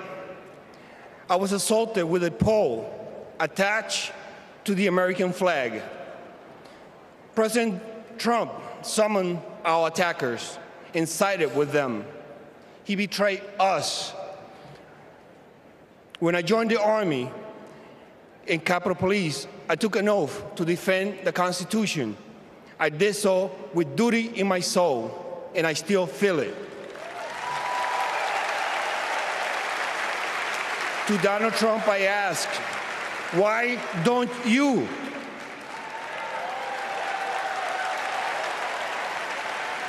On January 6, I nearly died protecting the Capitol, and I will do it again for our democracy. The way to preserve it is to elect Kamala Harris, our first female commander-in-chief.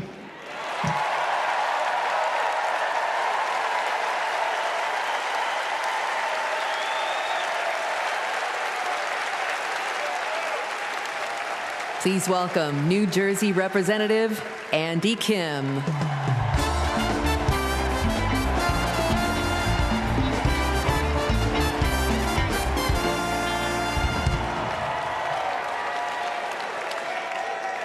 When I was a kid, my parents brought me to the Capitol. They taught me that it's sacred ground, a symbol of our democracy. When I got to Congress, I was excited to bring my little boys to the same beautiful building. I asked them, "Do you like the Capitol?" And my oldest son, Austin, said, "I love the Capitol, and lowercase too." They are so sweet. But shortly after, we saw something unimaginable. A mob tearing down flags, assaulting police officers. That night, I walked into the rotunda. The floor was covered in broken glass and garbage, strewn with the chaos unleashed by Donald Trump. And I thought to myself, how did it get this bad? So I did the only thing I could think of. I grabbed the trash bag and started cleaning up.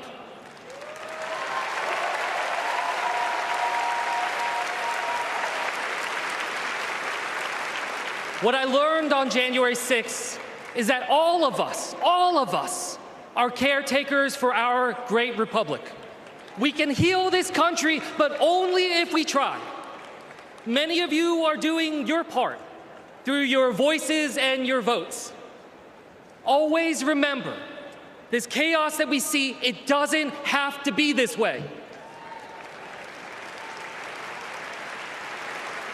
As a father, I refuse to believe that our kids are doomed to grow up in a broken America.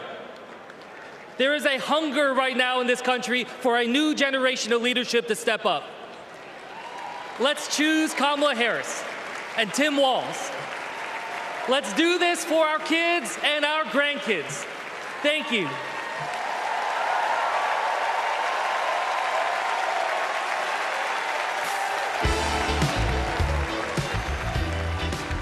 We just heard the last few speakers all focus on January 6th. I want to bring in CBS News Chief White House correspondent Nancy Cordes. Hi there, Nancy. Hey, Nora, you know, this is an issue, the rule of law, democracy, that Democrats have been bringing up over and over again, not just for the past 3 days, but really for the past 3 years since January 6th happened. And some of their opponents argue this is old news. Let's put it in the rearview mirror. You're still talking about that. We've talked it to death. But Democrats believe that talking about January 6th speaks to a larger message that they're trying to get across in this election, which is that Donald Trump doesn't have that respect for the rule of law, for the peaceful transfer of power, for the police and all the police who were in harm's way that day, as he continues to say that he would pardon the hundreds of protesters who are in jail now. And so Democrats are going to continue to focus on it, just like you saw here tonight, listening to Officer Gonell, listening to Andy Kim talk about cleaning up after the Capitol was ransacked that day. A lot of the lawmakers that you've heard from here tonight and over the past several days, Nora, they were cowering under their chairs on January 6th, and they remember that day very vividly. So important to remember what happened on January 6th and the now more than 1,000 people that have been charged. You may recognize that sound. It's Stevie Wonder. Many people know who Stevie Wonder is, if not everybody. I hope everybody knows. But certainly in the 1980s. I think everybody knows who Stevie Wonder is in this building. Yeah. He was a big favorite with the Obama administration, too. He used to perform at many Obama administration events. It's because of my love for you right here. But this year I've prayed very hard for peace to come to our world's nations, but also to each one of our hearts. Even though our hearts have been beaten and broken, beyond prayer, I know the importance of action, and now is the time to understand where we are and what it will take to win. Win the broken hearts. Win the disenchanted. Win the angry spirits. Now is the time.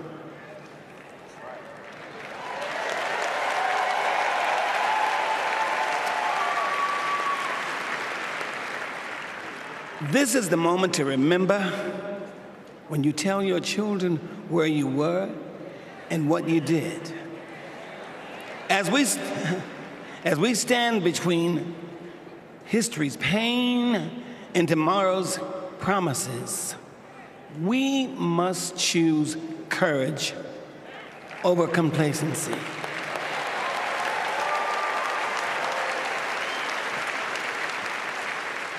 It is time to get up and go vote.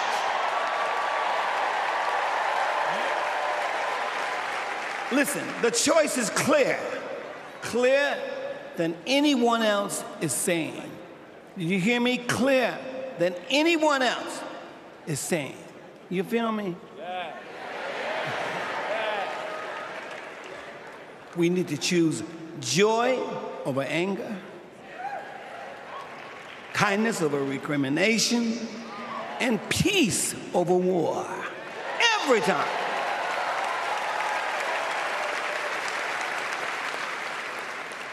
We must choose to be above the ugly words, the hateful anger, and the division those words and anger create. We must keep on keeping on until we truly are a united people of these United States. And then we will reach our higher ground. Are y'all ready? Are y'all ready to reach your higher ground? Are you ready to reach our higher ground? Tell me. I want to hear you again. Are you ready? Are we ready? Because you know we need Kamala Harris. Yes, we do. And we need a great man, as we do have, as a future vice president. You know that. So you know what? I'm depending on you to do, as Spike Lee would say, the right thing. Are y'all ready? Are y'all ready? Are you ready? Mowski, are you ready? I'm ready, Steve. Kansas, are you ready? All right, we need everybody. Clap your hands like this. Everybody clap your hands. Clap, clap, clap, clap. Now somebody scream.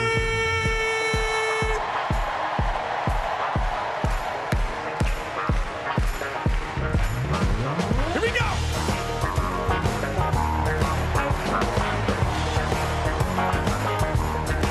Are y'all ready? Oh, you're going to have to get louder than that. I want y'all to sing it with me. Come on. People. You sing. Keep on lying. Soldiers. Y'all say keep on one. Yeah. Whoa. Keep on turning. 'Cause it won't be too long. Are y'all with me?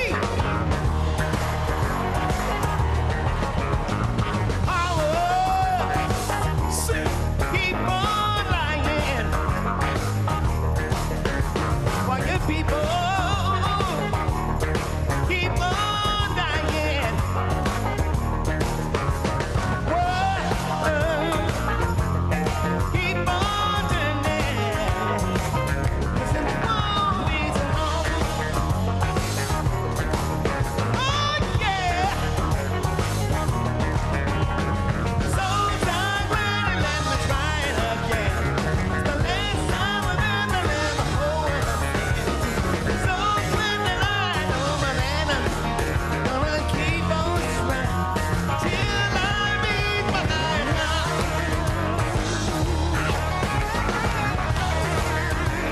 Till I meet my higher ground. Oh no, no one's gonna bring me down. All right, till I meet my highest ground.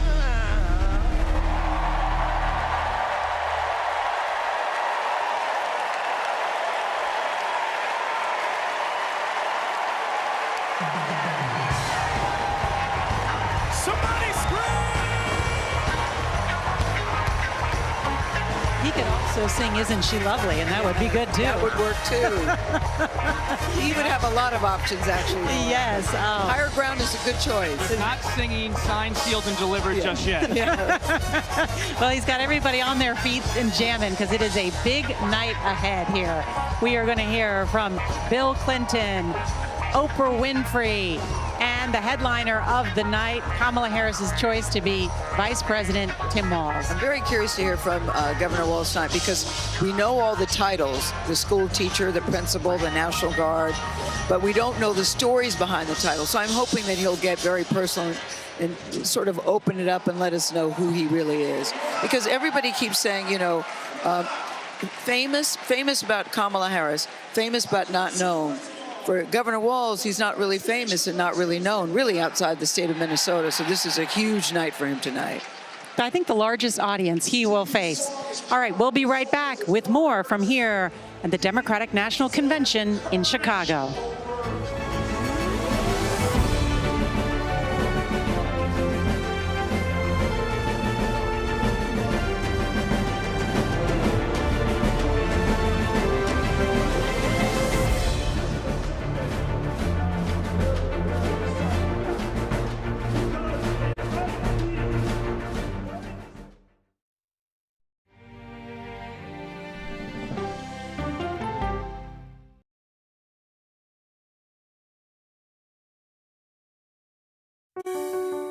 Washington is the seat of power. National security, foreign policy, global economics, every story comes through Washington in some way. We bring some of the most powerful voices in America to the table. We don't just ask the questions, you have to go deeper. We try to understand what's at the heart of the issue we're talking about, to then come forward with solutions. Face the Nation on CBS. The justices ruled that Harvard and the University of North Carolina violated the Constitution. In the aftermath of the Supreme Court decision to end affirmative action in college admissions, uncertainty sets in for some students of color. Affirmative action really gave us an equal opportunity. CBS Reports explores the historic decision and what it means for those chasing an opportunity to change their lives. I knew that college was the ticket to break this cycle. The end of affirmative action, now streaming on the free CBS News app. Washington is the seat of power. National security, foreign policy, global economics, every story comes through Washington in some way. We bring some of the most powerful voices in America to the table. We don't just ask the questions, you have to go deeper. We try to understand what's at the heart of the issue we're talking about, to then come forward with solutions. Face the Nation on CBS. The justices ruled that Harvard and the University of North Carolina violated the Constitution. In the aftermath of the Supreme Court decision to end affirmative action in college admissions, uncertainty sets in for some students of color. Affirmative action really gave us an equal opportunity. CBS Reports explores the historic decision and what it means for those chasing an opportunity to change their lives. I knew that college was the ticket to break this cycle. The end of affirmative action, now streaming on the free CBS News app. I'm John Dickerson. Join me for the Daily Report, weekdays on CBS News 24/7. This week on CBS News 24/7, all-day coverage of the Democratic National Convention with special editions of America Decides and the Daily Report with John Dickerson, and followed by complete coverage from the CBS News political team live from Chicago. Stream all-day coverage this week here on CBS News 24/7. Coming up, our series. Wait a minute. Tom, is that you working the camera? Keep leaning out of your close-up. How would you say Tony and Nate? You mean not say? Ladies and gentlemen, I bring you Billy Crystal. Guess who's in the house? Look at his outfit. Hey, give me some love, baby. Would your mother like me? My mother does love you. Your morning routine just got better. CBS Mornings. I swear they should have a camera during the commercial. We have such a good time here.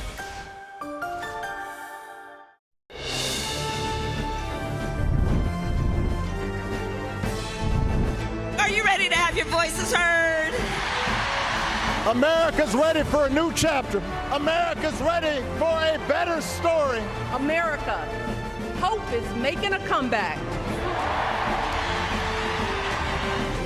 This is a CBS News special, America Decides, the Democratic National Convention. Now reporting from Chicago, Norah O'Donnell. Good evening and welcome. It is night 3 of the Democratic National Convention at the United Center here in the Windy City, and it is a big night with some big names set to appear on stage, including former President Bill Clinton, former House Speaker Nancy Pelosi, and Oprah Winfrey.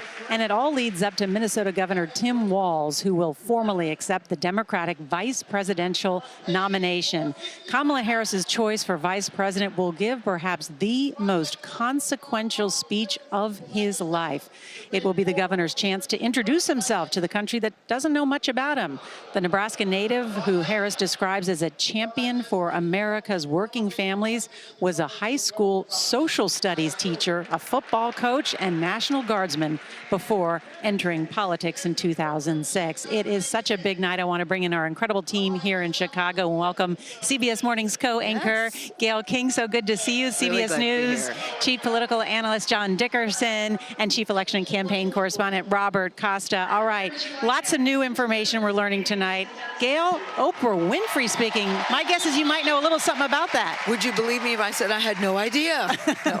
You know what I think is so interesting that, you know, she was asked a while ago when she was trying to decide, because she's really tried to stay out of it. You know, the last time she endorsed anybody was back when Barack Obama ran back in 2008 during that election. But I'm looking at the updated schedule and it still doesn't have Oprah's name. So I'm impressed that it was managed to keep a secret this long. I said today it's going to come out because she had to go in for rehearsals earlier today. And she had on a mask and a baseball cap. And Nancy Pelosi was also behind the scenes. And she went up to her and said, "Hi, Madam Speaker." And she said, "Who is this?" Which I just think is very funny. And she goes, "It's Oprah." And she pulled down her mask. "Oh, Oprah. It's so..." Nancy Pelosi was surprised to see her. "Will you come say hi to my daughter?" You know, we know Alexandra. "Will you come say hi to my daughter?" So it has been a really big secret. I'm impressed that it stayed a secret so long. And what will she say tonight?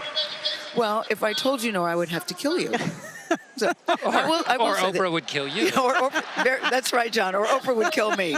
But you know what? You're building the excitement because we can't all wait to hear it. Yeah, I can't wait to hear it too. I know when I got to the hotel today, she was still tweaking it. She was still tweaking it. I said, "It's already really good. What more can you do?" She said, "I just thought of something else. So I mean, she has a lot to say. It'll be interesting. Looking forward to that. And speaking of tweaking, we have also just learned that apparently Bill Clinton, who is one of the headliners tonight, apparently ripped up his convention speech after seeing the energy of night 1. We're told, according to a Clinton aide, that the former president recognized that he needs more poetry, not prose. John Dickerson. Well, as someone who occasionally handed in a late paper or a paper written the night before, this does not always lead to quality, but it's a sign certainly of enthusiasm. And why does Bill Clinton matter in a campaign that's all about the future? Well, remember, Bill Clinton ran as building a bridge to the 21st century. Well, that's essentially the same message here, a bridge to the future. And what Bill Clinton has is not only connections to the Democratic past, but they used to call him the explainer-in-chief. And what you need in a campaign that's new and fresh, sort of just add water like this one, is you need an understanding of the candidates and a frame for how to think about the election. Bill Clinton is one of the best at creating that frame for voters. And when former President Clinton talked about that bridge to the 21st century, where did he do it? Here in the United Center in 1996 at the Democratic National Convention. Democrats from Clinton to former President Obama from Chicago know the road to the White House goes through the Midwest. And in Chicago, they're trying to revive that Midwestern spirit tonight with Governor Tim Walz from Minnesota, and especially with Chicago's Oprah Winfrey, whose career really got a boost here. You're absolutely right about that, Bob. You know, the Oprah Winfrey Show was #1 for 25 years, just saying, here in the city of Chicago. So this place holds a very special place in her heart. The other person we are going to hear from tonight, as we mentioned, Tim Walz. And Kamala Harris chose this very popular congressman, popular governor in Minnesota. Many lawmakers that served with him like him, but really nobody in the national audience knows anything about him except a couple of these monikers. You know, that he was he's a coach, a social studies teacher, served in the National Guard for 24 years. There's a folksiness about him that people like, but he's also a pretty fierce speaker. Right. Well, before his selection, he was in disguise without wearing a mask. I mean, he was not known on the national stage. This is the largest audience he will ever have spoken to. And we will learn things about the governor. But the most important thing for a campaign is what is learned about the governor that speaks to the campaign. And so what you mentioned, Nora, the traditional role of the vice president is to be, in a presidential campaign, is to be an attack dog. So we'll see if he plays that role. But we'll also, what does picking him say about the Harris-Walz ticket, what they want to convey to the American people? One thing I thought was interesting in the policies they mentioned in his introductory video, they don't talk about family and medical leave. They talk about the biggest tax cut in Minnesota. They talk about how he's a hunter and owns a gun, and they also talked about how business is thriving in Minnesota. Not pitching to a liberal audience, but pitching to a more center-of-the-road audience. We'll see if he does any of that tonight. There has been so much excitement this week on the convention floor, so let's check in with our senior White House and political correspondent, Ed O'Keefe. Ed? Nora, good to be with you again. And yes, it's been a wild night. They've doubled the number of floor marshals, it seems, down here as they try to limit the audience, knowing that, for example, Gail's good friend is coming up, that there are other musical acts performing, and that there are, of course, big-name Democrats speaking soon. Hakeem Jeffries, the House Minority Leader, who this party certainly would hope to see become Speaker come January. Former President Bill Clinton, who, as you said, has ripped up his speech. He has spoken to 12 consecutive Democratic conventions since 1980, when he was in his early 30s. So he is a pro at addressing this specific crowd. And then, of course, the Walz speech later tonight. He'll be introduced by former members of the football team that he coached, and then we'll hear from him talk about his upbringing and how exactly he'd serve Kamala Harris. Ed O'Keefe, thank you. Let's check in now with CBS Morning's co-host, Tony DeCopel, who is also on the floor here at the United Center. Good evening, Tony. Hey, good evening, Nora. Look, it's no secret that black voters are a powerful force within the Democratic Party, but we were talking on the morning show today about how every election since 2008, the share of the black electorate that has gone to Democrats has fallen. I'm with somebody who can help us understand that trend and is working to reverse it. This is Siobhan Arline Bradley, the president and CEO of the National Council of Negro Women. What are you doing, and what explains the shift? Well, right now, Tony, we're focusing on something called an 8-state, all-state strategy. We are pushing for the black electorate to increase ages 17 to 24-year-old voters in this country. Every high school senior in this country should be automatically eligible to vote and register to vote. Our country has really pushed now not only 8 states, but also getting poll workers at the polls. We can't just register. We have to get our folks out to vote. We have to work on seniors as well. And also, we have to prioritize precinct placement, meaning a lot of black voters are being disenfranchised. They're moving precincts, they're purging rolls. We're focused on ensuring that we're going to protect this election, but also ensure that black voters get out and stay on the prowl. We are just really beginning to process Michelle Obama's address last night and what it will mean for the history books. What are your takeaways as we are now 24 hours past? Well, quite frankly, Michelle Obama put a little bit of boost in our step. Last night's speech was focused on getting the electorate ready and the facts, not only about the previous president, but about the importance of diversity in this country. Siobhan, thank you very much. Hakeem Jeffries has just taken the stage. Nora, back to you. All right. Tony DeCopel, thank you so much. Let's listen in now to the Democratic leader.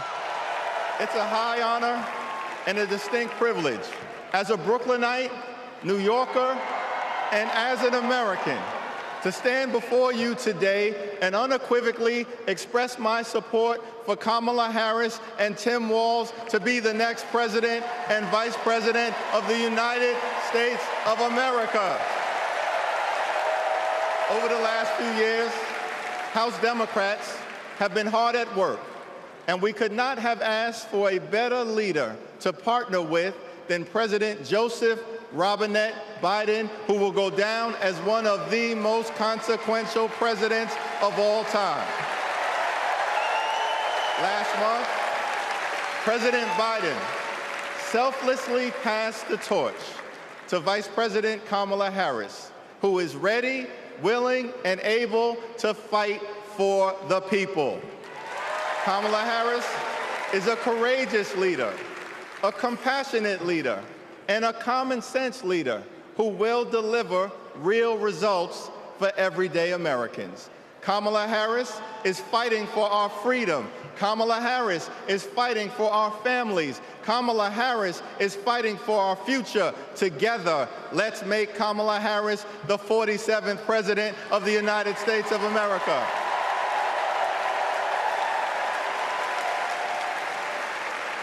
In our great country, when you work hard and play by the rules, you deserve to earn a living wage.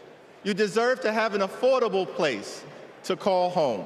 You deserve to educate your children in a great public school that is free from gun violence. And you deserve high-quality, affordable health care, and you deserve the chance to one day retire with grace and with dignity. But for far too many people in our great country, they are struggling to live paycheck to paycheck. And as a result, the American dream is out of reach. Here's the thing. Extreme MAGA Republicans don't care about everyday Americans. They only care about themselves. Our approach, led by Kamala Harris and Coach Walz, is very different. We care about you, the American people. And we will fight hard to make sure that the American dream is alive and well in every single community. Now, the road ahead will not be easy, which brings me to you-know-who. Donald Trump is like an old boyfriend who you broke up with, but he just won't go away. He has spent the last 4 years spinning the block, trying to get back into a relationship with the American people. Bro, we broke up with you for a reason.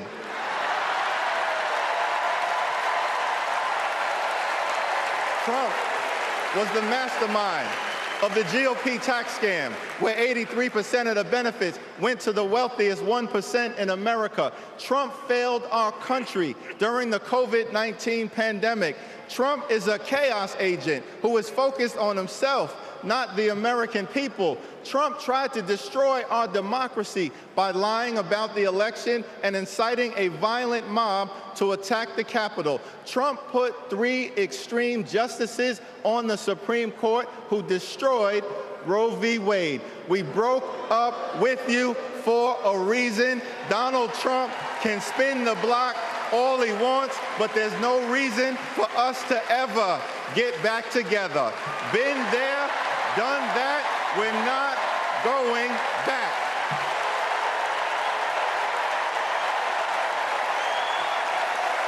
Kamala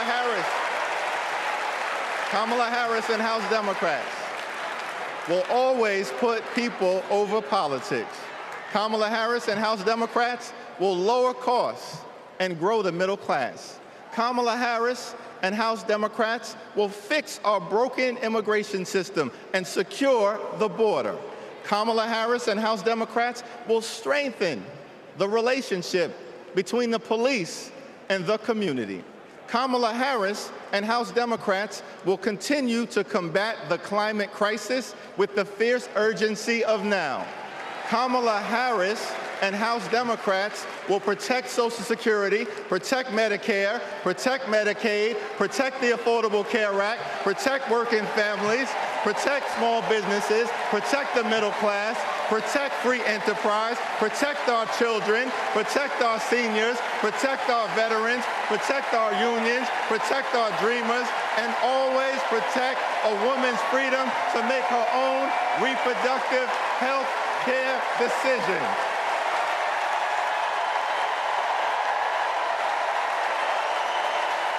The extreme MAGA Republicans want to divide us.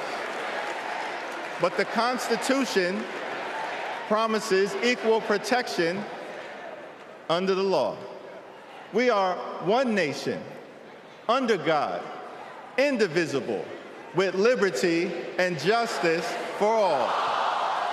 Together, Together,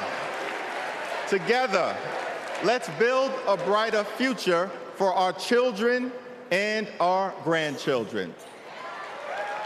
In the Old Testament, book of Psalms, the scripture tells us that weeping may endure during the long night, but joy will come in the morning. Here's how we do it. Strategize on Sunday. Meet the moment on Monday. Take it to them on Tuesday. Work it out on Wednesday. Thank the Lord on Thursday. Fight the power on Friday. Set it off on Saturday. Get a few hours of sleep, wake up the next day, and do it all over again until joy comes in the morning.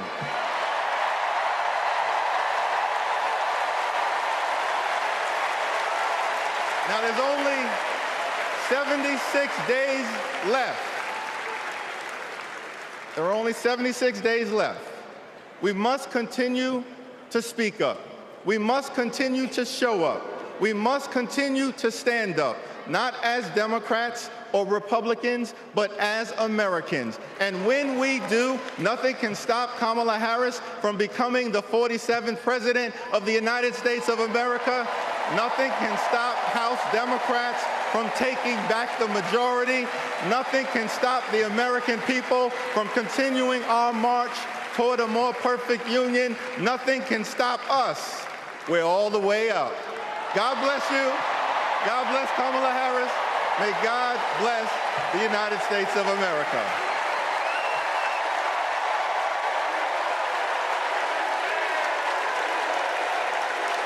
The Democratic leader in the House, Hakeem Jeffries, who grew up in Brooklyn, went to Cornerstone Baptist Church, where he learned a lot of his oratorical skills, and he rallied this crowd tonight. I want to check in with Nancy Cordes, who is down on the floor. Nancy? There is why Hakeem Jeffries was chosen to fill the legendary Nancy Pelosi's 4-inch heels as House Democratic leader because of his communication skills. And Jeffries has a lot riding, frankly, on America not getting back together with Donald Trump, because a rising tide lifts all boats. House Democrats are just 4 seats away from retaking control of the House. And so if Kamala Harris and Tim Walz do well in this election, if more people come out to vote for them and then vote down ballot for Democratic candidates, he will be the new House Speaker. Nancy Cordes, thank you. Want to check in with Weijia Zhang, who is right there on the podium, can see the stage as we await Bill Clinton. Weijia? And Nora, I just laid eyes on the former president. He's actually in the holding room. He was pacing a little bit back and forth as he was looking out to the crowd and watching Hakeem Jeffries speak. Of course, this is a view and a moment he knows quite well. This is his 12th consecutive convention in which he will be making remarks. And he has a task tonight, Nora, of bridging the past to the present, to the future. We've talked so much about the new wave of momentum, the new energy from young voters, but this campaign understands that the old guard matters. And so that is why he has such a prime speaking role. Of course, it is very traditional for a former president to introduce, to speak on the night of the vice presidential speech. And so we expect that the former president will lean into the word of the night, that is joy. You already talked about how he rewrote his speech to do just that, Nora. Weijia Zhang, thank you. The man from hope at a time when Michelle Obama said hope is contagious here. Nora, we just heard Congressman Jeffries wink at a Taylor Swift lyric, "We are never getting back together." Some of my Clinton sources are telling me about another song, "Don't Stop Thinking About Tomorrow," Fleetwood Mac. That was the song for Clinton's campaign in 1992. They expect an upbeat message tonight. Let's listen in as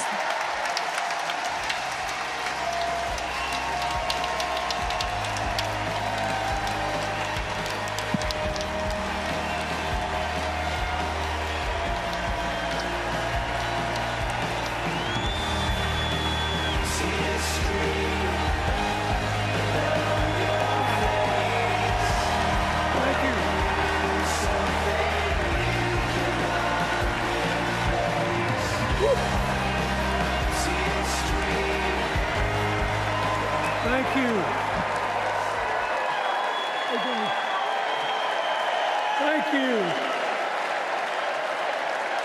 Whoa.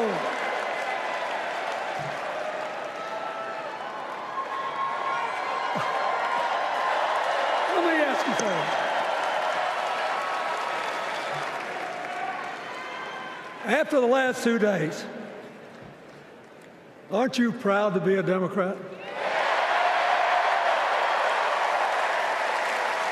And I am very grateful to the Republicans and independents that have joined us, have been up here on the stage. And I hope they feel better about it now. Because I've seen all these things that even I have to be reminded of from time to time when I get my spirits down. I love seeing the Obamas here. I love seeing President Biden.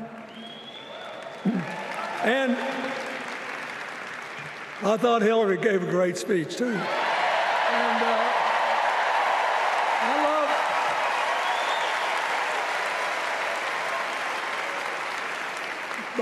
I love seeing all these young leaders.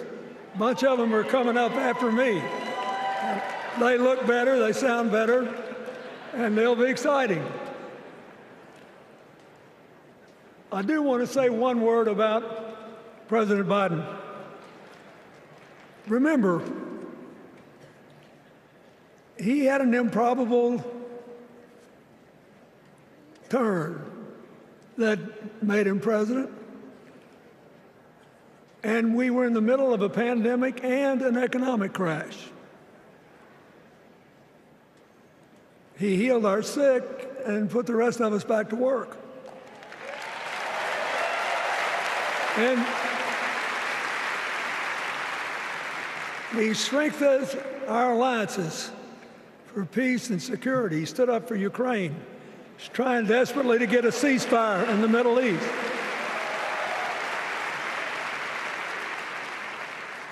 And then he did something that's really hard for a politician to do. He voluntarily gave up political power. And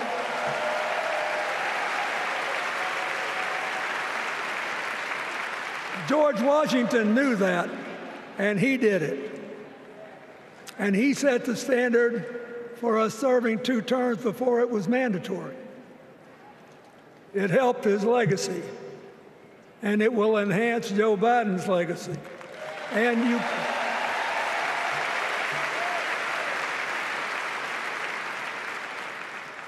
it's a stark contrast to what goes on in the other party. So I want to thank him for his courage, compassion, his class, his service, his sacrifice.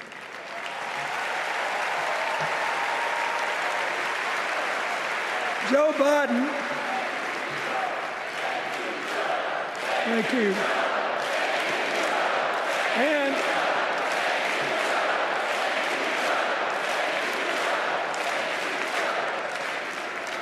he kept the faith, and he's infected a lot of the rest of us.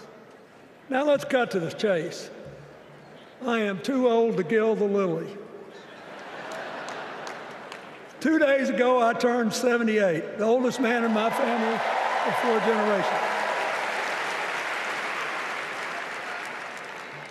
And the only personal vanity I want to assert is I'm still younger than Donald Trump.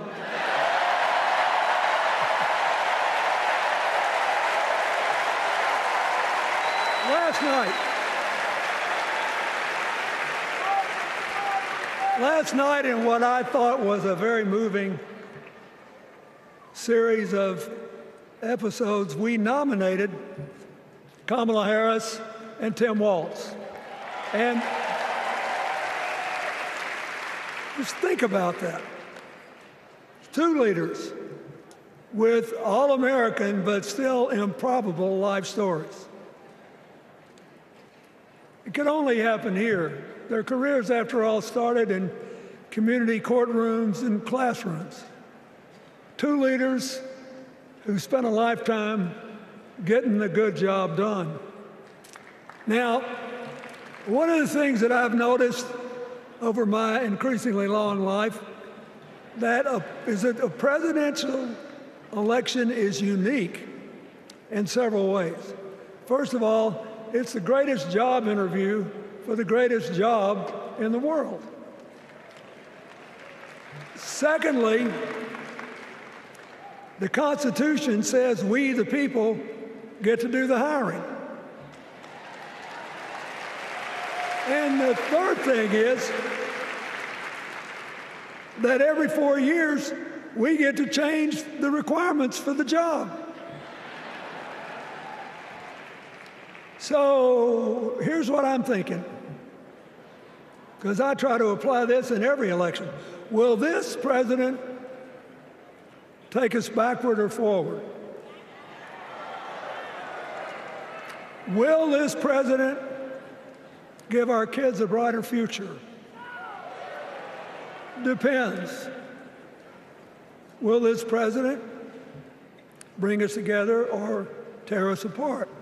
Will the president increase the peace, security, and stability and freedom that we enjoy and extend it to others as we can? We, the people, we have to make a decision about these kind of questions.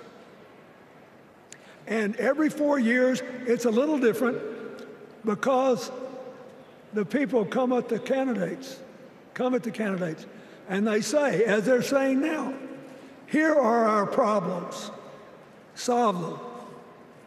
Here are our opportunities, seize them.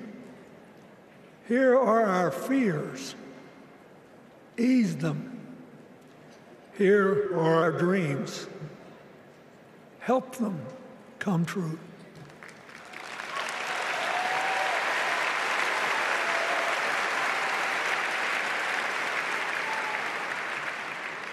A president can answer that call by saying, I'll do my part, but you have to help me. We have to work together. Or you can dodge what needs to be done by dividing, distracting, and diverting us. So in 2024, we got a pretty clear choice, it seems to me. Kamala Harris for the people,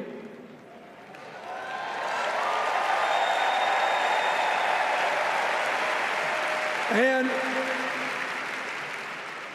the other guy who's proved even more than the first go-around that he's about me, myself, and I. I know which one I like better for our country.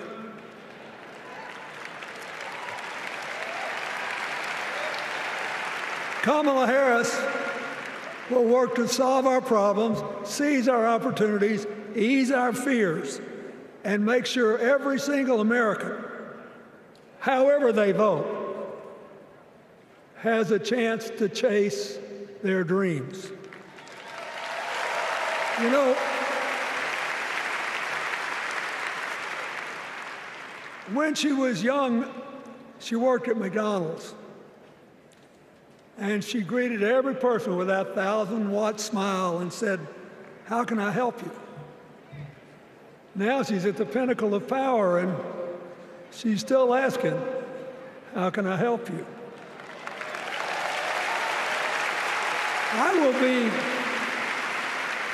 I'll be so happy when she actually enters the White House as president, because she will break my record as the president who spent the most time at McDonald's.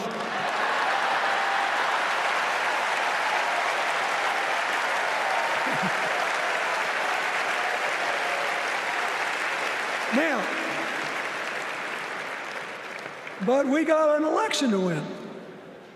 And remember, we've got a guy that's pretty good at what he does. Donald Trump has been a paragon of consistency.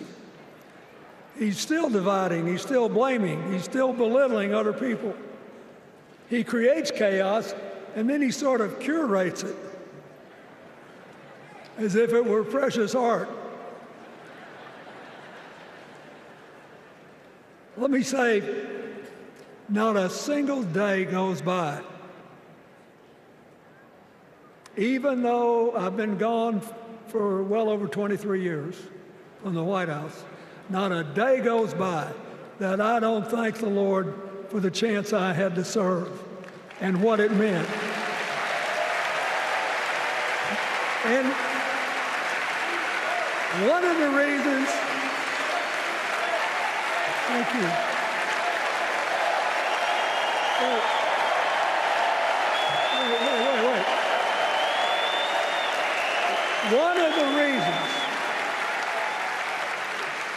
One of the reasons I love the job so much is that in the toughest times, even on the darkest days, if you tried hard enough, there was always something good you could do for somebody else. Now, some days that's not easy to do. You've got to deal with all these emergencies, or there's something going on here, there, or yonder. But Kamala Harris is the only candidate in this race who has the vision, the experience, the temperament, the will, and yes, the sheer joy to get something done.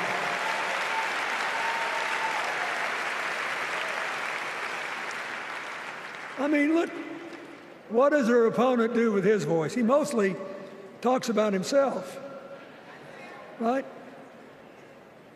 So the next time you hear him, don't count the lies.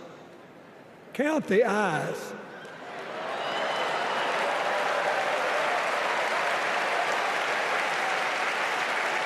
Count the eyes.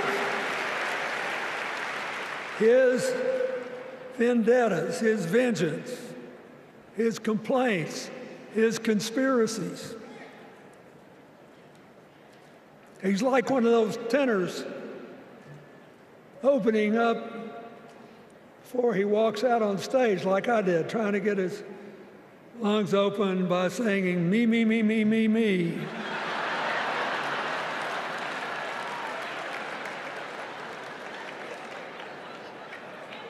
When Kamala Harris is president, every day will begin with you, you, you, you.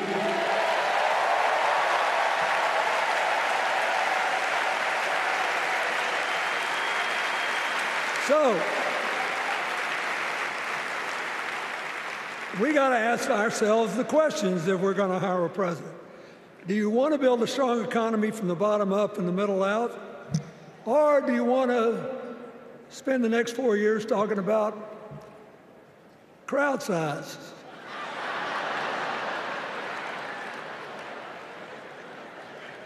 You're going to have a hard time believing this, but so help me, I triple-checked it.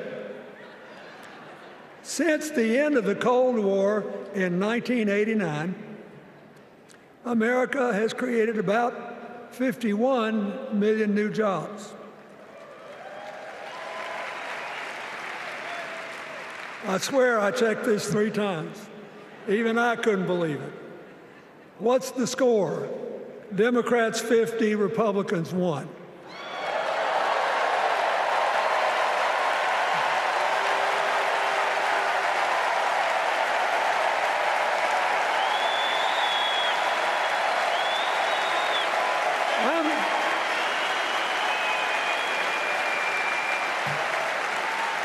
I'm glad that we've got a championship-winning coach on our team.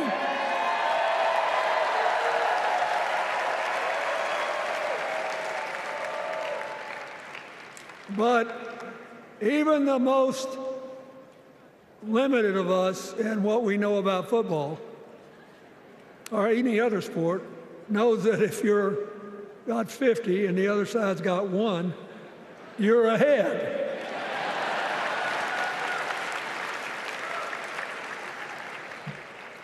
What about affordable housing? It's a terrible problem in America now. We need more. And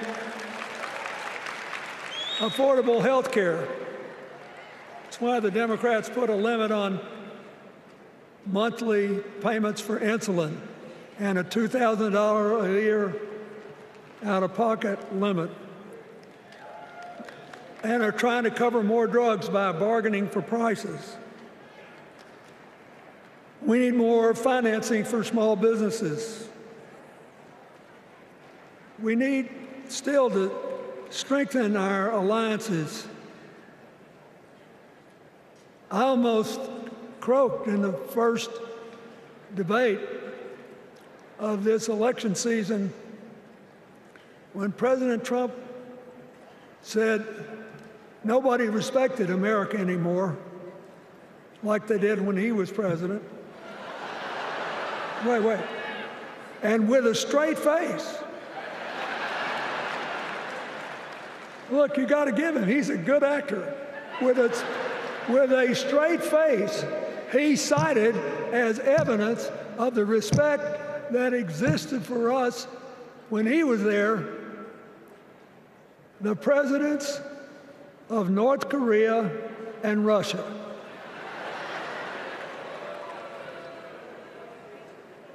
I'd rather have the people who respect us now. And one of the things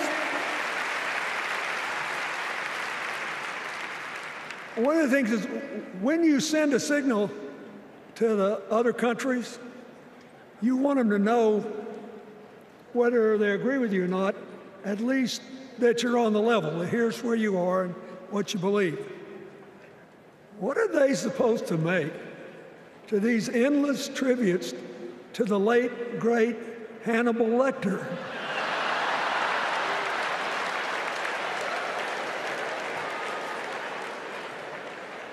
I mean, President Obama once gave me the great honor of saying I was the explainer-in-chief. Folks, I've thought and thought about it, and I don't know what to say.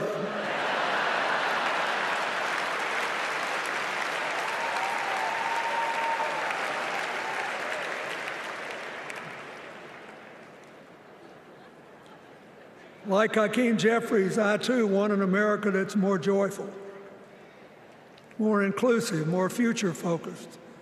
Just think what a burden it's been on us to get up day after day after day after day, buried in meaningless hot rhetoric, when there's so many opportunities out there, so many problems that need to be solved. I want that.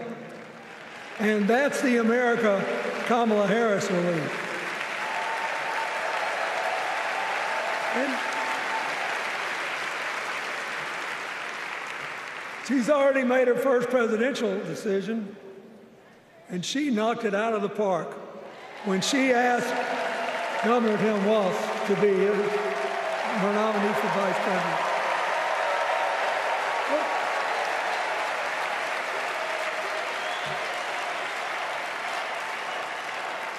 As they used to say when I was a young man growing up in Arkansas, you do not have to be all broke out with brilliance. You just look at Tim Walz, listen to him, follow his record as a teacher, as a coach, in the National Guard, as a congressman, where he was the only Democrat, save one, elected in that district in more than 100 years. And he stayed a long time. And then he became a great governor. And by all accounts, he was a crack shot who had the courage among his rural constituents to say, we do not need these assault weapons available to people who can kill our kids in school.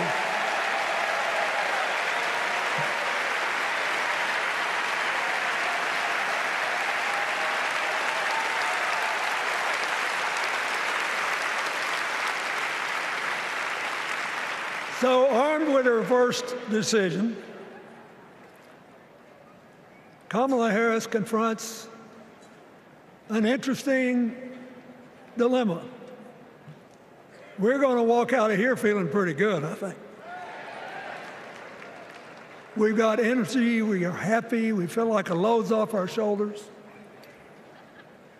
And we know we're just being asked to fight the same fight that the forces of progress have had to fight for 250 years. In the face of stiff and often violent opposition, we have to find a way to go forward together, where we the people make our union more perfect. So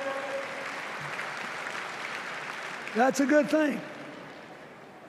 How could we possibly lose? Kamala Harris has fought for kids her whole life that were left out and left behind. She's taken on gangs trafficking across the border. She's fought to protect the rights of homeowners. She's been our leader in the fight for reproductive freedoms, and we know a majority of the American people are with us on that.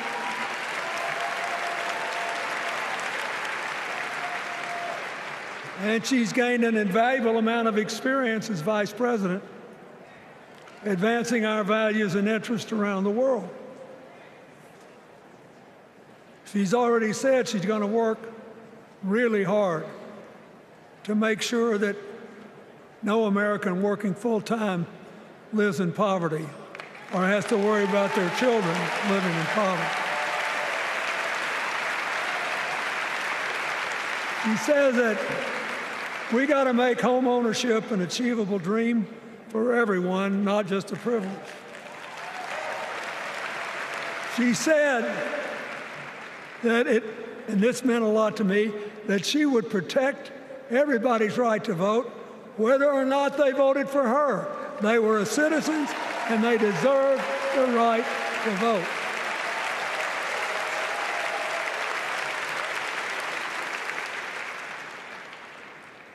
The other day, her opponent implied that as his people voted one more time, they'd be able to rig it from now on and they wouldn't have to vote again.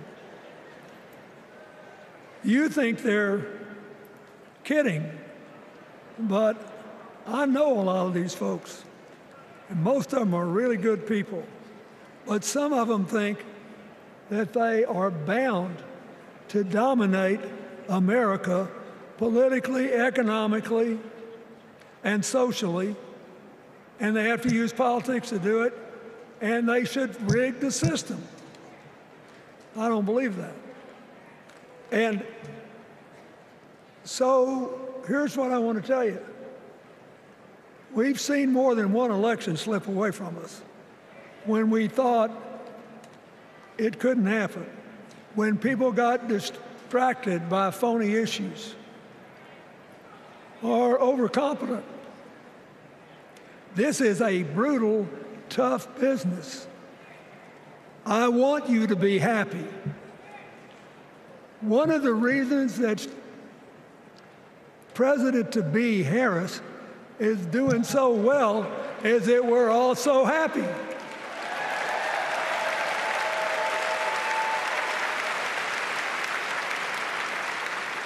But you should never underestimate your adversary. And these people are really good at distracting us, at triggering doubt, at triggering buyer's remorse. As the Obama said so eloquently last night, they are human, you know. They're bound to make a mistake now and then. We got to be tough. And so, as somebody who spends a lot of time in small towns and rural areas in New York and Arkansas and other places,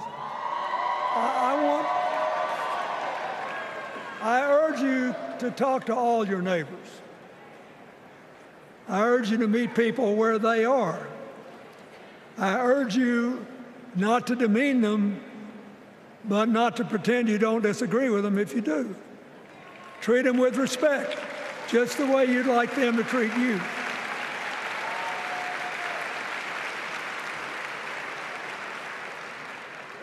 ask for their help, and then follow our leader, Kamala, and ask them, how can I help you? We Democrats right now have a lot of hay in the barn. We've got massive achievements, massive advances, but there's still a lot of slips between today and Election Day that we have to navigate. And so I want to say this from the bottom of my heart. I have no idea how many more of these I'll be able to come to. I started in '76, and I've been to every one since. But no, 72. Lord, I'm getting old. But here's what I want you to know. If you vote for this team, if you can get them elected and let them bring in this breath of fresh air, you will be proud of it for the rest of your life. Your children will be proud of it. Your grandchildren will be proud of it.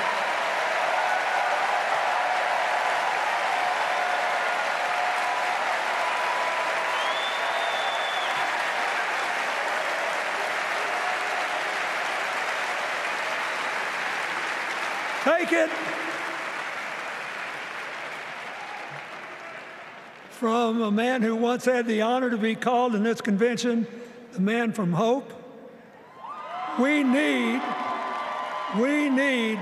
Kamala Harris, the president of joy, to lead us. So,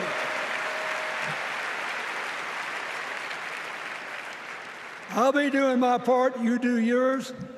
I'll see you when we're making a real joyful noise when the votes are counted. God bless you, and God bless America.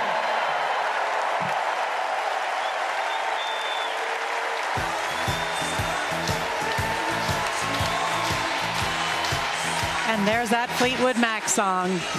Standing ovation at the entrance and at the end for Bill Clinton. Want to go straight to Tony DeCopel. Tony, I imagine people were listening very intently. Nora, it was so quiet in this hall, unlike other moments we've heard. You could hear a pin drop, and if you're wondering, well, is that because people were bored or wrapped with attention? I'll tell you, it was wrapped with attention. When we tried to move and created a little bit of commotion to get in position to talk to you all, people were shushing us because of the sound of our shoes on the carpet. That's how much people wanted to hear this message. And by the way, I'll end on this note. We can see the prompter, which usually scrolls as speakers work through their remarks. Bill Clinton left that prompter behind at least 15 minutes ago and was just out there being Bill Clinton. And it connected with this audience. He is known for that, but one of his signature lines in 2024, we have a clear choice. We the people versus me, myself, and I.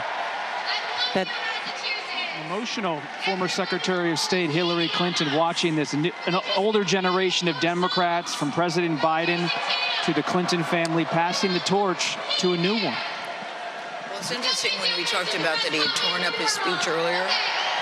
He tore up his speech earlier because he wanted it said to be his speech to be more fun, more youthful, more joyful. We keep hearing this word joy a lot.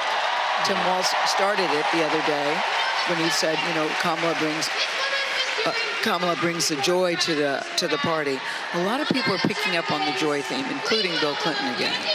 And he had a couple of digs towards Donald Trump too. He sure did.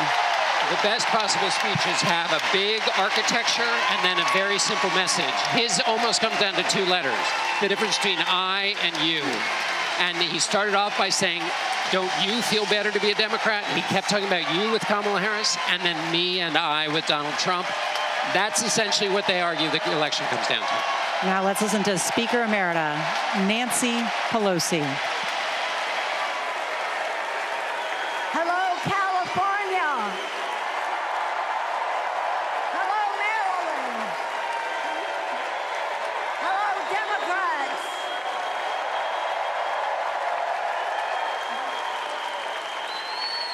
On January 20th, 2021, with the inauguration of Joe Biden and Kamala Harris, we established one of the most successful presidencies of modern times.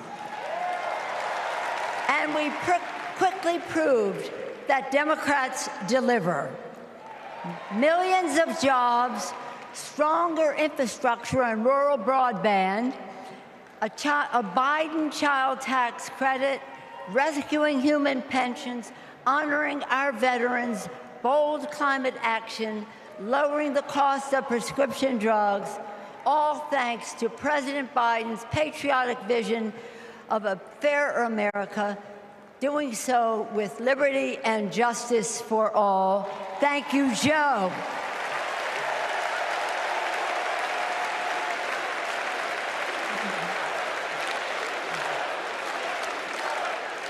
And I know that Vice President Harris is ready to take us to new heights. I've known Kamala Harris for decades.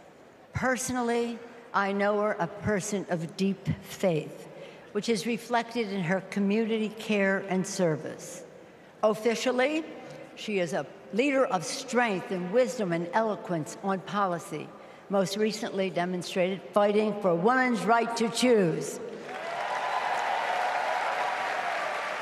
Politically, she is astute and strategic in winning difficult elections, quickly securing the nomination with dignity and grace, and choosing Tim Walz as our vice president. I had the honor of serving with Tim for 12 years in the Congress. He united Democrats, Republicans, and independents to turn a red district blue. He showed courage when he came to Congress in voting for the Affordable Care Act, meeting the needs of his constituents despite Republicans' lies and misrepresentation. When he went home, won the election, he returned to Congress. He fought for our Americans' heroes as the Democratic leader of the Veterans Affairs Committee. Thank you, Tim.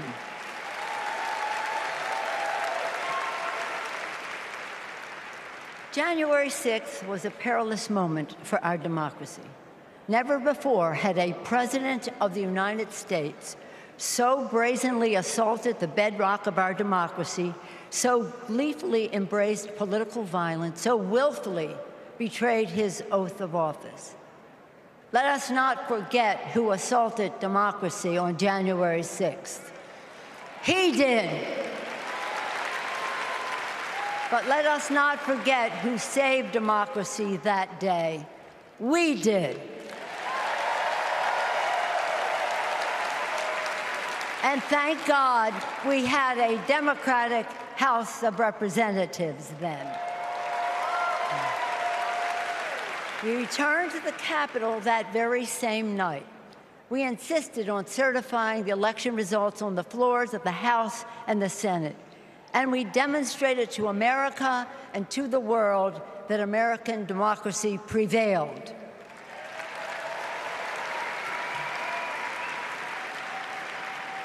The parable of January 6th reminds us that our democracy is only as strong as the courage and commitment of those entrusted with its care.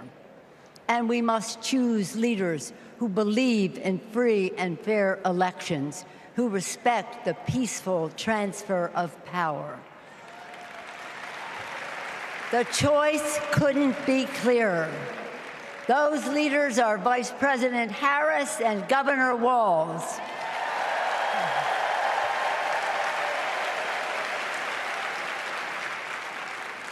When the sun rose on January 7th, as our national anthem declares, we gave proof through the night that our flag was still there.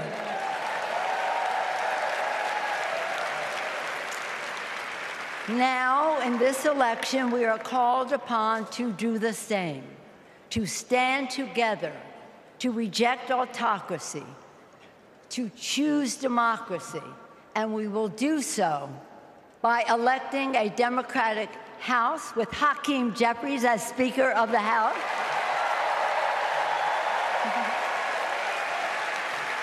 electing a Democratic Senate, electing Tim Walz as Vice President of the United States, and electing Kamala Harris as the President of the United States. Onward to victory!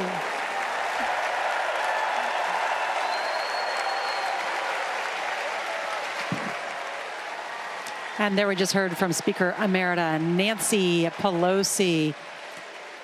Until this convention, probably the most powerful woman in politics today. Certainly maneuvering behind the scenes to make sure that the Democratic Party had the right nominee. Her fingerprints are not on anything, though. I'll tell you that. No, because she said she didn't make any calls. It was interesting on the flight over. A woman stopped me on the plane, guys, and said, I don't know about Nancy Pelosi. I'm mad at her. I'm a stranger because she forced Joe Biden out. I go, no, that's not what happened. And she said, will you wait and see the reaction, the reception she gets tonight? She got a very warm and welcoming reception on the House floor, on this floor tonight. When I was sitting with President Biden in the treaty room up at the residence a couple weeks ago, I said, well, what happened when you were in Rehoboth Beach, Delaware? The one name he mentioned in his answer? Yeah, he name-checked her for sure. Former Speaker Pelosi. He's been in power for 50 years. He knows exactly what Nancy Pelosi was doing, and Nancy Pelosi's been in power her whole life, and she knew exactly what she was doing, and not leaving the fingerprints was a part of making the way and creating the conditions for the president to make his own decision. When she said, after he had said, I am running, it's over, and she said, well, it'll be time for him to make his decision. That was... And they said, but Madam Speaker, he has made his decision. She says, well, we'll wait and see. But to my knowledge, they still haven't spoken, which I think speaks volumes, too. No doubt. All right, coming up, we'll talk with Michigan Governor Gretchen Whitmer, and we'll hear from Oprah Winfrey and Governor Tim Walz. You're watching CBS News coverage of the Democratic National Convention.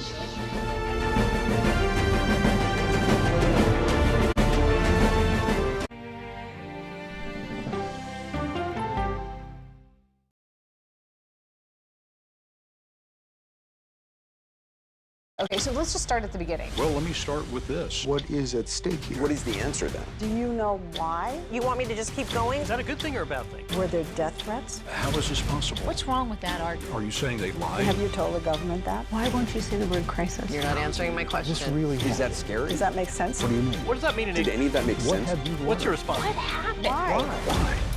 It's time for the CBS News Original 60 Minutes, Sunday on CBS and streaming on Paramount Plus. There is no more room in our city. New York City is receiving record numbers of migrants. Today, we're going to have more than 500 adults and children come through that door. Tensions rise as shelters reach max capacity. We don't have to take care of them. CBS Reports goes inside a crisis cities and families are facing as they fight to survive. The United States still has that glimmer of hope for people to come here. Fighting for a future. Now streaming on the free CBS News app. This case. It's like a screenplay, something straight out of Hollywood. But it's not fiction. It's 48 hours. Human remains found this week. 4 families shattered. There's no physical evidence. The mystery would haunt investigators for years. There's some questions that have to be asked and need to be answered. Like a John Grisham novel. A gripping true crime original. 48 hours. Now streaming on the free CBS News app. This week on CBS News 24/7, all-day coverage of the Democratic National Convention with special editions of America Decides and the Daily Report with John Dickerson, and followed by complete coverage from the CBS News political team live from Chicago. Stream all-day coverage this week here on CBS News 24/7. Sunday morning, the TV show that changed everything, plus actor Jude Law and second gentleman Doug Emhoff. Listen for the trumpet. I think I asked direct questions. I don't know that they're tough questions per se. Why aren't you holding yourself to that standard? It doesn't look like Congress is doing anything. What has to happen? That's the role of Face the Nation, to focus on the issues at hand. And that means a civil conversation with perspective.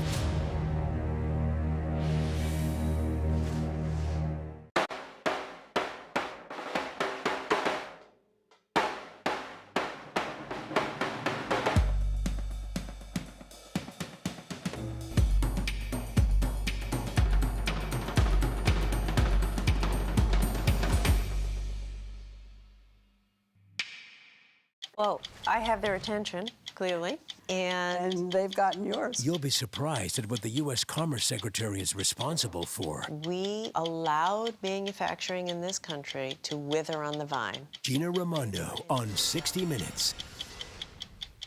This was the day that I was sworn in. Are you confident that there will be a peaceful transfer of power? President Biden's first interview since his historic announcement on CBS Sunday Morning. Amid the chaos on Capitol Hill, this Democratic leader has been able to reach across the aisle to avert crisis and get some things done. We were sent by the American people to solve problems. Hakeem Jeffries explains how.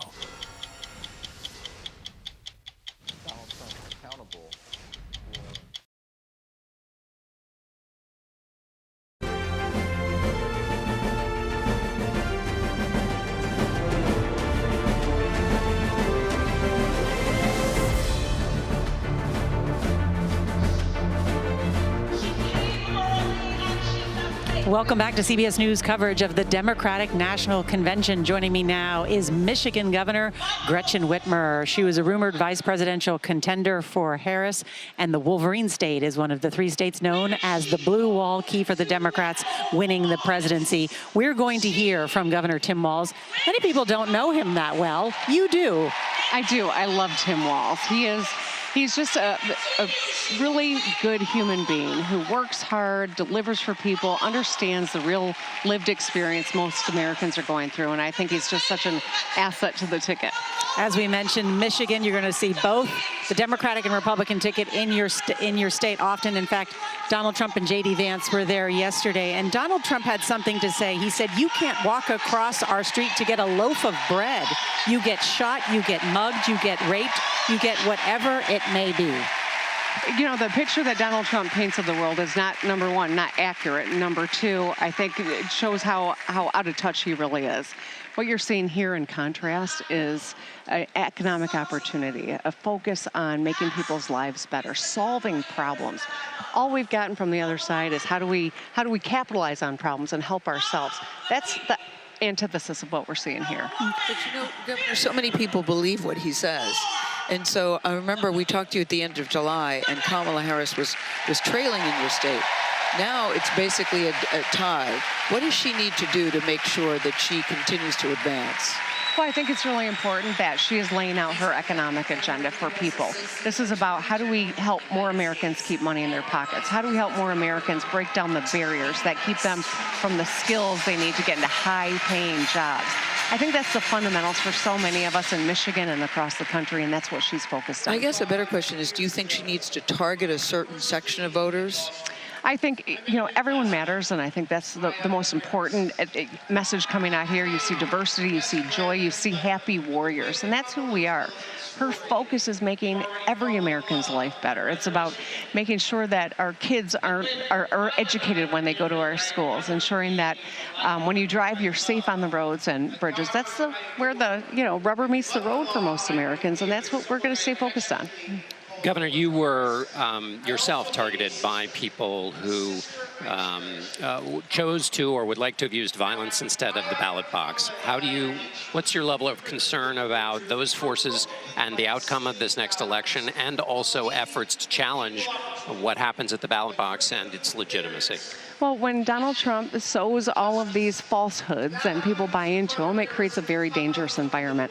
I've seen it firsthand when I was his target and the plaza against me and all the hate that I've gotten, and yet I know you can't back down to a bully.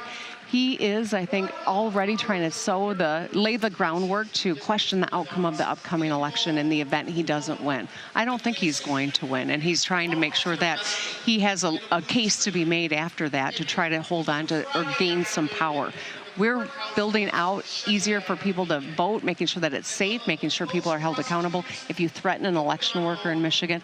But also, I'm grateful that I've got an Attorney General and Secretary of State who are going to uphold the law, and we're going to make sure every vote is counted in Michigan. Michigan has one of the highest populations of Arab Americans in the country. There's a lot of concern in your state about the war in Gaza. We learned today that Vice President Harris and President Biden were on the phone with the Israeli Prime Minister today, working on a ceasefire. How do you see that issue in your state? Because many say they won't vote for the Democratic ticket because of this issue. I think with a Harris-Walz ticket, we're seeing more people start to come over and get interested and ask, how can we help? How can we make sure that this is a ticket that sees us, that understands the pain that we are feeling, and is absolutely committed to bringing a cessation of the violence, returning hostages, and rebuilding the region. There are so many Michiganders who are 1 degree from someone who's lost their life in Gaza, or as one of the Israelis who were killed in October 7th attack. A lot of pain, but leaders who care, who see everyone, and who are going to fight to make sure that the violence stops and that we rebuild and the hostages are returned, I think are earning the support of this community that's so very important. And we've got more work to do, but I feel like we're making progress. Governor Gretchen Whitmer, as always, good to talk to you. And I know you're speaking tomorrow night. I am. I'm looking forward to it. Is your speech ready, Governor? Of course it is, Gail. But it keeps getting edited down because they go over every night. So we haven't noticed. I'll try to keep it on track tomorrow. I think you should do it, whatever you need to do. It's so nice to see you. Let's go now to the convention floor and check in with Ed O'Keefe. Hi there, Ed. Nora, we are here in the Pennsylvania delegation waiting for Governor Shapiro.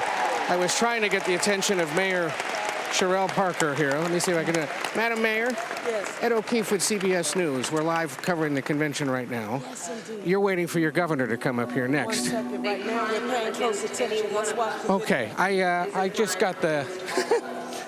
This doesn't happen often, Nora. We got to pass. No. But we are... Go ahead.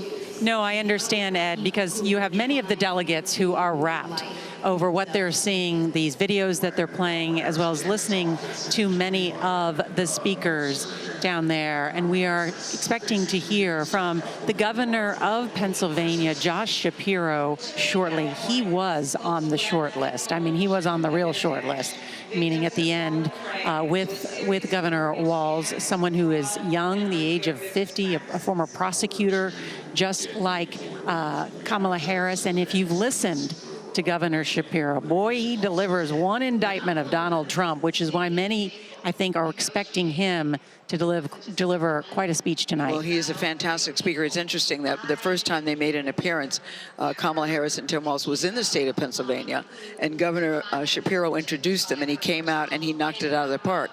People say, oh, he sounds a lot like President Obama. I think he has a very distinct speaking style, too, but I also think he's a fantastic speaker, and he knows how to energize the crowd. I'm very curious to see what he does this evening. Want to check in with Nancy Cordes, who's down on the floor as well. Nancy. Nora, Josh Shapiro gave a riveting 20-minute speech on the night that Kamala Harris kicked off her partnership with Tim Walz in Philadelphia, in the state of Pennsylvania. He may have even gotten a louder cheer, frankly, than Harris and Walz, and the cheers for them were pretty loud in a packed arena in downtown Philadelphia.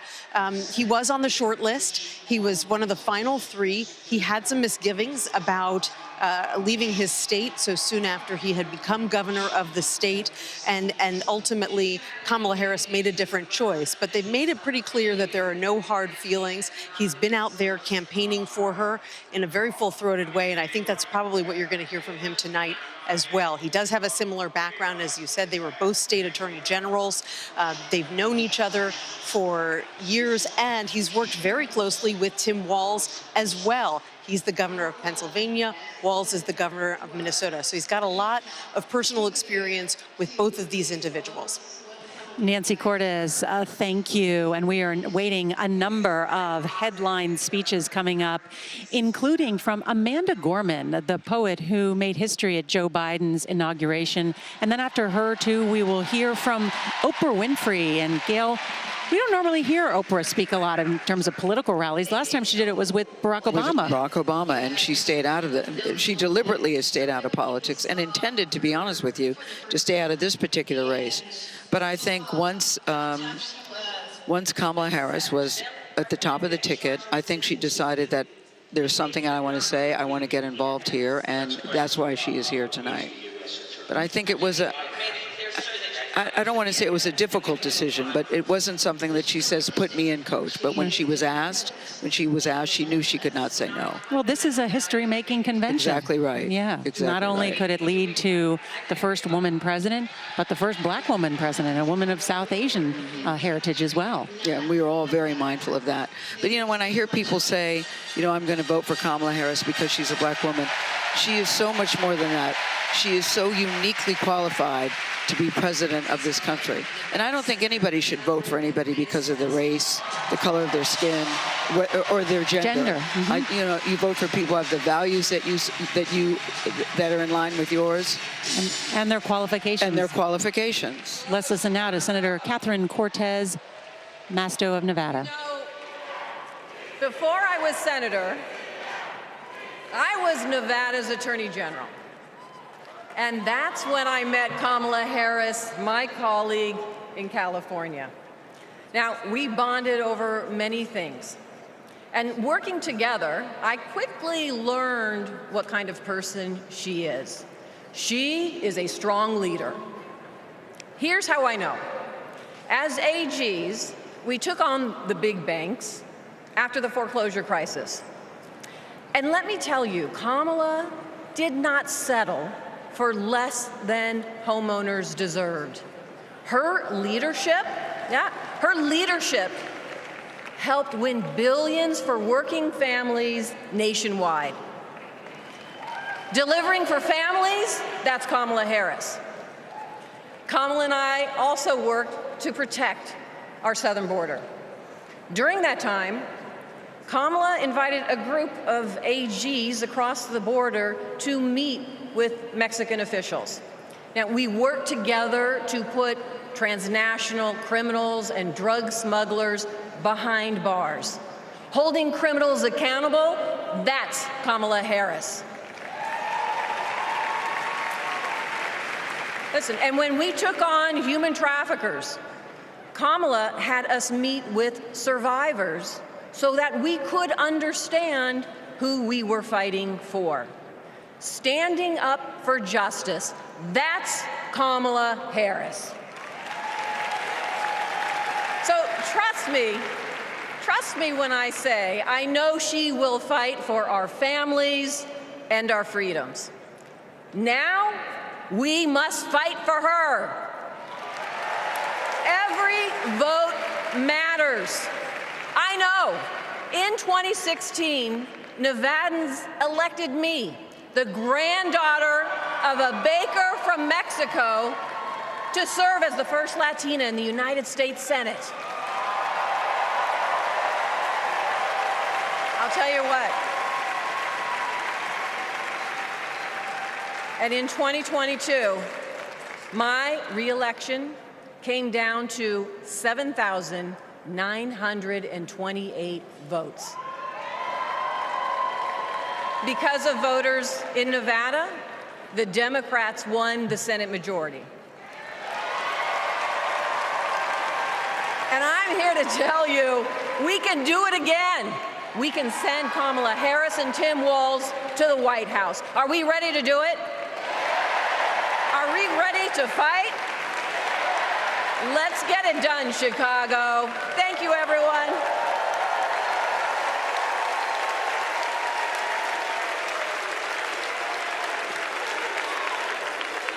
Please welcome Pennsylvania Governor Josh Shapiro.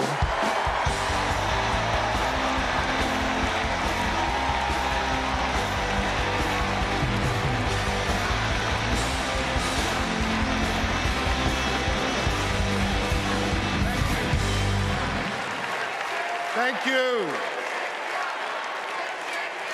2.5 centuries ago in Philadelphia, a band of patriots declared their independence from a king and set ourselves on a path of self-determination.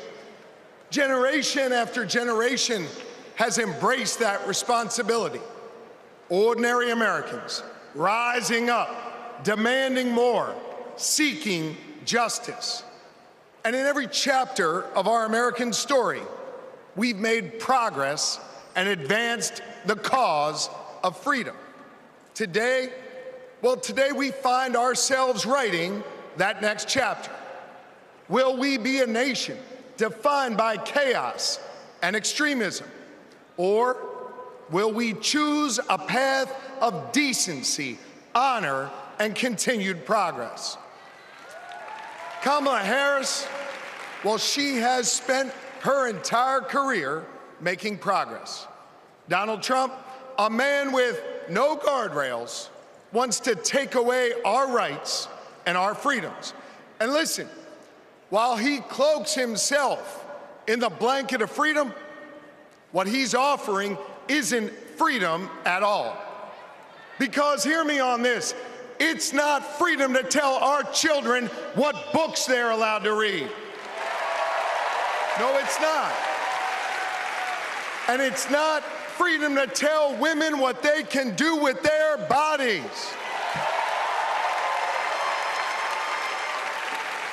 And hear me on this, it sure as hell isn't freedom to say you can go vote, but he gets to pick the winner. That's not freedom. But you know what? You know what, Democrats? We are the party of real freedom. That's right. The kind of real freedom that comes when that child has a great public school with an awesome teacher because we believe in her future.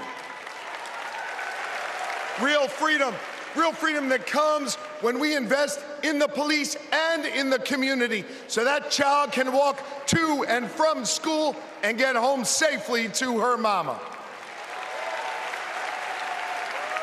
Real freedom that comes when she can join a union, marry who she loves, start a family on her own terms, breathe clean air, drink pure water, worship how she wants, and live a life of purpose where she is respected for who she is.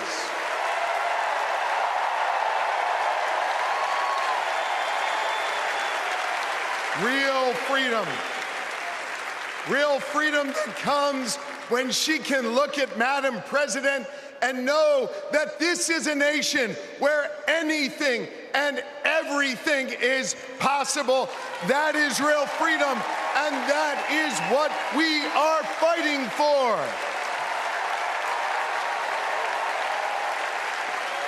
You know, Kamala and Tim's names may be on the ballot, but it's your rights. It's our rights. It's our future and freedoms that are on the line. And you have the power to shape the future of this country. Just like our ancestors who fought for freedom on the battlefield and sat in at lunch counters so our kids could stand up.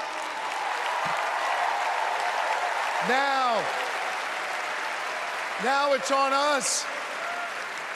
It's on us, my friends, to organize in our communities and on our For You pages around three basic American principles.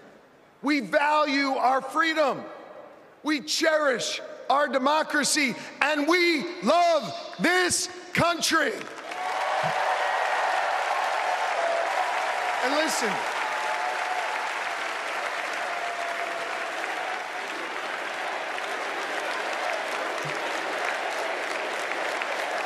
we love this country. And listen, despite our challenges, hear me on this, I want you to know I have never been more hopeful because I see in all of you the enduring promise of America. E pluribus unum, out of many one. It's not merely a motto from the past, it's our direction for the future. You see, you all give me hope, and you all have the power. So let's use that power. Let's do the hard work necessary to win this election and write the next chapter in our American story. So are you ready to protect our rights? Are you ready to secure our freedoms? And are you ready to defend our democracy? And are you ready to elect Kamala Harris and Tim Walz? America, let's get to work.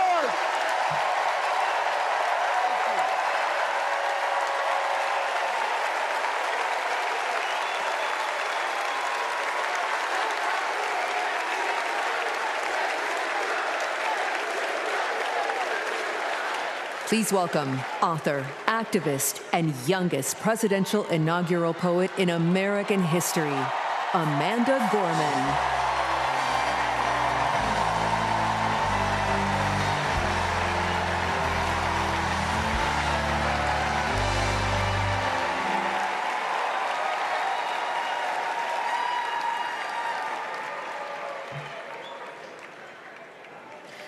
We gather at this hallowed place because we believe in the American dream. We face a race that tests if this country we cherish shall perish from the earth, and if our earth shall perish from this country. It falls to us to ensure that we do not fall, for a people that cannot stand together cannot stand at all. We are one family, regardless of religion, class, or color. For what defines a patriot is not just our love of liberty, but our love for one another.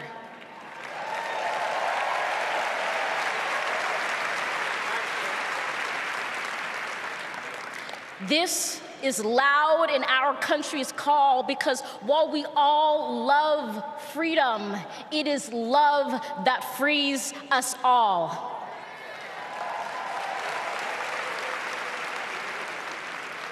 Empathy emancipates, making us greater than hate or vanity. That is the American promise, powerful and pure. Divided, we cannot endure, but united, we can endeavor to humanize our democracy and endear democracy to humanity.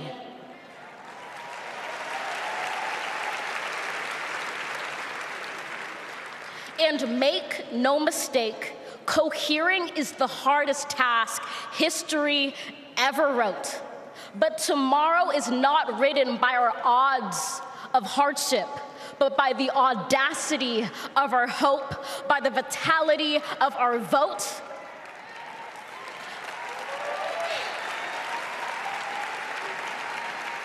Only now, approaching this rare air, are we aware that perhaps the American dream is no dream at all, but instead a dare to dream together.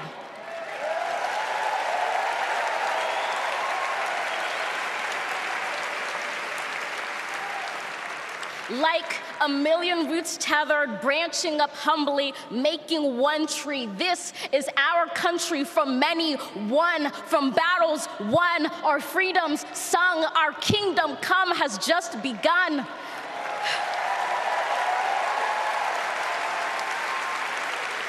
We redeem this sacred scene, ready for our journey from it. Together, we must birth this early republic and achieve an unearthly summit. Let us not just believe in the American dream, let us be worthy of it. Thank you.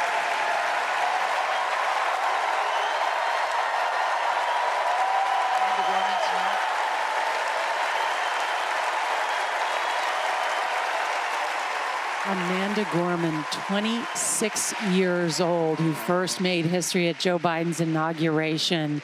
She told Vanity Fair the title of this poem, The Sacred Scene. Empathy emancipates.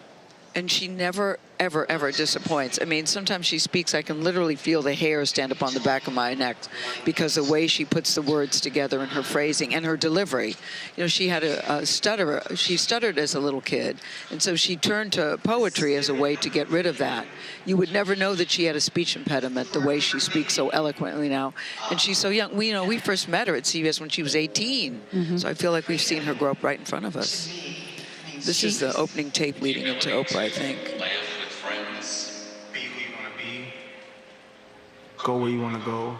Living your life day to day. Amanda Gorman said she intends to run for president in 2036. So remember these poems and these appearances and her books and as she travels the country. We're going to take a quick break. I don't think we should take a break. This is a tape that leads right to Oprah. I don't think we should take a break. I'm being told by the control room. I'm sorry. I'm being told by the control room. Coming up, Oprah Winfrey, Maryland Governor Wes Moore, Transportation Secretary Pete Buttigieg, and John Legend. We'll be right back.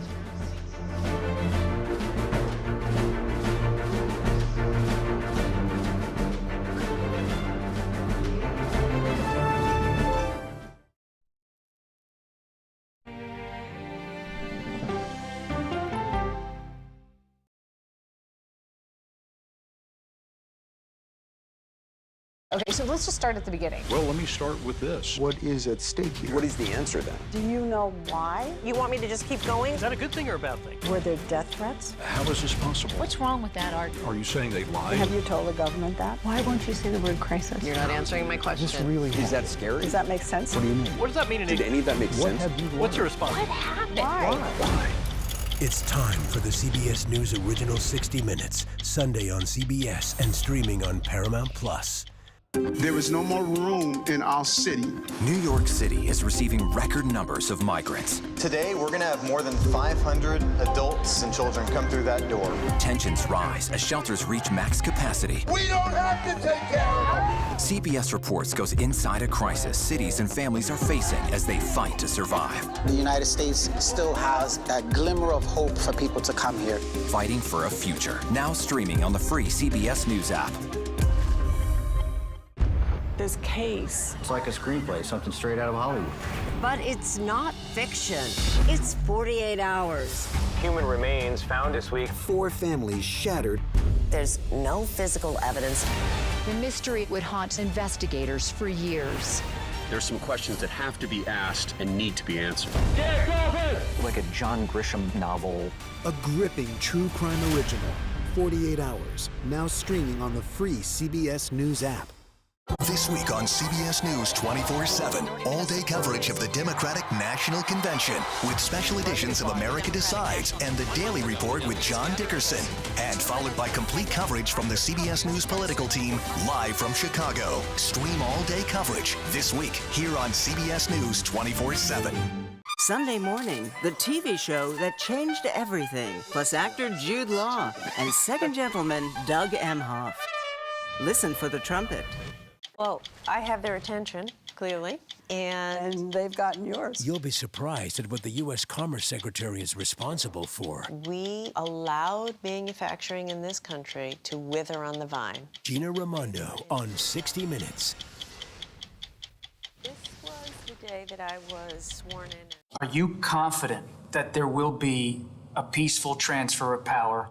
President Biden's first interview since his historic announcement on CBS Sunday Morning.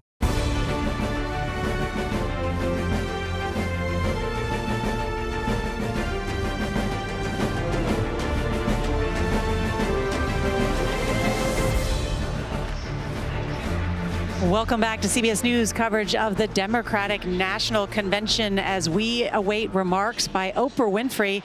Let's check in with CBS Morning's co-host, Tony DeCopel. Tony? By the dozen down here on the floor from the first night to now, something traditionally associated with Republican candidates, at least in recent times. But I've got someone to explain the counter trend here. This is Sheila Jones. She's a state representative from Georgia, a battleground. And as you can see, she is done up in red, white, and blue. Sheila, tell me what this means to you, the American flag, and your clothes tonight. Well, I wanted to make sure that I wore some red each night, and so my attire tonight may have a flag on it or some stars and stripes on it. Sheila, there's a flag on the screen behind you, by the way, and I don't want to step on this next guest because I understand it may be a big one. So I'll send it back to you all in the studio. Sheila, thank you. And you just heard the crowd gasp as they heard that Oprah Winfrey was coming to the podium.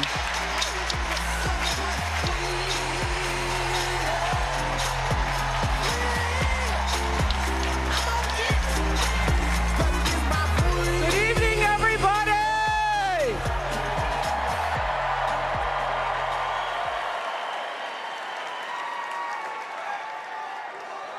Who says you can't go home again?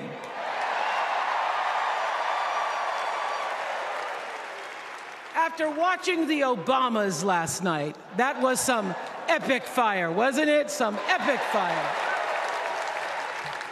We're now so fired up, we can't wait to leave here and do something.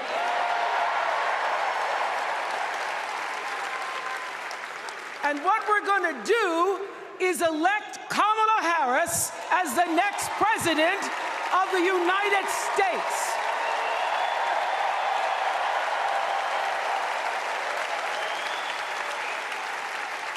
I am so honored to have been asked to speak on tonight's theme about what matters most to me, to you, and all of us Americans: freedom.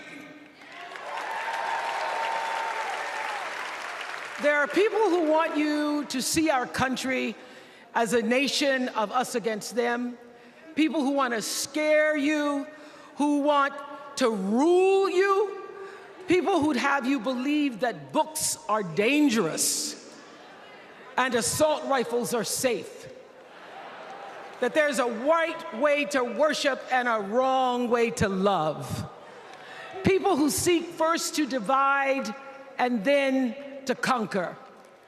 But here's the thing. When we stand together, it is impossible to conquer us.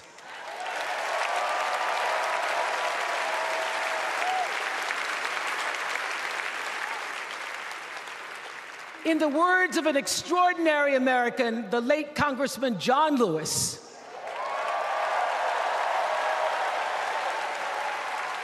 he said, no matter what ship our ancestors arrived on, we are all in the same boat now. Congressman Lewis knew very well how far this country has come because he was one of the brilliant Americans who helped to get us where we are. But he also knew that the work is not done. The work will never be done because freedom isn't free. America is an ongoing project. It requires commitment. It requires being open to the hard work and the heart work of democracy. And every now and then, it requires standing up to life's bullies.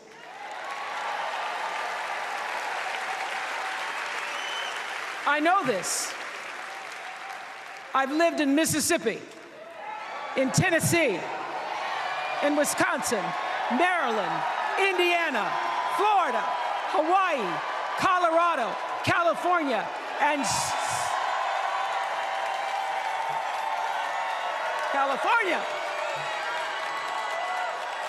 and sweet home Chicago, Illinois.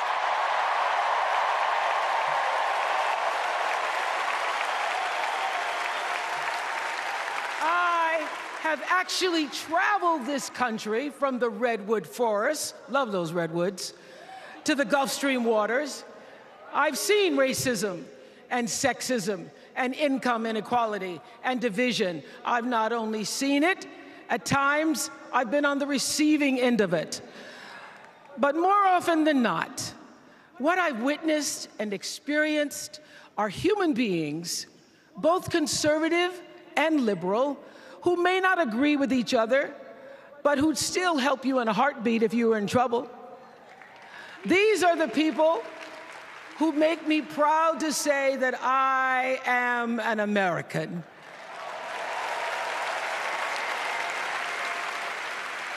They are the best of America. And despite what some would have you think, we are not so different from our neighbors. When a house is on fire, we don't ask about the homeowner's race or religion. We don't wonder who their partner is or how they voted. No. We just try to do the best we can to save them. And if the place happens to belong to a childless cat lady,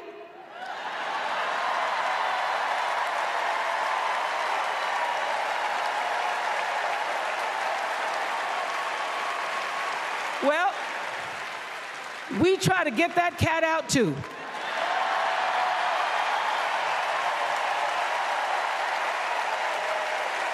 Because we are a country of people who work hard for the money.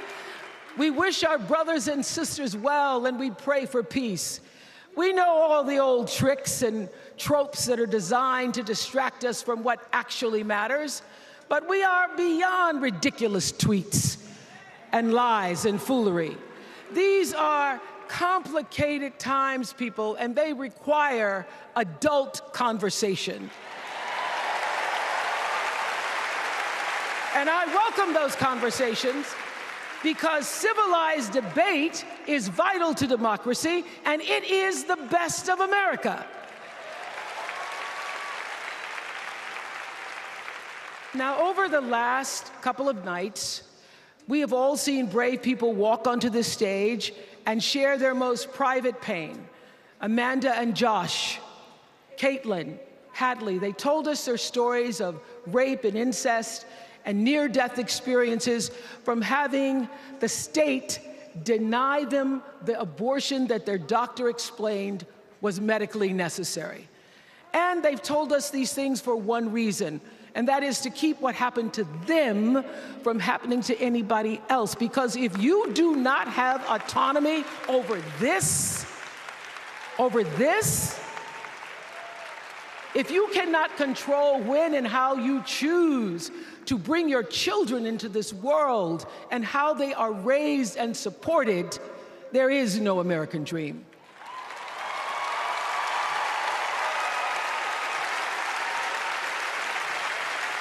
The women and men who are battling to keep us from going back to a time of desperation and shame and stone cold fear, they are the new freedom fighters. And make no mistake, they are the best of America.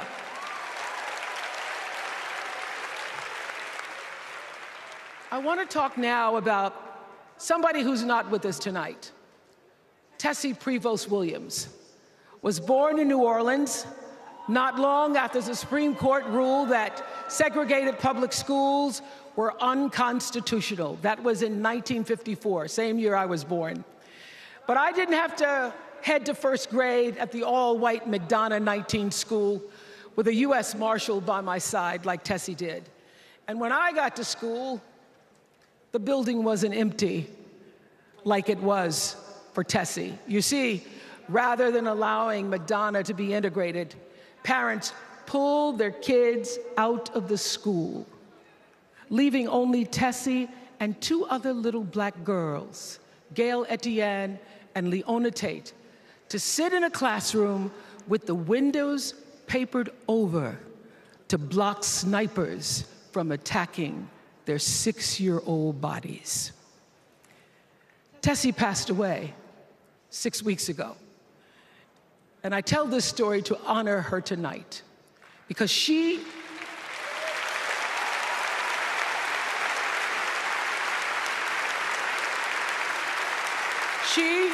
like Ruby Bridges and her friends, Leona and Gail, the New Orleans Four they were called.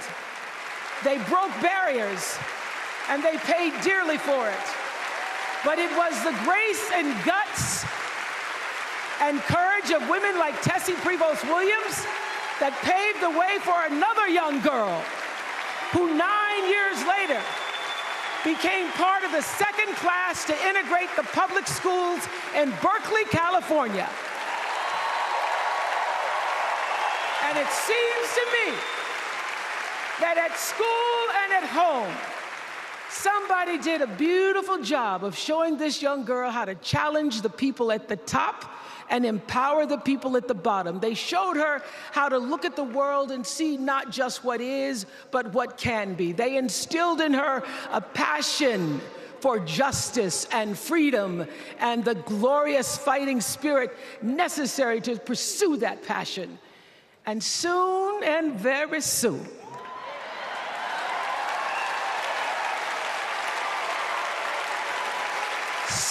very soon, we're going to be teaching our daughters and sons about how this child of an Indian mother and a Jamaican father, two idealistic, energetic immigrants,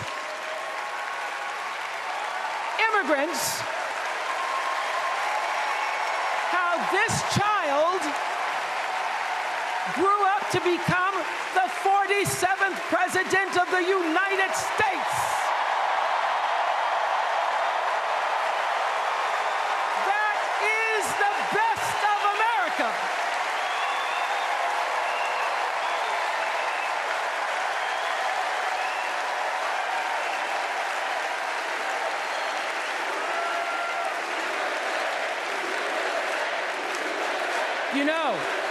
You know, let me tell you this. This election isn't about us and them. It's about you and me and what we want our futures to look like. There are choices to be made when we cast our ballot. Now, there's a certain candidate that says if we just go to the polls this one time, that we'll never have to do it again. Well, you know what? You're looking at a registered independent who's proud to vote again and again and again because I'm an American and that's what Americans do. Voting is the best of America. And I have always, since I was eligible to vote, I've always voted my values. And that is what is needed in this election now more than ever. So I'm calling on all you independents and all you undecideds. You know this is true. You know I'm telling you the truth, that values and character matter most of all. In leadership and in life. And more than anything, you know this is true, that decency and respect are on the ballot in 2024.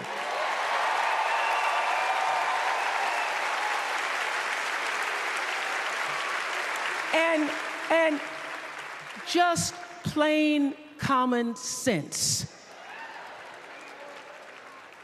Common sense tells you that Kamala Harris and Tim Walz can give us decency and respect. They're the ones that give it to us. So, we are Americans. We are Americans. Let us choose loyalty to the Constitution over loyalty to any individual.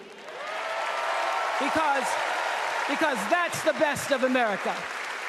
And let us choose optimism over cynicism, because that's the best of America. And let us choose inclusion over retribution. Let us choose common sense over nonsense.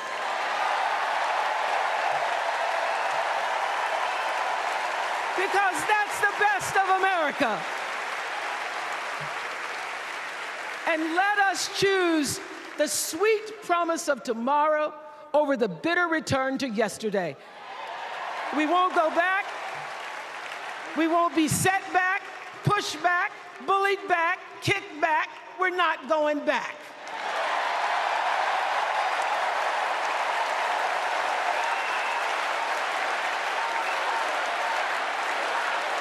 Not going back. We're not going back. So, let us choose. Let us choose truth. Let us choose honor. and let us choose joy.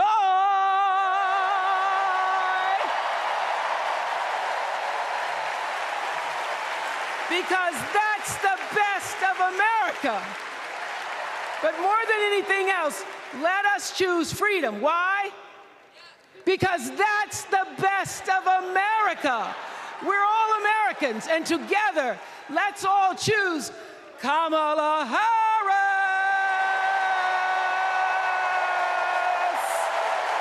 Thank you, Chicago. Thank you, America.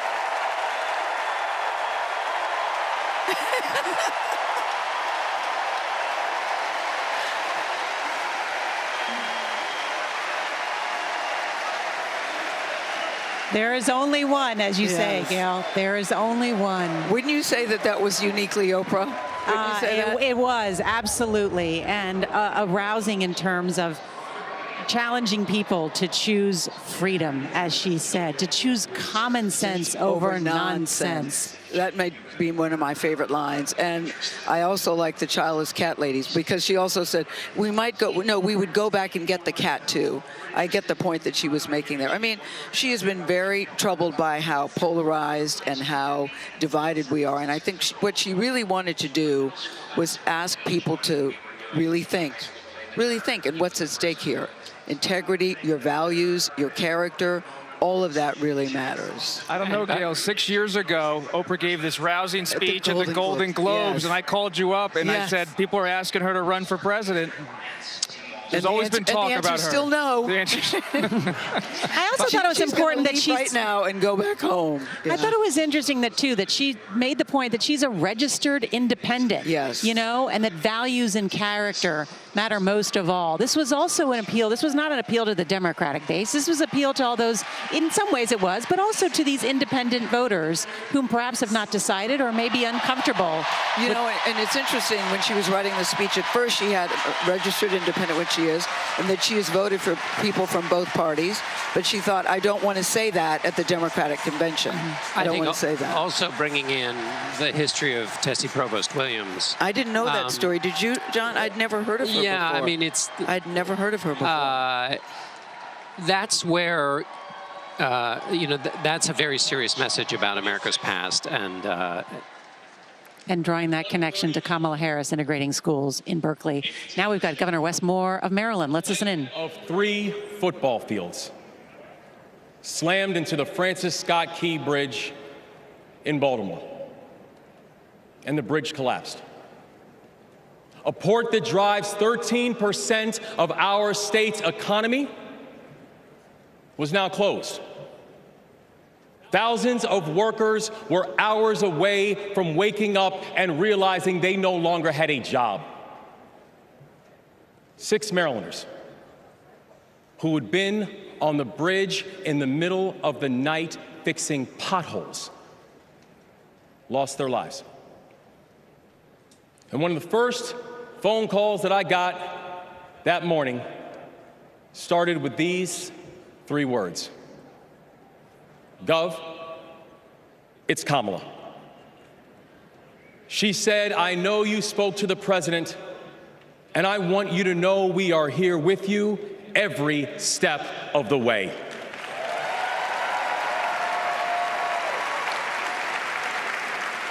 Now, I joined the Army when I was 17. In fact, I was too young to sign the paperwork.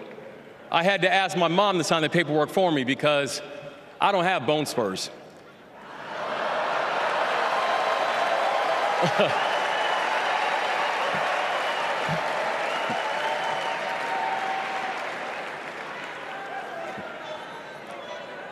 I led soldiers in combat in Afghanistan.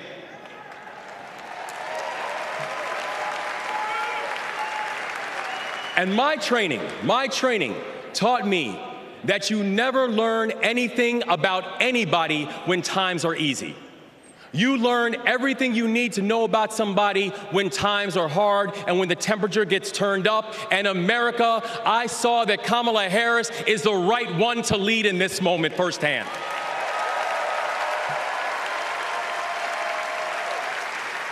And united with the Almighty God's grace, We brought closure to the families of the 6 victims. And while many said it could take 11 months to reopen the port of Baltimore, we got it done in 11 weeks.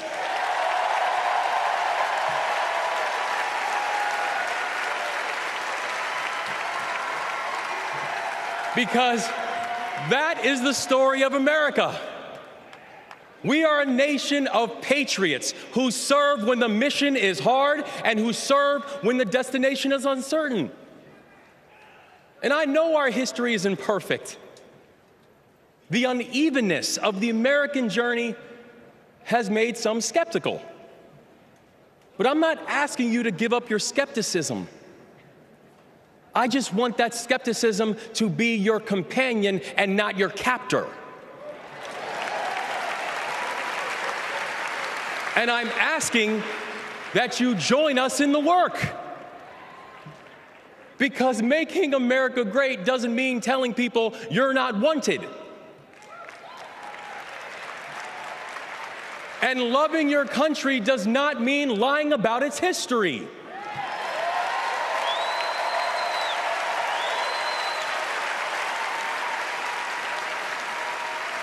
Making America great means saying the ambitions of this country would be incomplete without your help. It's the legacy of those 6 workers who fixed potholes on a bridge while we slept, who were born in a different country, but who knew that America was big enough for them too.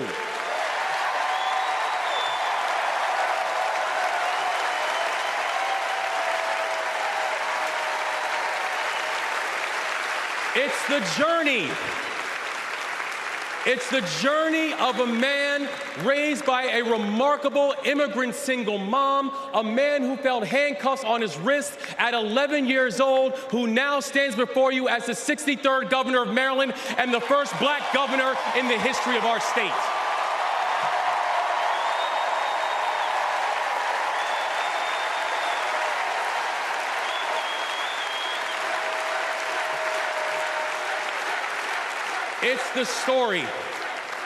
It's the story of a prosecutor who defended our freedoms and had Maryland's back when we needed it most. And now, MVP, we've got your back as well.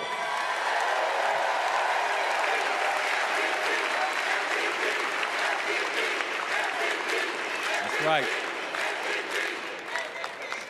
It's my fellow veteran, my brother, and the next Vice President of the United States, Tim Walz. And now, Tim knows that in the military, you count the days towards mission completion. So guess what, y'all? We have got 75 days and a wake-up until Election Day.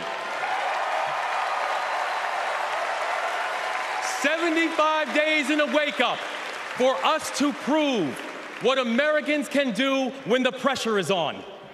75 days and a wake-up for us to show that true patriots do not whine and complain. We put our heads down and we get to work.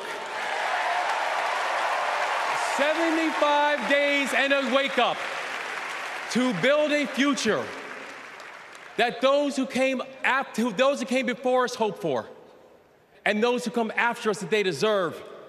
And 75 days and a wake-up to elect a leader who is willing to believe in the best of us, and that leader is Kamala Harris, the next president of the United States.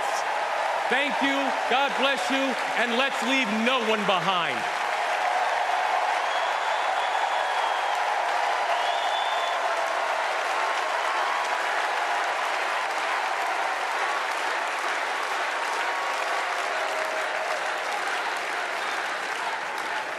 Please welcome former South Bend, Indiana Mayor Pete Buttigieg.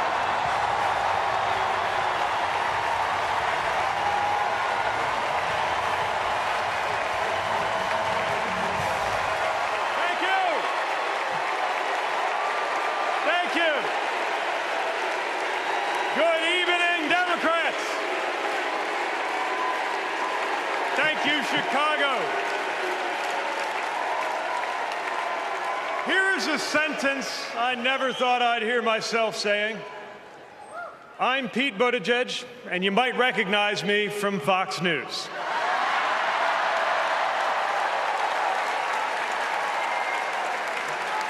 I believe in going anywhere, in service of a good cause, and friends, we gather in a very good cause, electing Kamala Harris and Tim Walz, the next President and Vice President of the United States.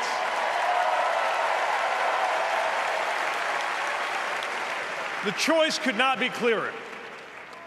Donald Trump rants about law and order, as if he wasn't a convicted criminal running against a prosecutor. As if we were going to forget that crime was higher on his watch. Talks about the forgotten man, hoping we'll forget that the only economic promise that he actually kept was to cut taxes for the rich. And don't even get me started on his new running mate.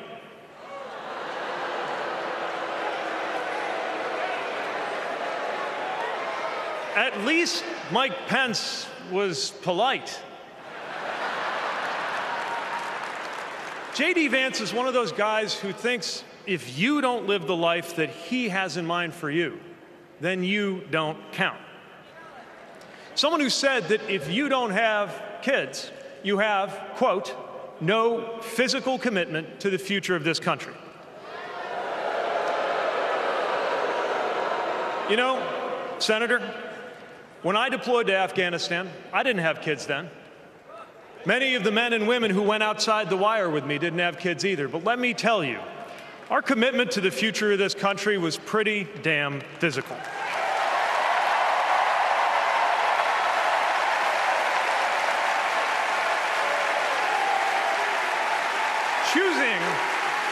Choosing a guy like J.D. Vance to be America's next vice president sends a message. And the message is that they are doubling down on negativity and grievance. Committing to a concept of campaigning best summed up in one word: darkness. Darkness is what they are selling. The thing is, I just don't believe that America today is in the market for darkness. I believe America is ready for a better kind of politics. Yes, politics at its worst can be ugly, crushing, demeaning, but it doesn't have to be. At its best, politics can be empowering, uplifting. It can even be a kind of soulcraft. My faith teaches me that the world isn't made up of good people and bad people, but rather that each of us is capable of good and bad things. And I believe leaders matter because of what they bring out in each of us, the good or the bad. Right now, the other side is appealing to what is smallest within you. They're telling you that greatness comes from going back to the past. They're telling you that anyone different from you is a threat. They're telling you that your neighbor or nephew or daughter who disagrees with you politically isn't just wrong, but is now the enemy. I believe in a better politics, one that finds us at our most decent and open and brave. The kind of politics that Kamala Harris and Tim Walz are offering. And as you have felt these many days, that kind of politics also just feels better to be part of. There is joy in it, as well as power. And if all of that sounds naive, let me insist that I have come to this view not by way of idealism, but by way of experience. Not just the experience of my unlikely career. Someone like me serving in Indiana, serving in Washington, serving in uniform. I'm thinking of something much more basic. I'm thinking of dinner time at our house in Michigan. when the dog is barking and the air fryer is beeping and the mac and cheese is boiling over, and it feels like all the political negotiating experience in the world is not enough for me to get our 3-year-old son and our 3-year-old daughter to just wash their hands and sit at the table. It's the part of our day when politics seems the most distant, and yet the makeup of our kitchen table, the existence of my family, is just one example of something that was literally impossible as recently as 25 years ago, when an anxious teenager growing up in Indiana wondered if he would ever find belonging in this world.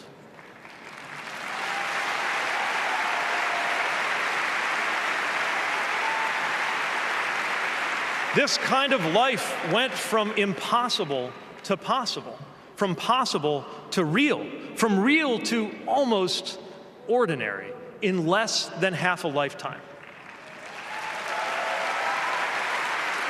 But that didn't just happen.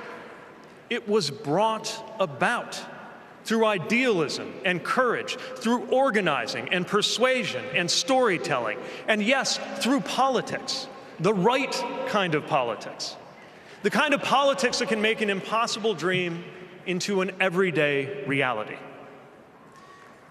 I don't presume to know what it's like in your kitchen, but I know, as sure as I am standing here, that everything in it, the bills you pay at that table, the shape of the family that sits there, the fears and the dreams that you talk about late into the night there, all of it compels us to demand more from our politics than a rerun of some TV wrestling death match. So this November, we get to choose. We get to choose our president. We get to choose our policies, but most of all, we will choose a better politics. A politics that calls us to our better selves and offers us a better everyday. That is what Kamala Harris and Tim Walz represents. That is what Democrats represent. That is what awaits us when America decides to end Trump's politics of darkness once and for all. That is what we choose when we embrace the leaders who are out there building bridges and reject the ones who are out there banning books. This is what we will work for every day to November and beyond. So let's go win this. Thank you, Democrats. Thank you.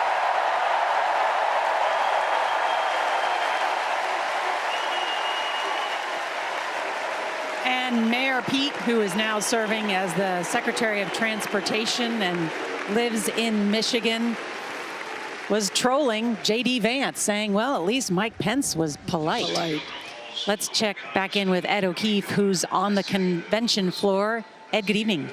Nora, you know, we've heard now from a handful of men who would like to one day run for president, but it strikes people here on the floor, and this reporter at least, in the last 2 nights now, we've heard from 2 women who not only are Chicago natives and have ties to this party and to this city, but 2 of the most admired, best-known women in the world who have essentially put their capital on the line to speak out on behalf of Kamala Harris and say, look, if you're somebody who's thinking about this still and is uncomfortable about it, listen to me. You've trusted me in various ways. You've watched me. You've read my books. You've bought my products or products I've endorsed. Here now is another product I'm endorsing, and essentially saying it's okay to vote for this woman.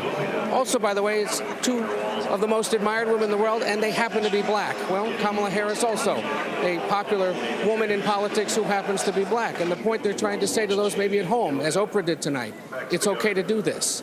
The other thing we've heard, Bill Clinton reminded us tonight he was the boy from hope.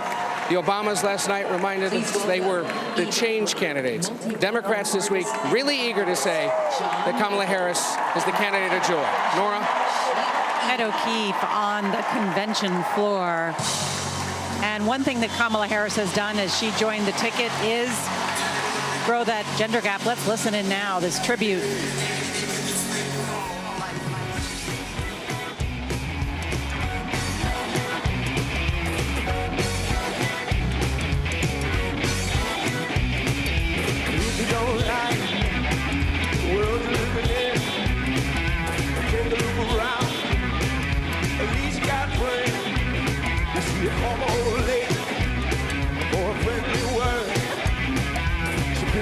phone, dropped it on the floor. That's all I heard. Are we gonna let the elevator break us down? Let's go crazy. Let's go nuts. Let's go for the purple banana until they put us in the truck. Let's go.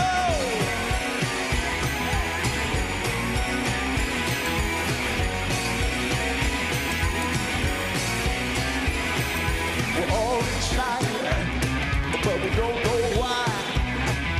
Maybe it's 'cause we're all gonna die. And what if we do? Oh, what's it all for? You better live now before the Grim Reaper comes knocking on your door.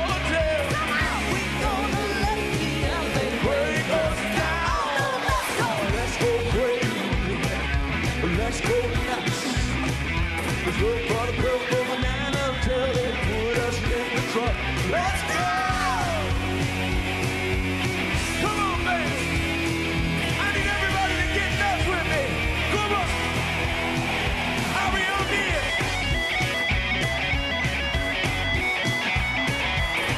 Come on.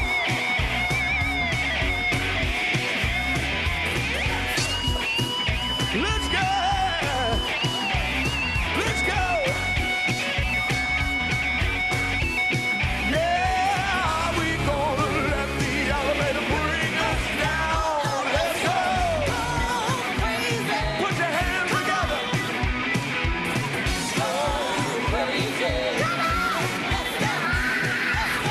Now everything be alright. Make everything go wrong. Kill them, thrill them, that but still will kill. Hey, tough children. He's coming. He's coming. He's coming. Yeah. Yeah, yeah, yeah, yeah, yeah, yeah.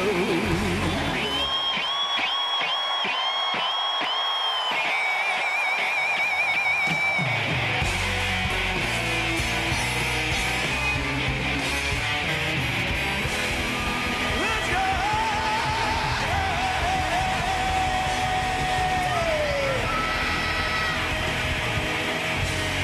Yeah.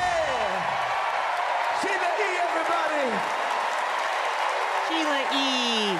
John Legend in honor of Prince from Minnesota. Well, we're going to shortly hear from the governor of Minnesota, Tim Walz, Kamala Harris's running mate. You're watching CBS News coverage of the Democratic National Convention.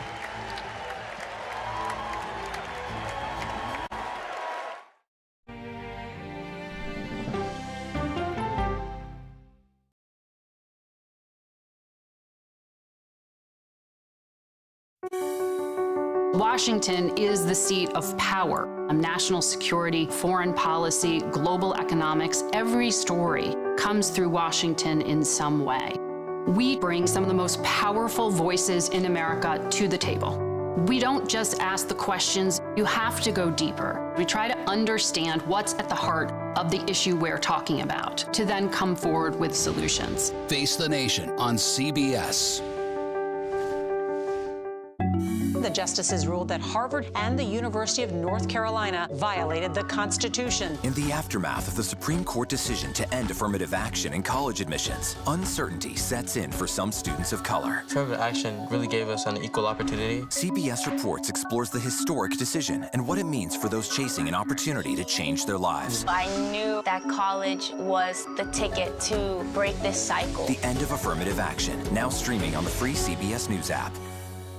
This week on CBS News 24/7, all-day coverage of the Democratic National Convention with special editions of America Decides and the Daily Report with John Dickerson, and followed by complete coverage from the CBS News political team live from Chicago. Stream all-day coverage this week here on CBS News 24/7.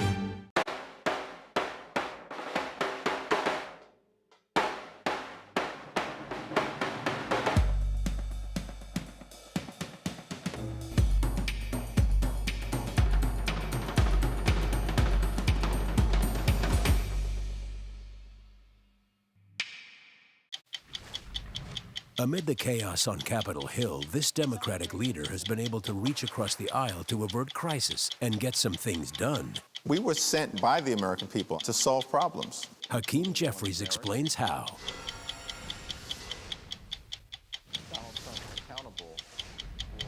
Sunday morning, the TV show that changed everything, plus actor Jude Law and second gentleman Doug Emhoff. Listen for the trumpet. I think I asked direct questions. I don't know that they're tough questions per se. Why aren't you holding yourself to that standard? It doesn't look like Congress is doing anything. What has to happen? That's the role of Face the Nation, to focus on the issues at hand, and that means a civil conversation with perspective. Well, I have their attention, clearly, and they've gotten yours. You'll be surprised at what the U.S. Commerce Secretary is responsible for. We allowed manufacturing in this country to wither on the vine. Gina Raimondo on 60 Minutes. This was the day that I was sworn in. Are you confident that there will be a peaceful transfer of power? President Biden's first interview since his historic announcement on CBS Sunday Morning.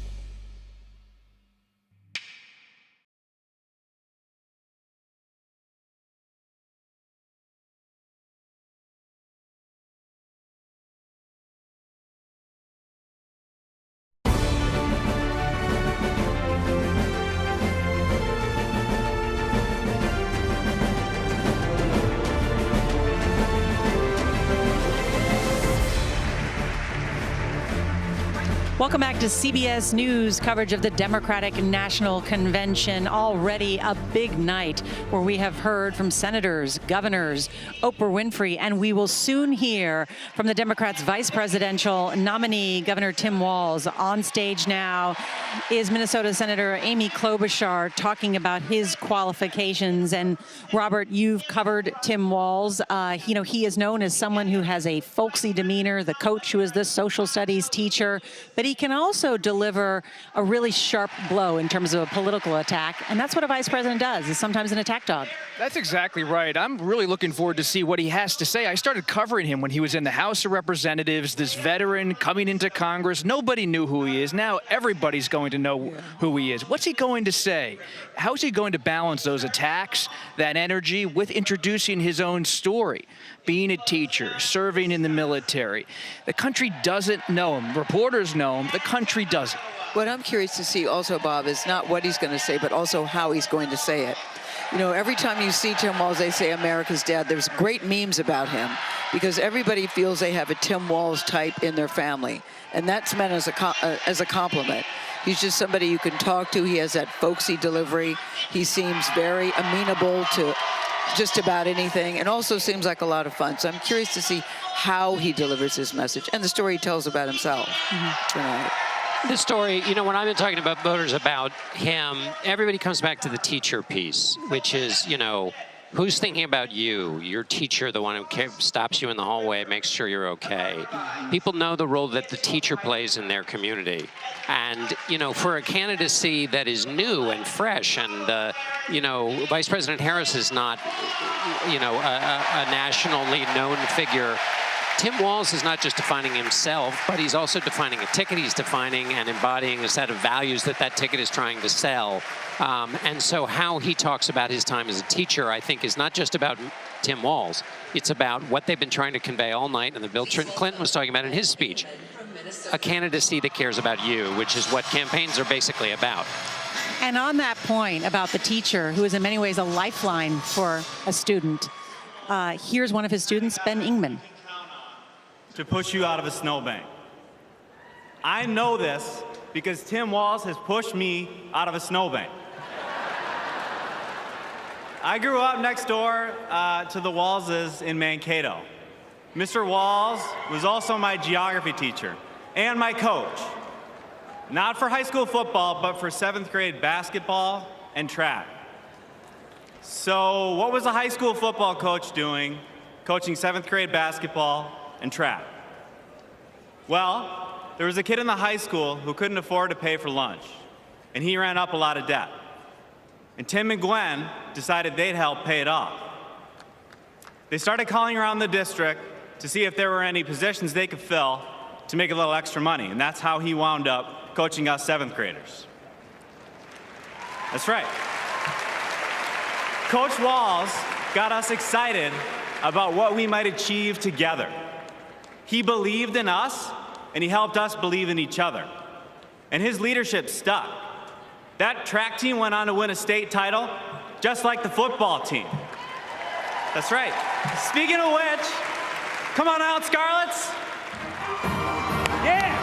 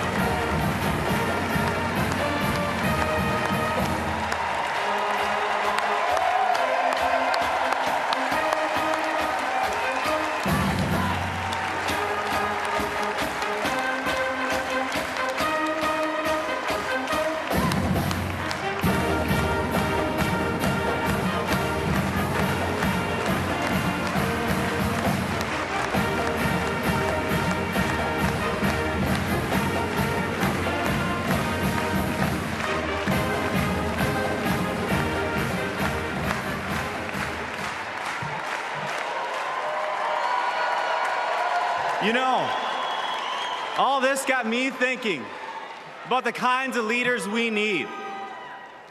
We want the people in charge to be genuine, compassionate, and trustworthy.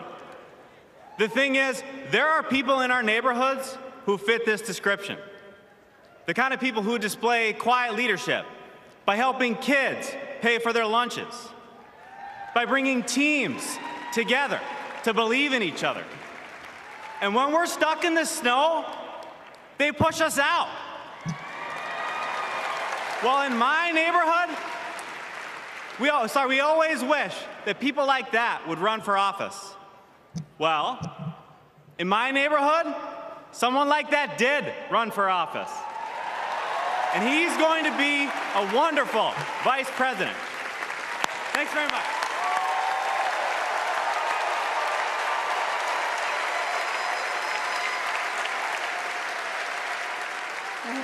There you see some of the governor's former students there and players that he coached. Came out to give him a tribute.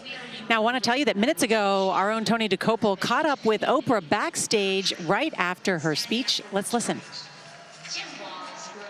Your capital with the public is enormous. Trusted, respected. Are you risking anything at all entering the political arena to endorse Kamala Harris? And I think the answer people understand in this time and place is yes. So why was it so important to risk that reputation, all of that trust, all of that capital for this moment? Because I really care about this country. And there couldn't have been a life like mine, a career like mine, a success like mine without a country like America. Only in America could there be a me.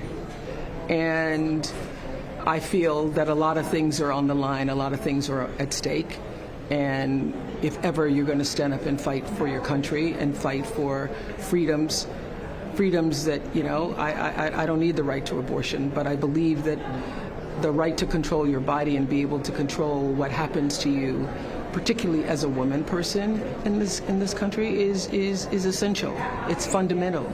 And all of the freedoms that I have enjoyed, the successes that I have enjoyed, I feel that they're on the line and at stake in this moment. And I think there's the bottom line for me is that decency and respect are on the ballot. And that's why I was willing to do it. And let me just tell you, the big risk was when I don't have anything to lose now. I don't have a show. I don't have, It's not. What is it going to cost me other than knowing that I had to do whatever I could to speak up? Finally, last question, because I know you have to go. I will never forget seeing you at the Golden Globes, telling the story of being a little girl and seeing Sidney Poitier win an award and what it meant to you. Yeah. You couldn't describe it then. You just said the feeling was amen. Yes. What will it be? What will it mean to you to see Kamala Harris take the oath of office as the first female president of the United States?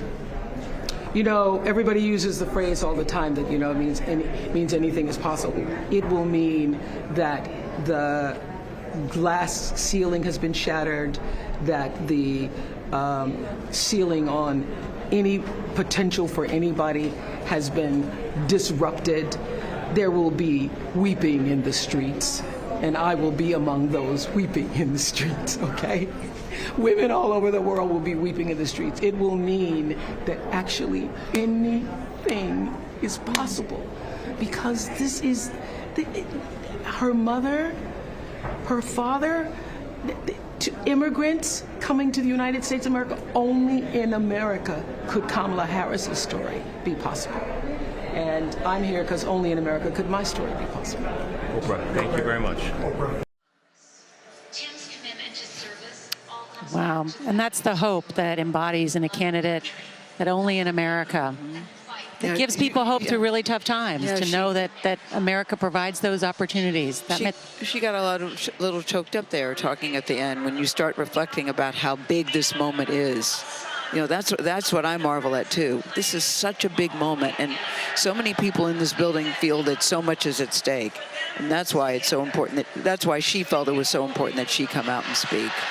And also to hear Oprah say, the freedoms and successes that I've enjoyed are on the line. Yes, yes. That decency and respect are on the ballot. And that's why she said common sense over nonsense. This is a moment we've been waiting for, though, Nora, right? It is. This is the big speech of the night. Let's listen to the crowd. Let's listen as Governor Tim Walz accepts his party's nomination and gets introduced to the American people.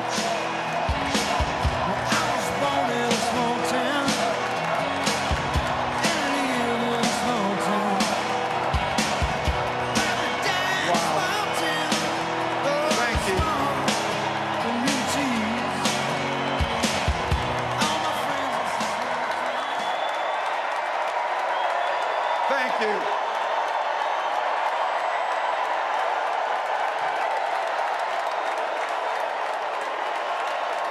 Thank you.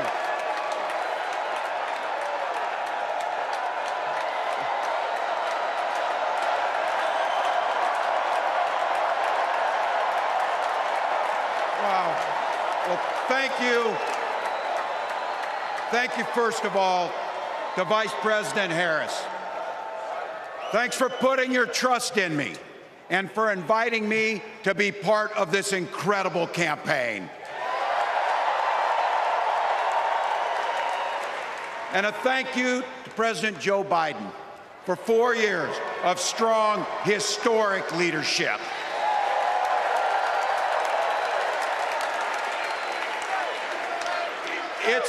It's the honor of my life to accept your nomination for Vice President of the United States.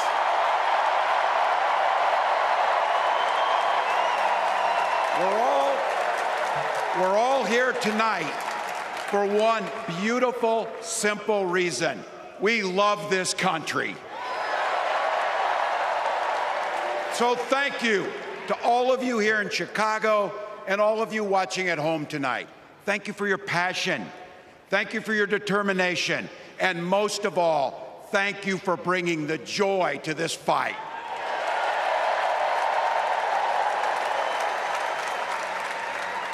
Now, I grew up in Butte, Nebraska, a town of 400 people. I had 24 kids in my high school class, and none of them went to Yale. But I'll tell you what, growing up in a small town like that, you learn how to take care of each other. That family down the road, they may not think like you do. They may not pray like you do. They may not love like you do, but they're your neighbors. And you look out for them, and they look out for you. Everybody belongs, and everybody has a responsibility to contribute. For me, it was serving in the Army National Guard. I joined up 2 days after my 17th birthday, and I proudly wore our nation's uniform for 24 years. My dad, a Korean War-era Army veteran, died of lung cancer a couple years later. He left behind a mountain of medical debt. Thank God for Social Security survivor benefits. And thank God for the GI Bill that allowed my dad and me to go to college, and millions of other Americans. Eventually, like the rest of my family, I fell in love with teaching. Three out of 4 of us married teachers. I wound up teaching social studies and coaching football at Mankato West High School. Go Scarlets!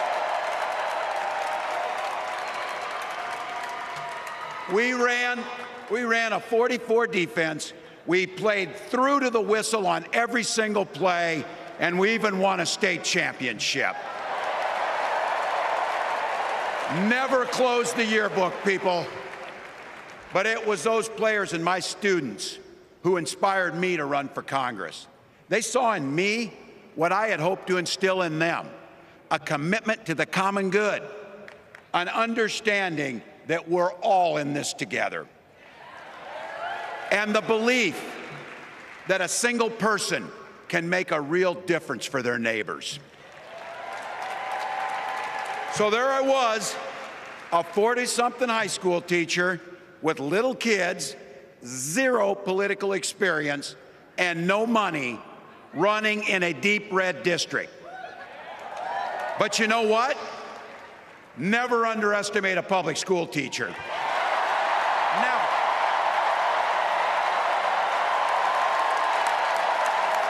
I represented my neighbors in Congress for 12 years, and I learned an awful lot. I learned how to work across the aisle on issues like growing the rural economies and taking care of veterans. And I learned how to compromise without compromising my values. Then I came back to serve as governor, and we got right to work, making a difference in our neighbors' lives. We cut taxes for the middle class. We passed paid family and medical leave. We invested in fighting crime and affordable housing. We cut the cost of prescription drugs and helped people escape the kind of medical debt that nearly sank my family.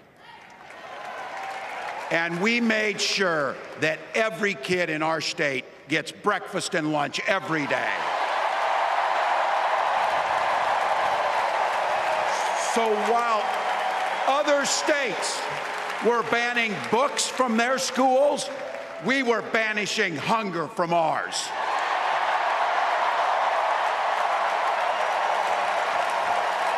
We also protected reproductive freedom because in Minnesota, we respect our neighbors and the personal choices they make. And even if we wouldn't make those same choices for ourselves, we've got a golden rule. Mind your own damn business.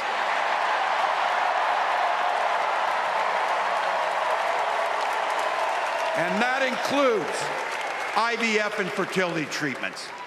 And this is personal for Gwen and I. If you've never experienced the hell that is infertility, I guarantee you, you know somebody who has. And I can remember praying each night for a phone call, the pit in your stomach when the phone would ring, and the absolute agony when we heard the treatments hadn't worked. It took Gwen and I years, but we had access to fertility treatments. And when our daughter was born, we named her Hope. Hope, Gus, and Gwen, you are my entire world, and I love you.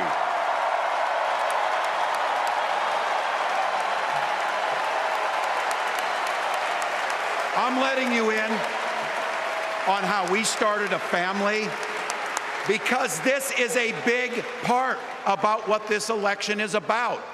Freedom. When Republicans use the word freedom, they mean that the government should be free to invade your doctor's office. Corporations free to pollute your air and water.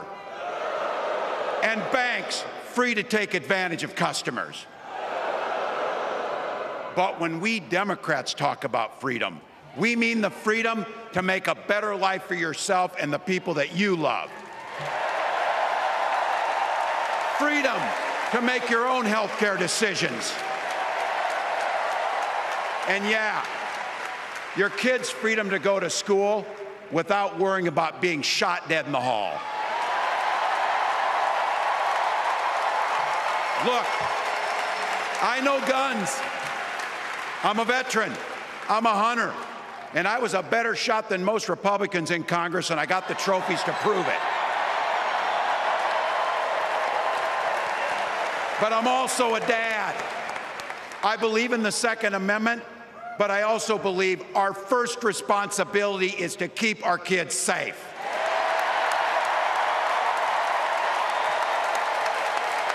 That's what this is all about. The responsibility we have to our kids, to each other, and to the future that we're building together, in which everyone is free to build the kind of life they want. But not everyone has that same sense of responsibility. Some folks just don't understand what it takes to be a good neighbor. Take Donald Trump and J.D. Vance. Their Project 2025 will make things much, much harder for people who are just trying to live their lives. They spent a lot of time pretending they know nothing about this. But look, I coached high school football long enough to know, and trust me on this, when somebody takes the time to draw up a playbook, they're going to use it.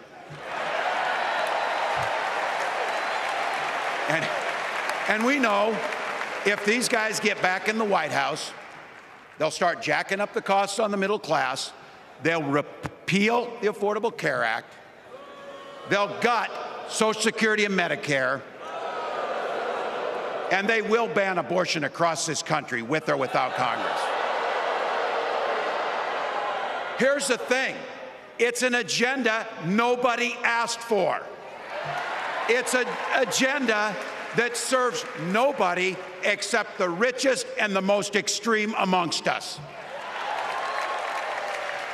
And it's an agenda that does nothing for our neighbors in need. Is it weird? Absolutely. Absolutely. But it's also wrong.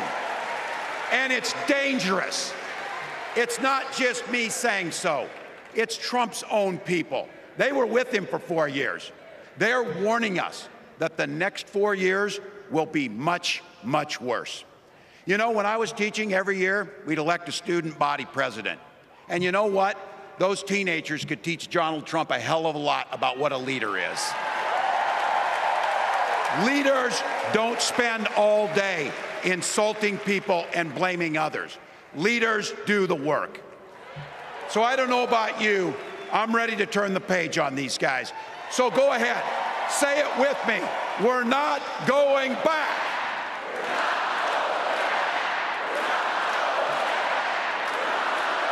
We've got something better to offer the American people. It starts with our candidate, Kamala Harris. From her first day as a prosecutor, as a district attorney, as an attorney general, as a United States senator, and then our vice president, she's fought on the side of the American people. She's taken on the predators and fraudsters, she's taken down the transnational gangs, and she stood up to powerful corporate interests. She has never hesitated to reach across that aisle if it meant improving your lives. And she's always done it with energy, with passion, and with joy. Folks, we've got a chance to make Kamala Harris the next president of the United States.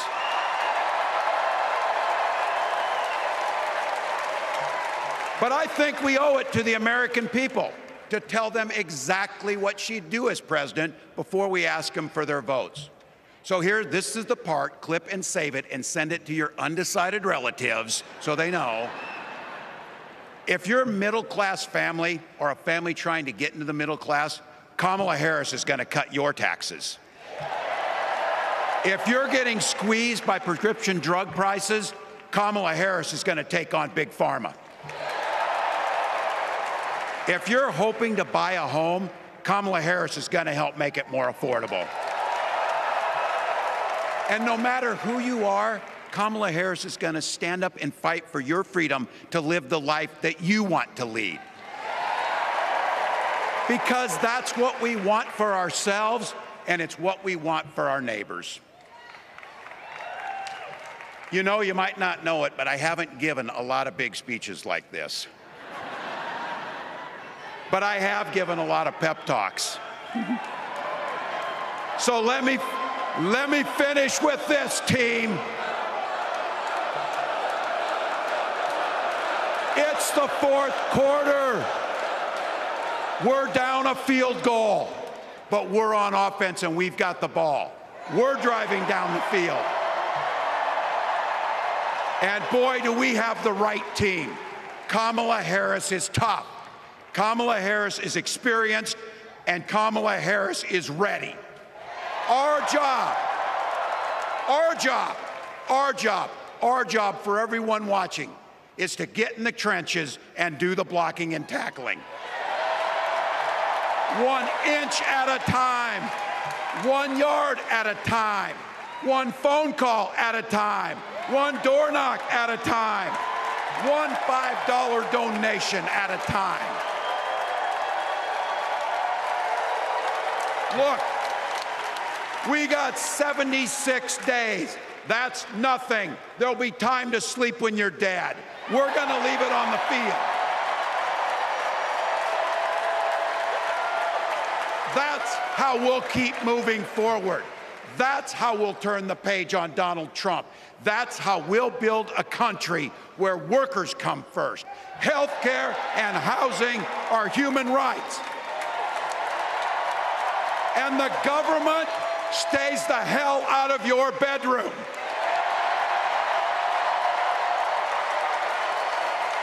That's how we make America a place where no child is left hungry, where no community is left behind, where nobody gets told they don't belong. That's how we're gonna fight. And as the next president of the United States always says, when we fight,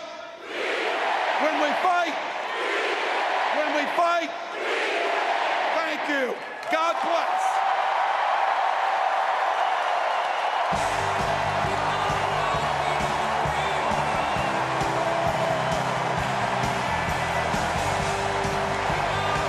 Well, if you didn't know Governor Walz, you just got a sense why Kamala Harris chose him to be her running mate. Coach Walz is what the signs say, and he said, we're going to leave it all on the field. Someone who brought his own football team to a state championship. There's a folksiness about him. He embodies these Midwestern values. He speaks in language where everybody understands. You know, he said, when he says, clip this and give this to your undecided relative, I mean, just the way that he turns a phrase, you can still hear the crowd is still cheering for him and his family. There's so many different parts to his biography, coming from a small town in Nebraska, joining the military, serving in uniform for 24 years, and then trying to end hunger by making free breakfast and lunch in schools.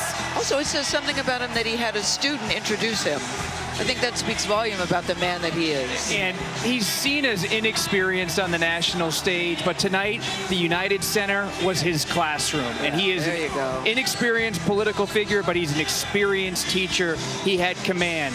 Language is one thing, rhetoric's another. Energy coursed through this speech.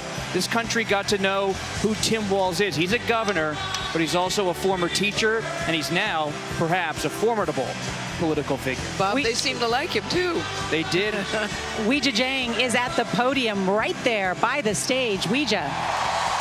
Nora, I was watching Governor Walz as he was preparing right here just feet away, and he's just like us. He was in the zone. He was taking so many deep breaths as he was listening to his former student because he knew he was almost up. We saw him getting touched up by, his squad giving him hairspray, and he really seemed to be there by himself. And I say that because when the football team came back and walked behind him, he didn't turn around. He was looking at the ground. He was looking at the stage. He was getting ready for the speech of his political lifetime. And he talked about how he's not used to giving a speech like this. In fact, he doesn't really use a teleprompter, so he had to rehearse about that. But that doesn't mean he doesn't know how to communicate. Let's remember why he's here, because of one word, weird. And he used it tonight. He was able to cut through and really resonate with Democrats. And tonight we saw on full display, we're also told that the vice president watched all of this from a hotel nearby and, took it all in, giving him the space to do what he did. Nora. Weijia Jiang, thank you. John Dickerson. 3 quick points. Never underestimate a public school teacher. I think he just demonstrated why that's the case. One of the attacks against the Harris campaign is that there's something not a part of the American story. Everybody has a Tim Walz in their life, somewhere in it, and that connects to a larger electorate. And then finally, if you're running a convention, you want an escalating sense of excitement to go right to the nominee, and they've now done that by the end of 3 nights. They keep describing this the Ted Lasso of politics. If you're in this room right now, you think this is in the bag, everything is fine. But I think that Barack and Michelle Obama made it very clear it's still going to be a very, very close race. And as exciting as this is, and as great as these past 3 nights have been, we have a big night tomorrow to see how that goes. They keep building, but there's still a lot of work to be done. Sleep when you're dead. Sleep when you die. Reminds me of every gym coach telling me, get going. Yes, get going. Yeah, this was Tim. Well, that is the energy and the message that they need because they only have 75 days to try and win this election. A very different kind of locker room talk. No doubt. All right, well, that's a wrap for night 3 here in Chicago. Our coverage continues tomorrow when Vice President Kamala Harris formally accepts the Democratic presidential nomination. For all of us here in Chicago, I'm Nora O'Donnell. Good night.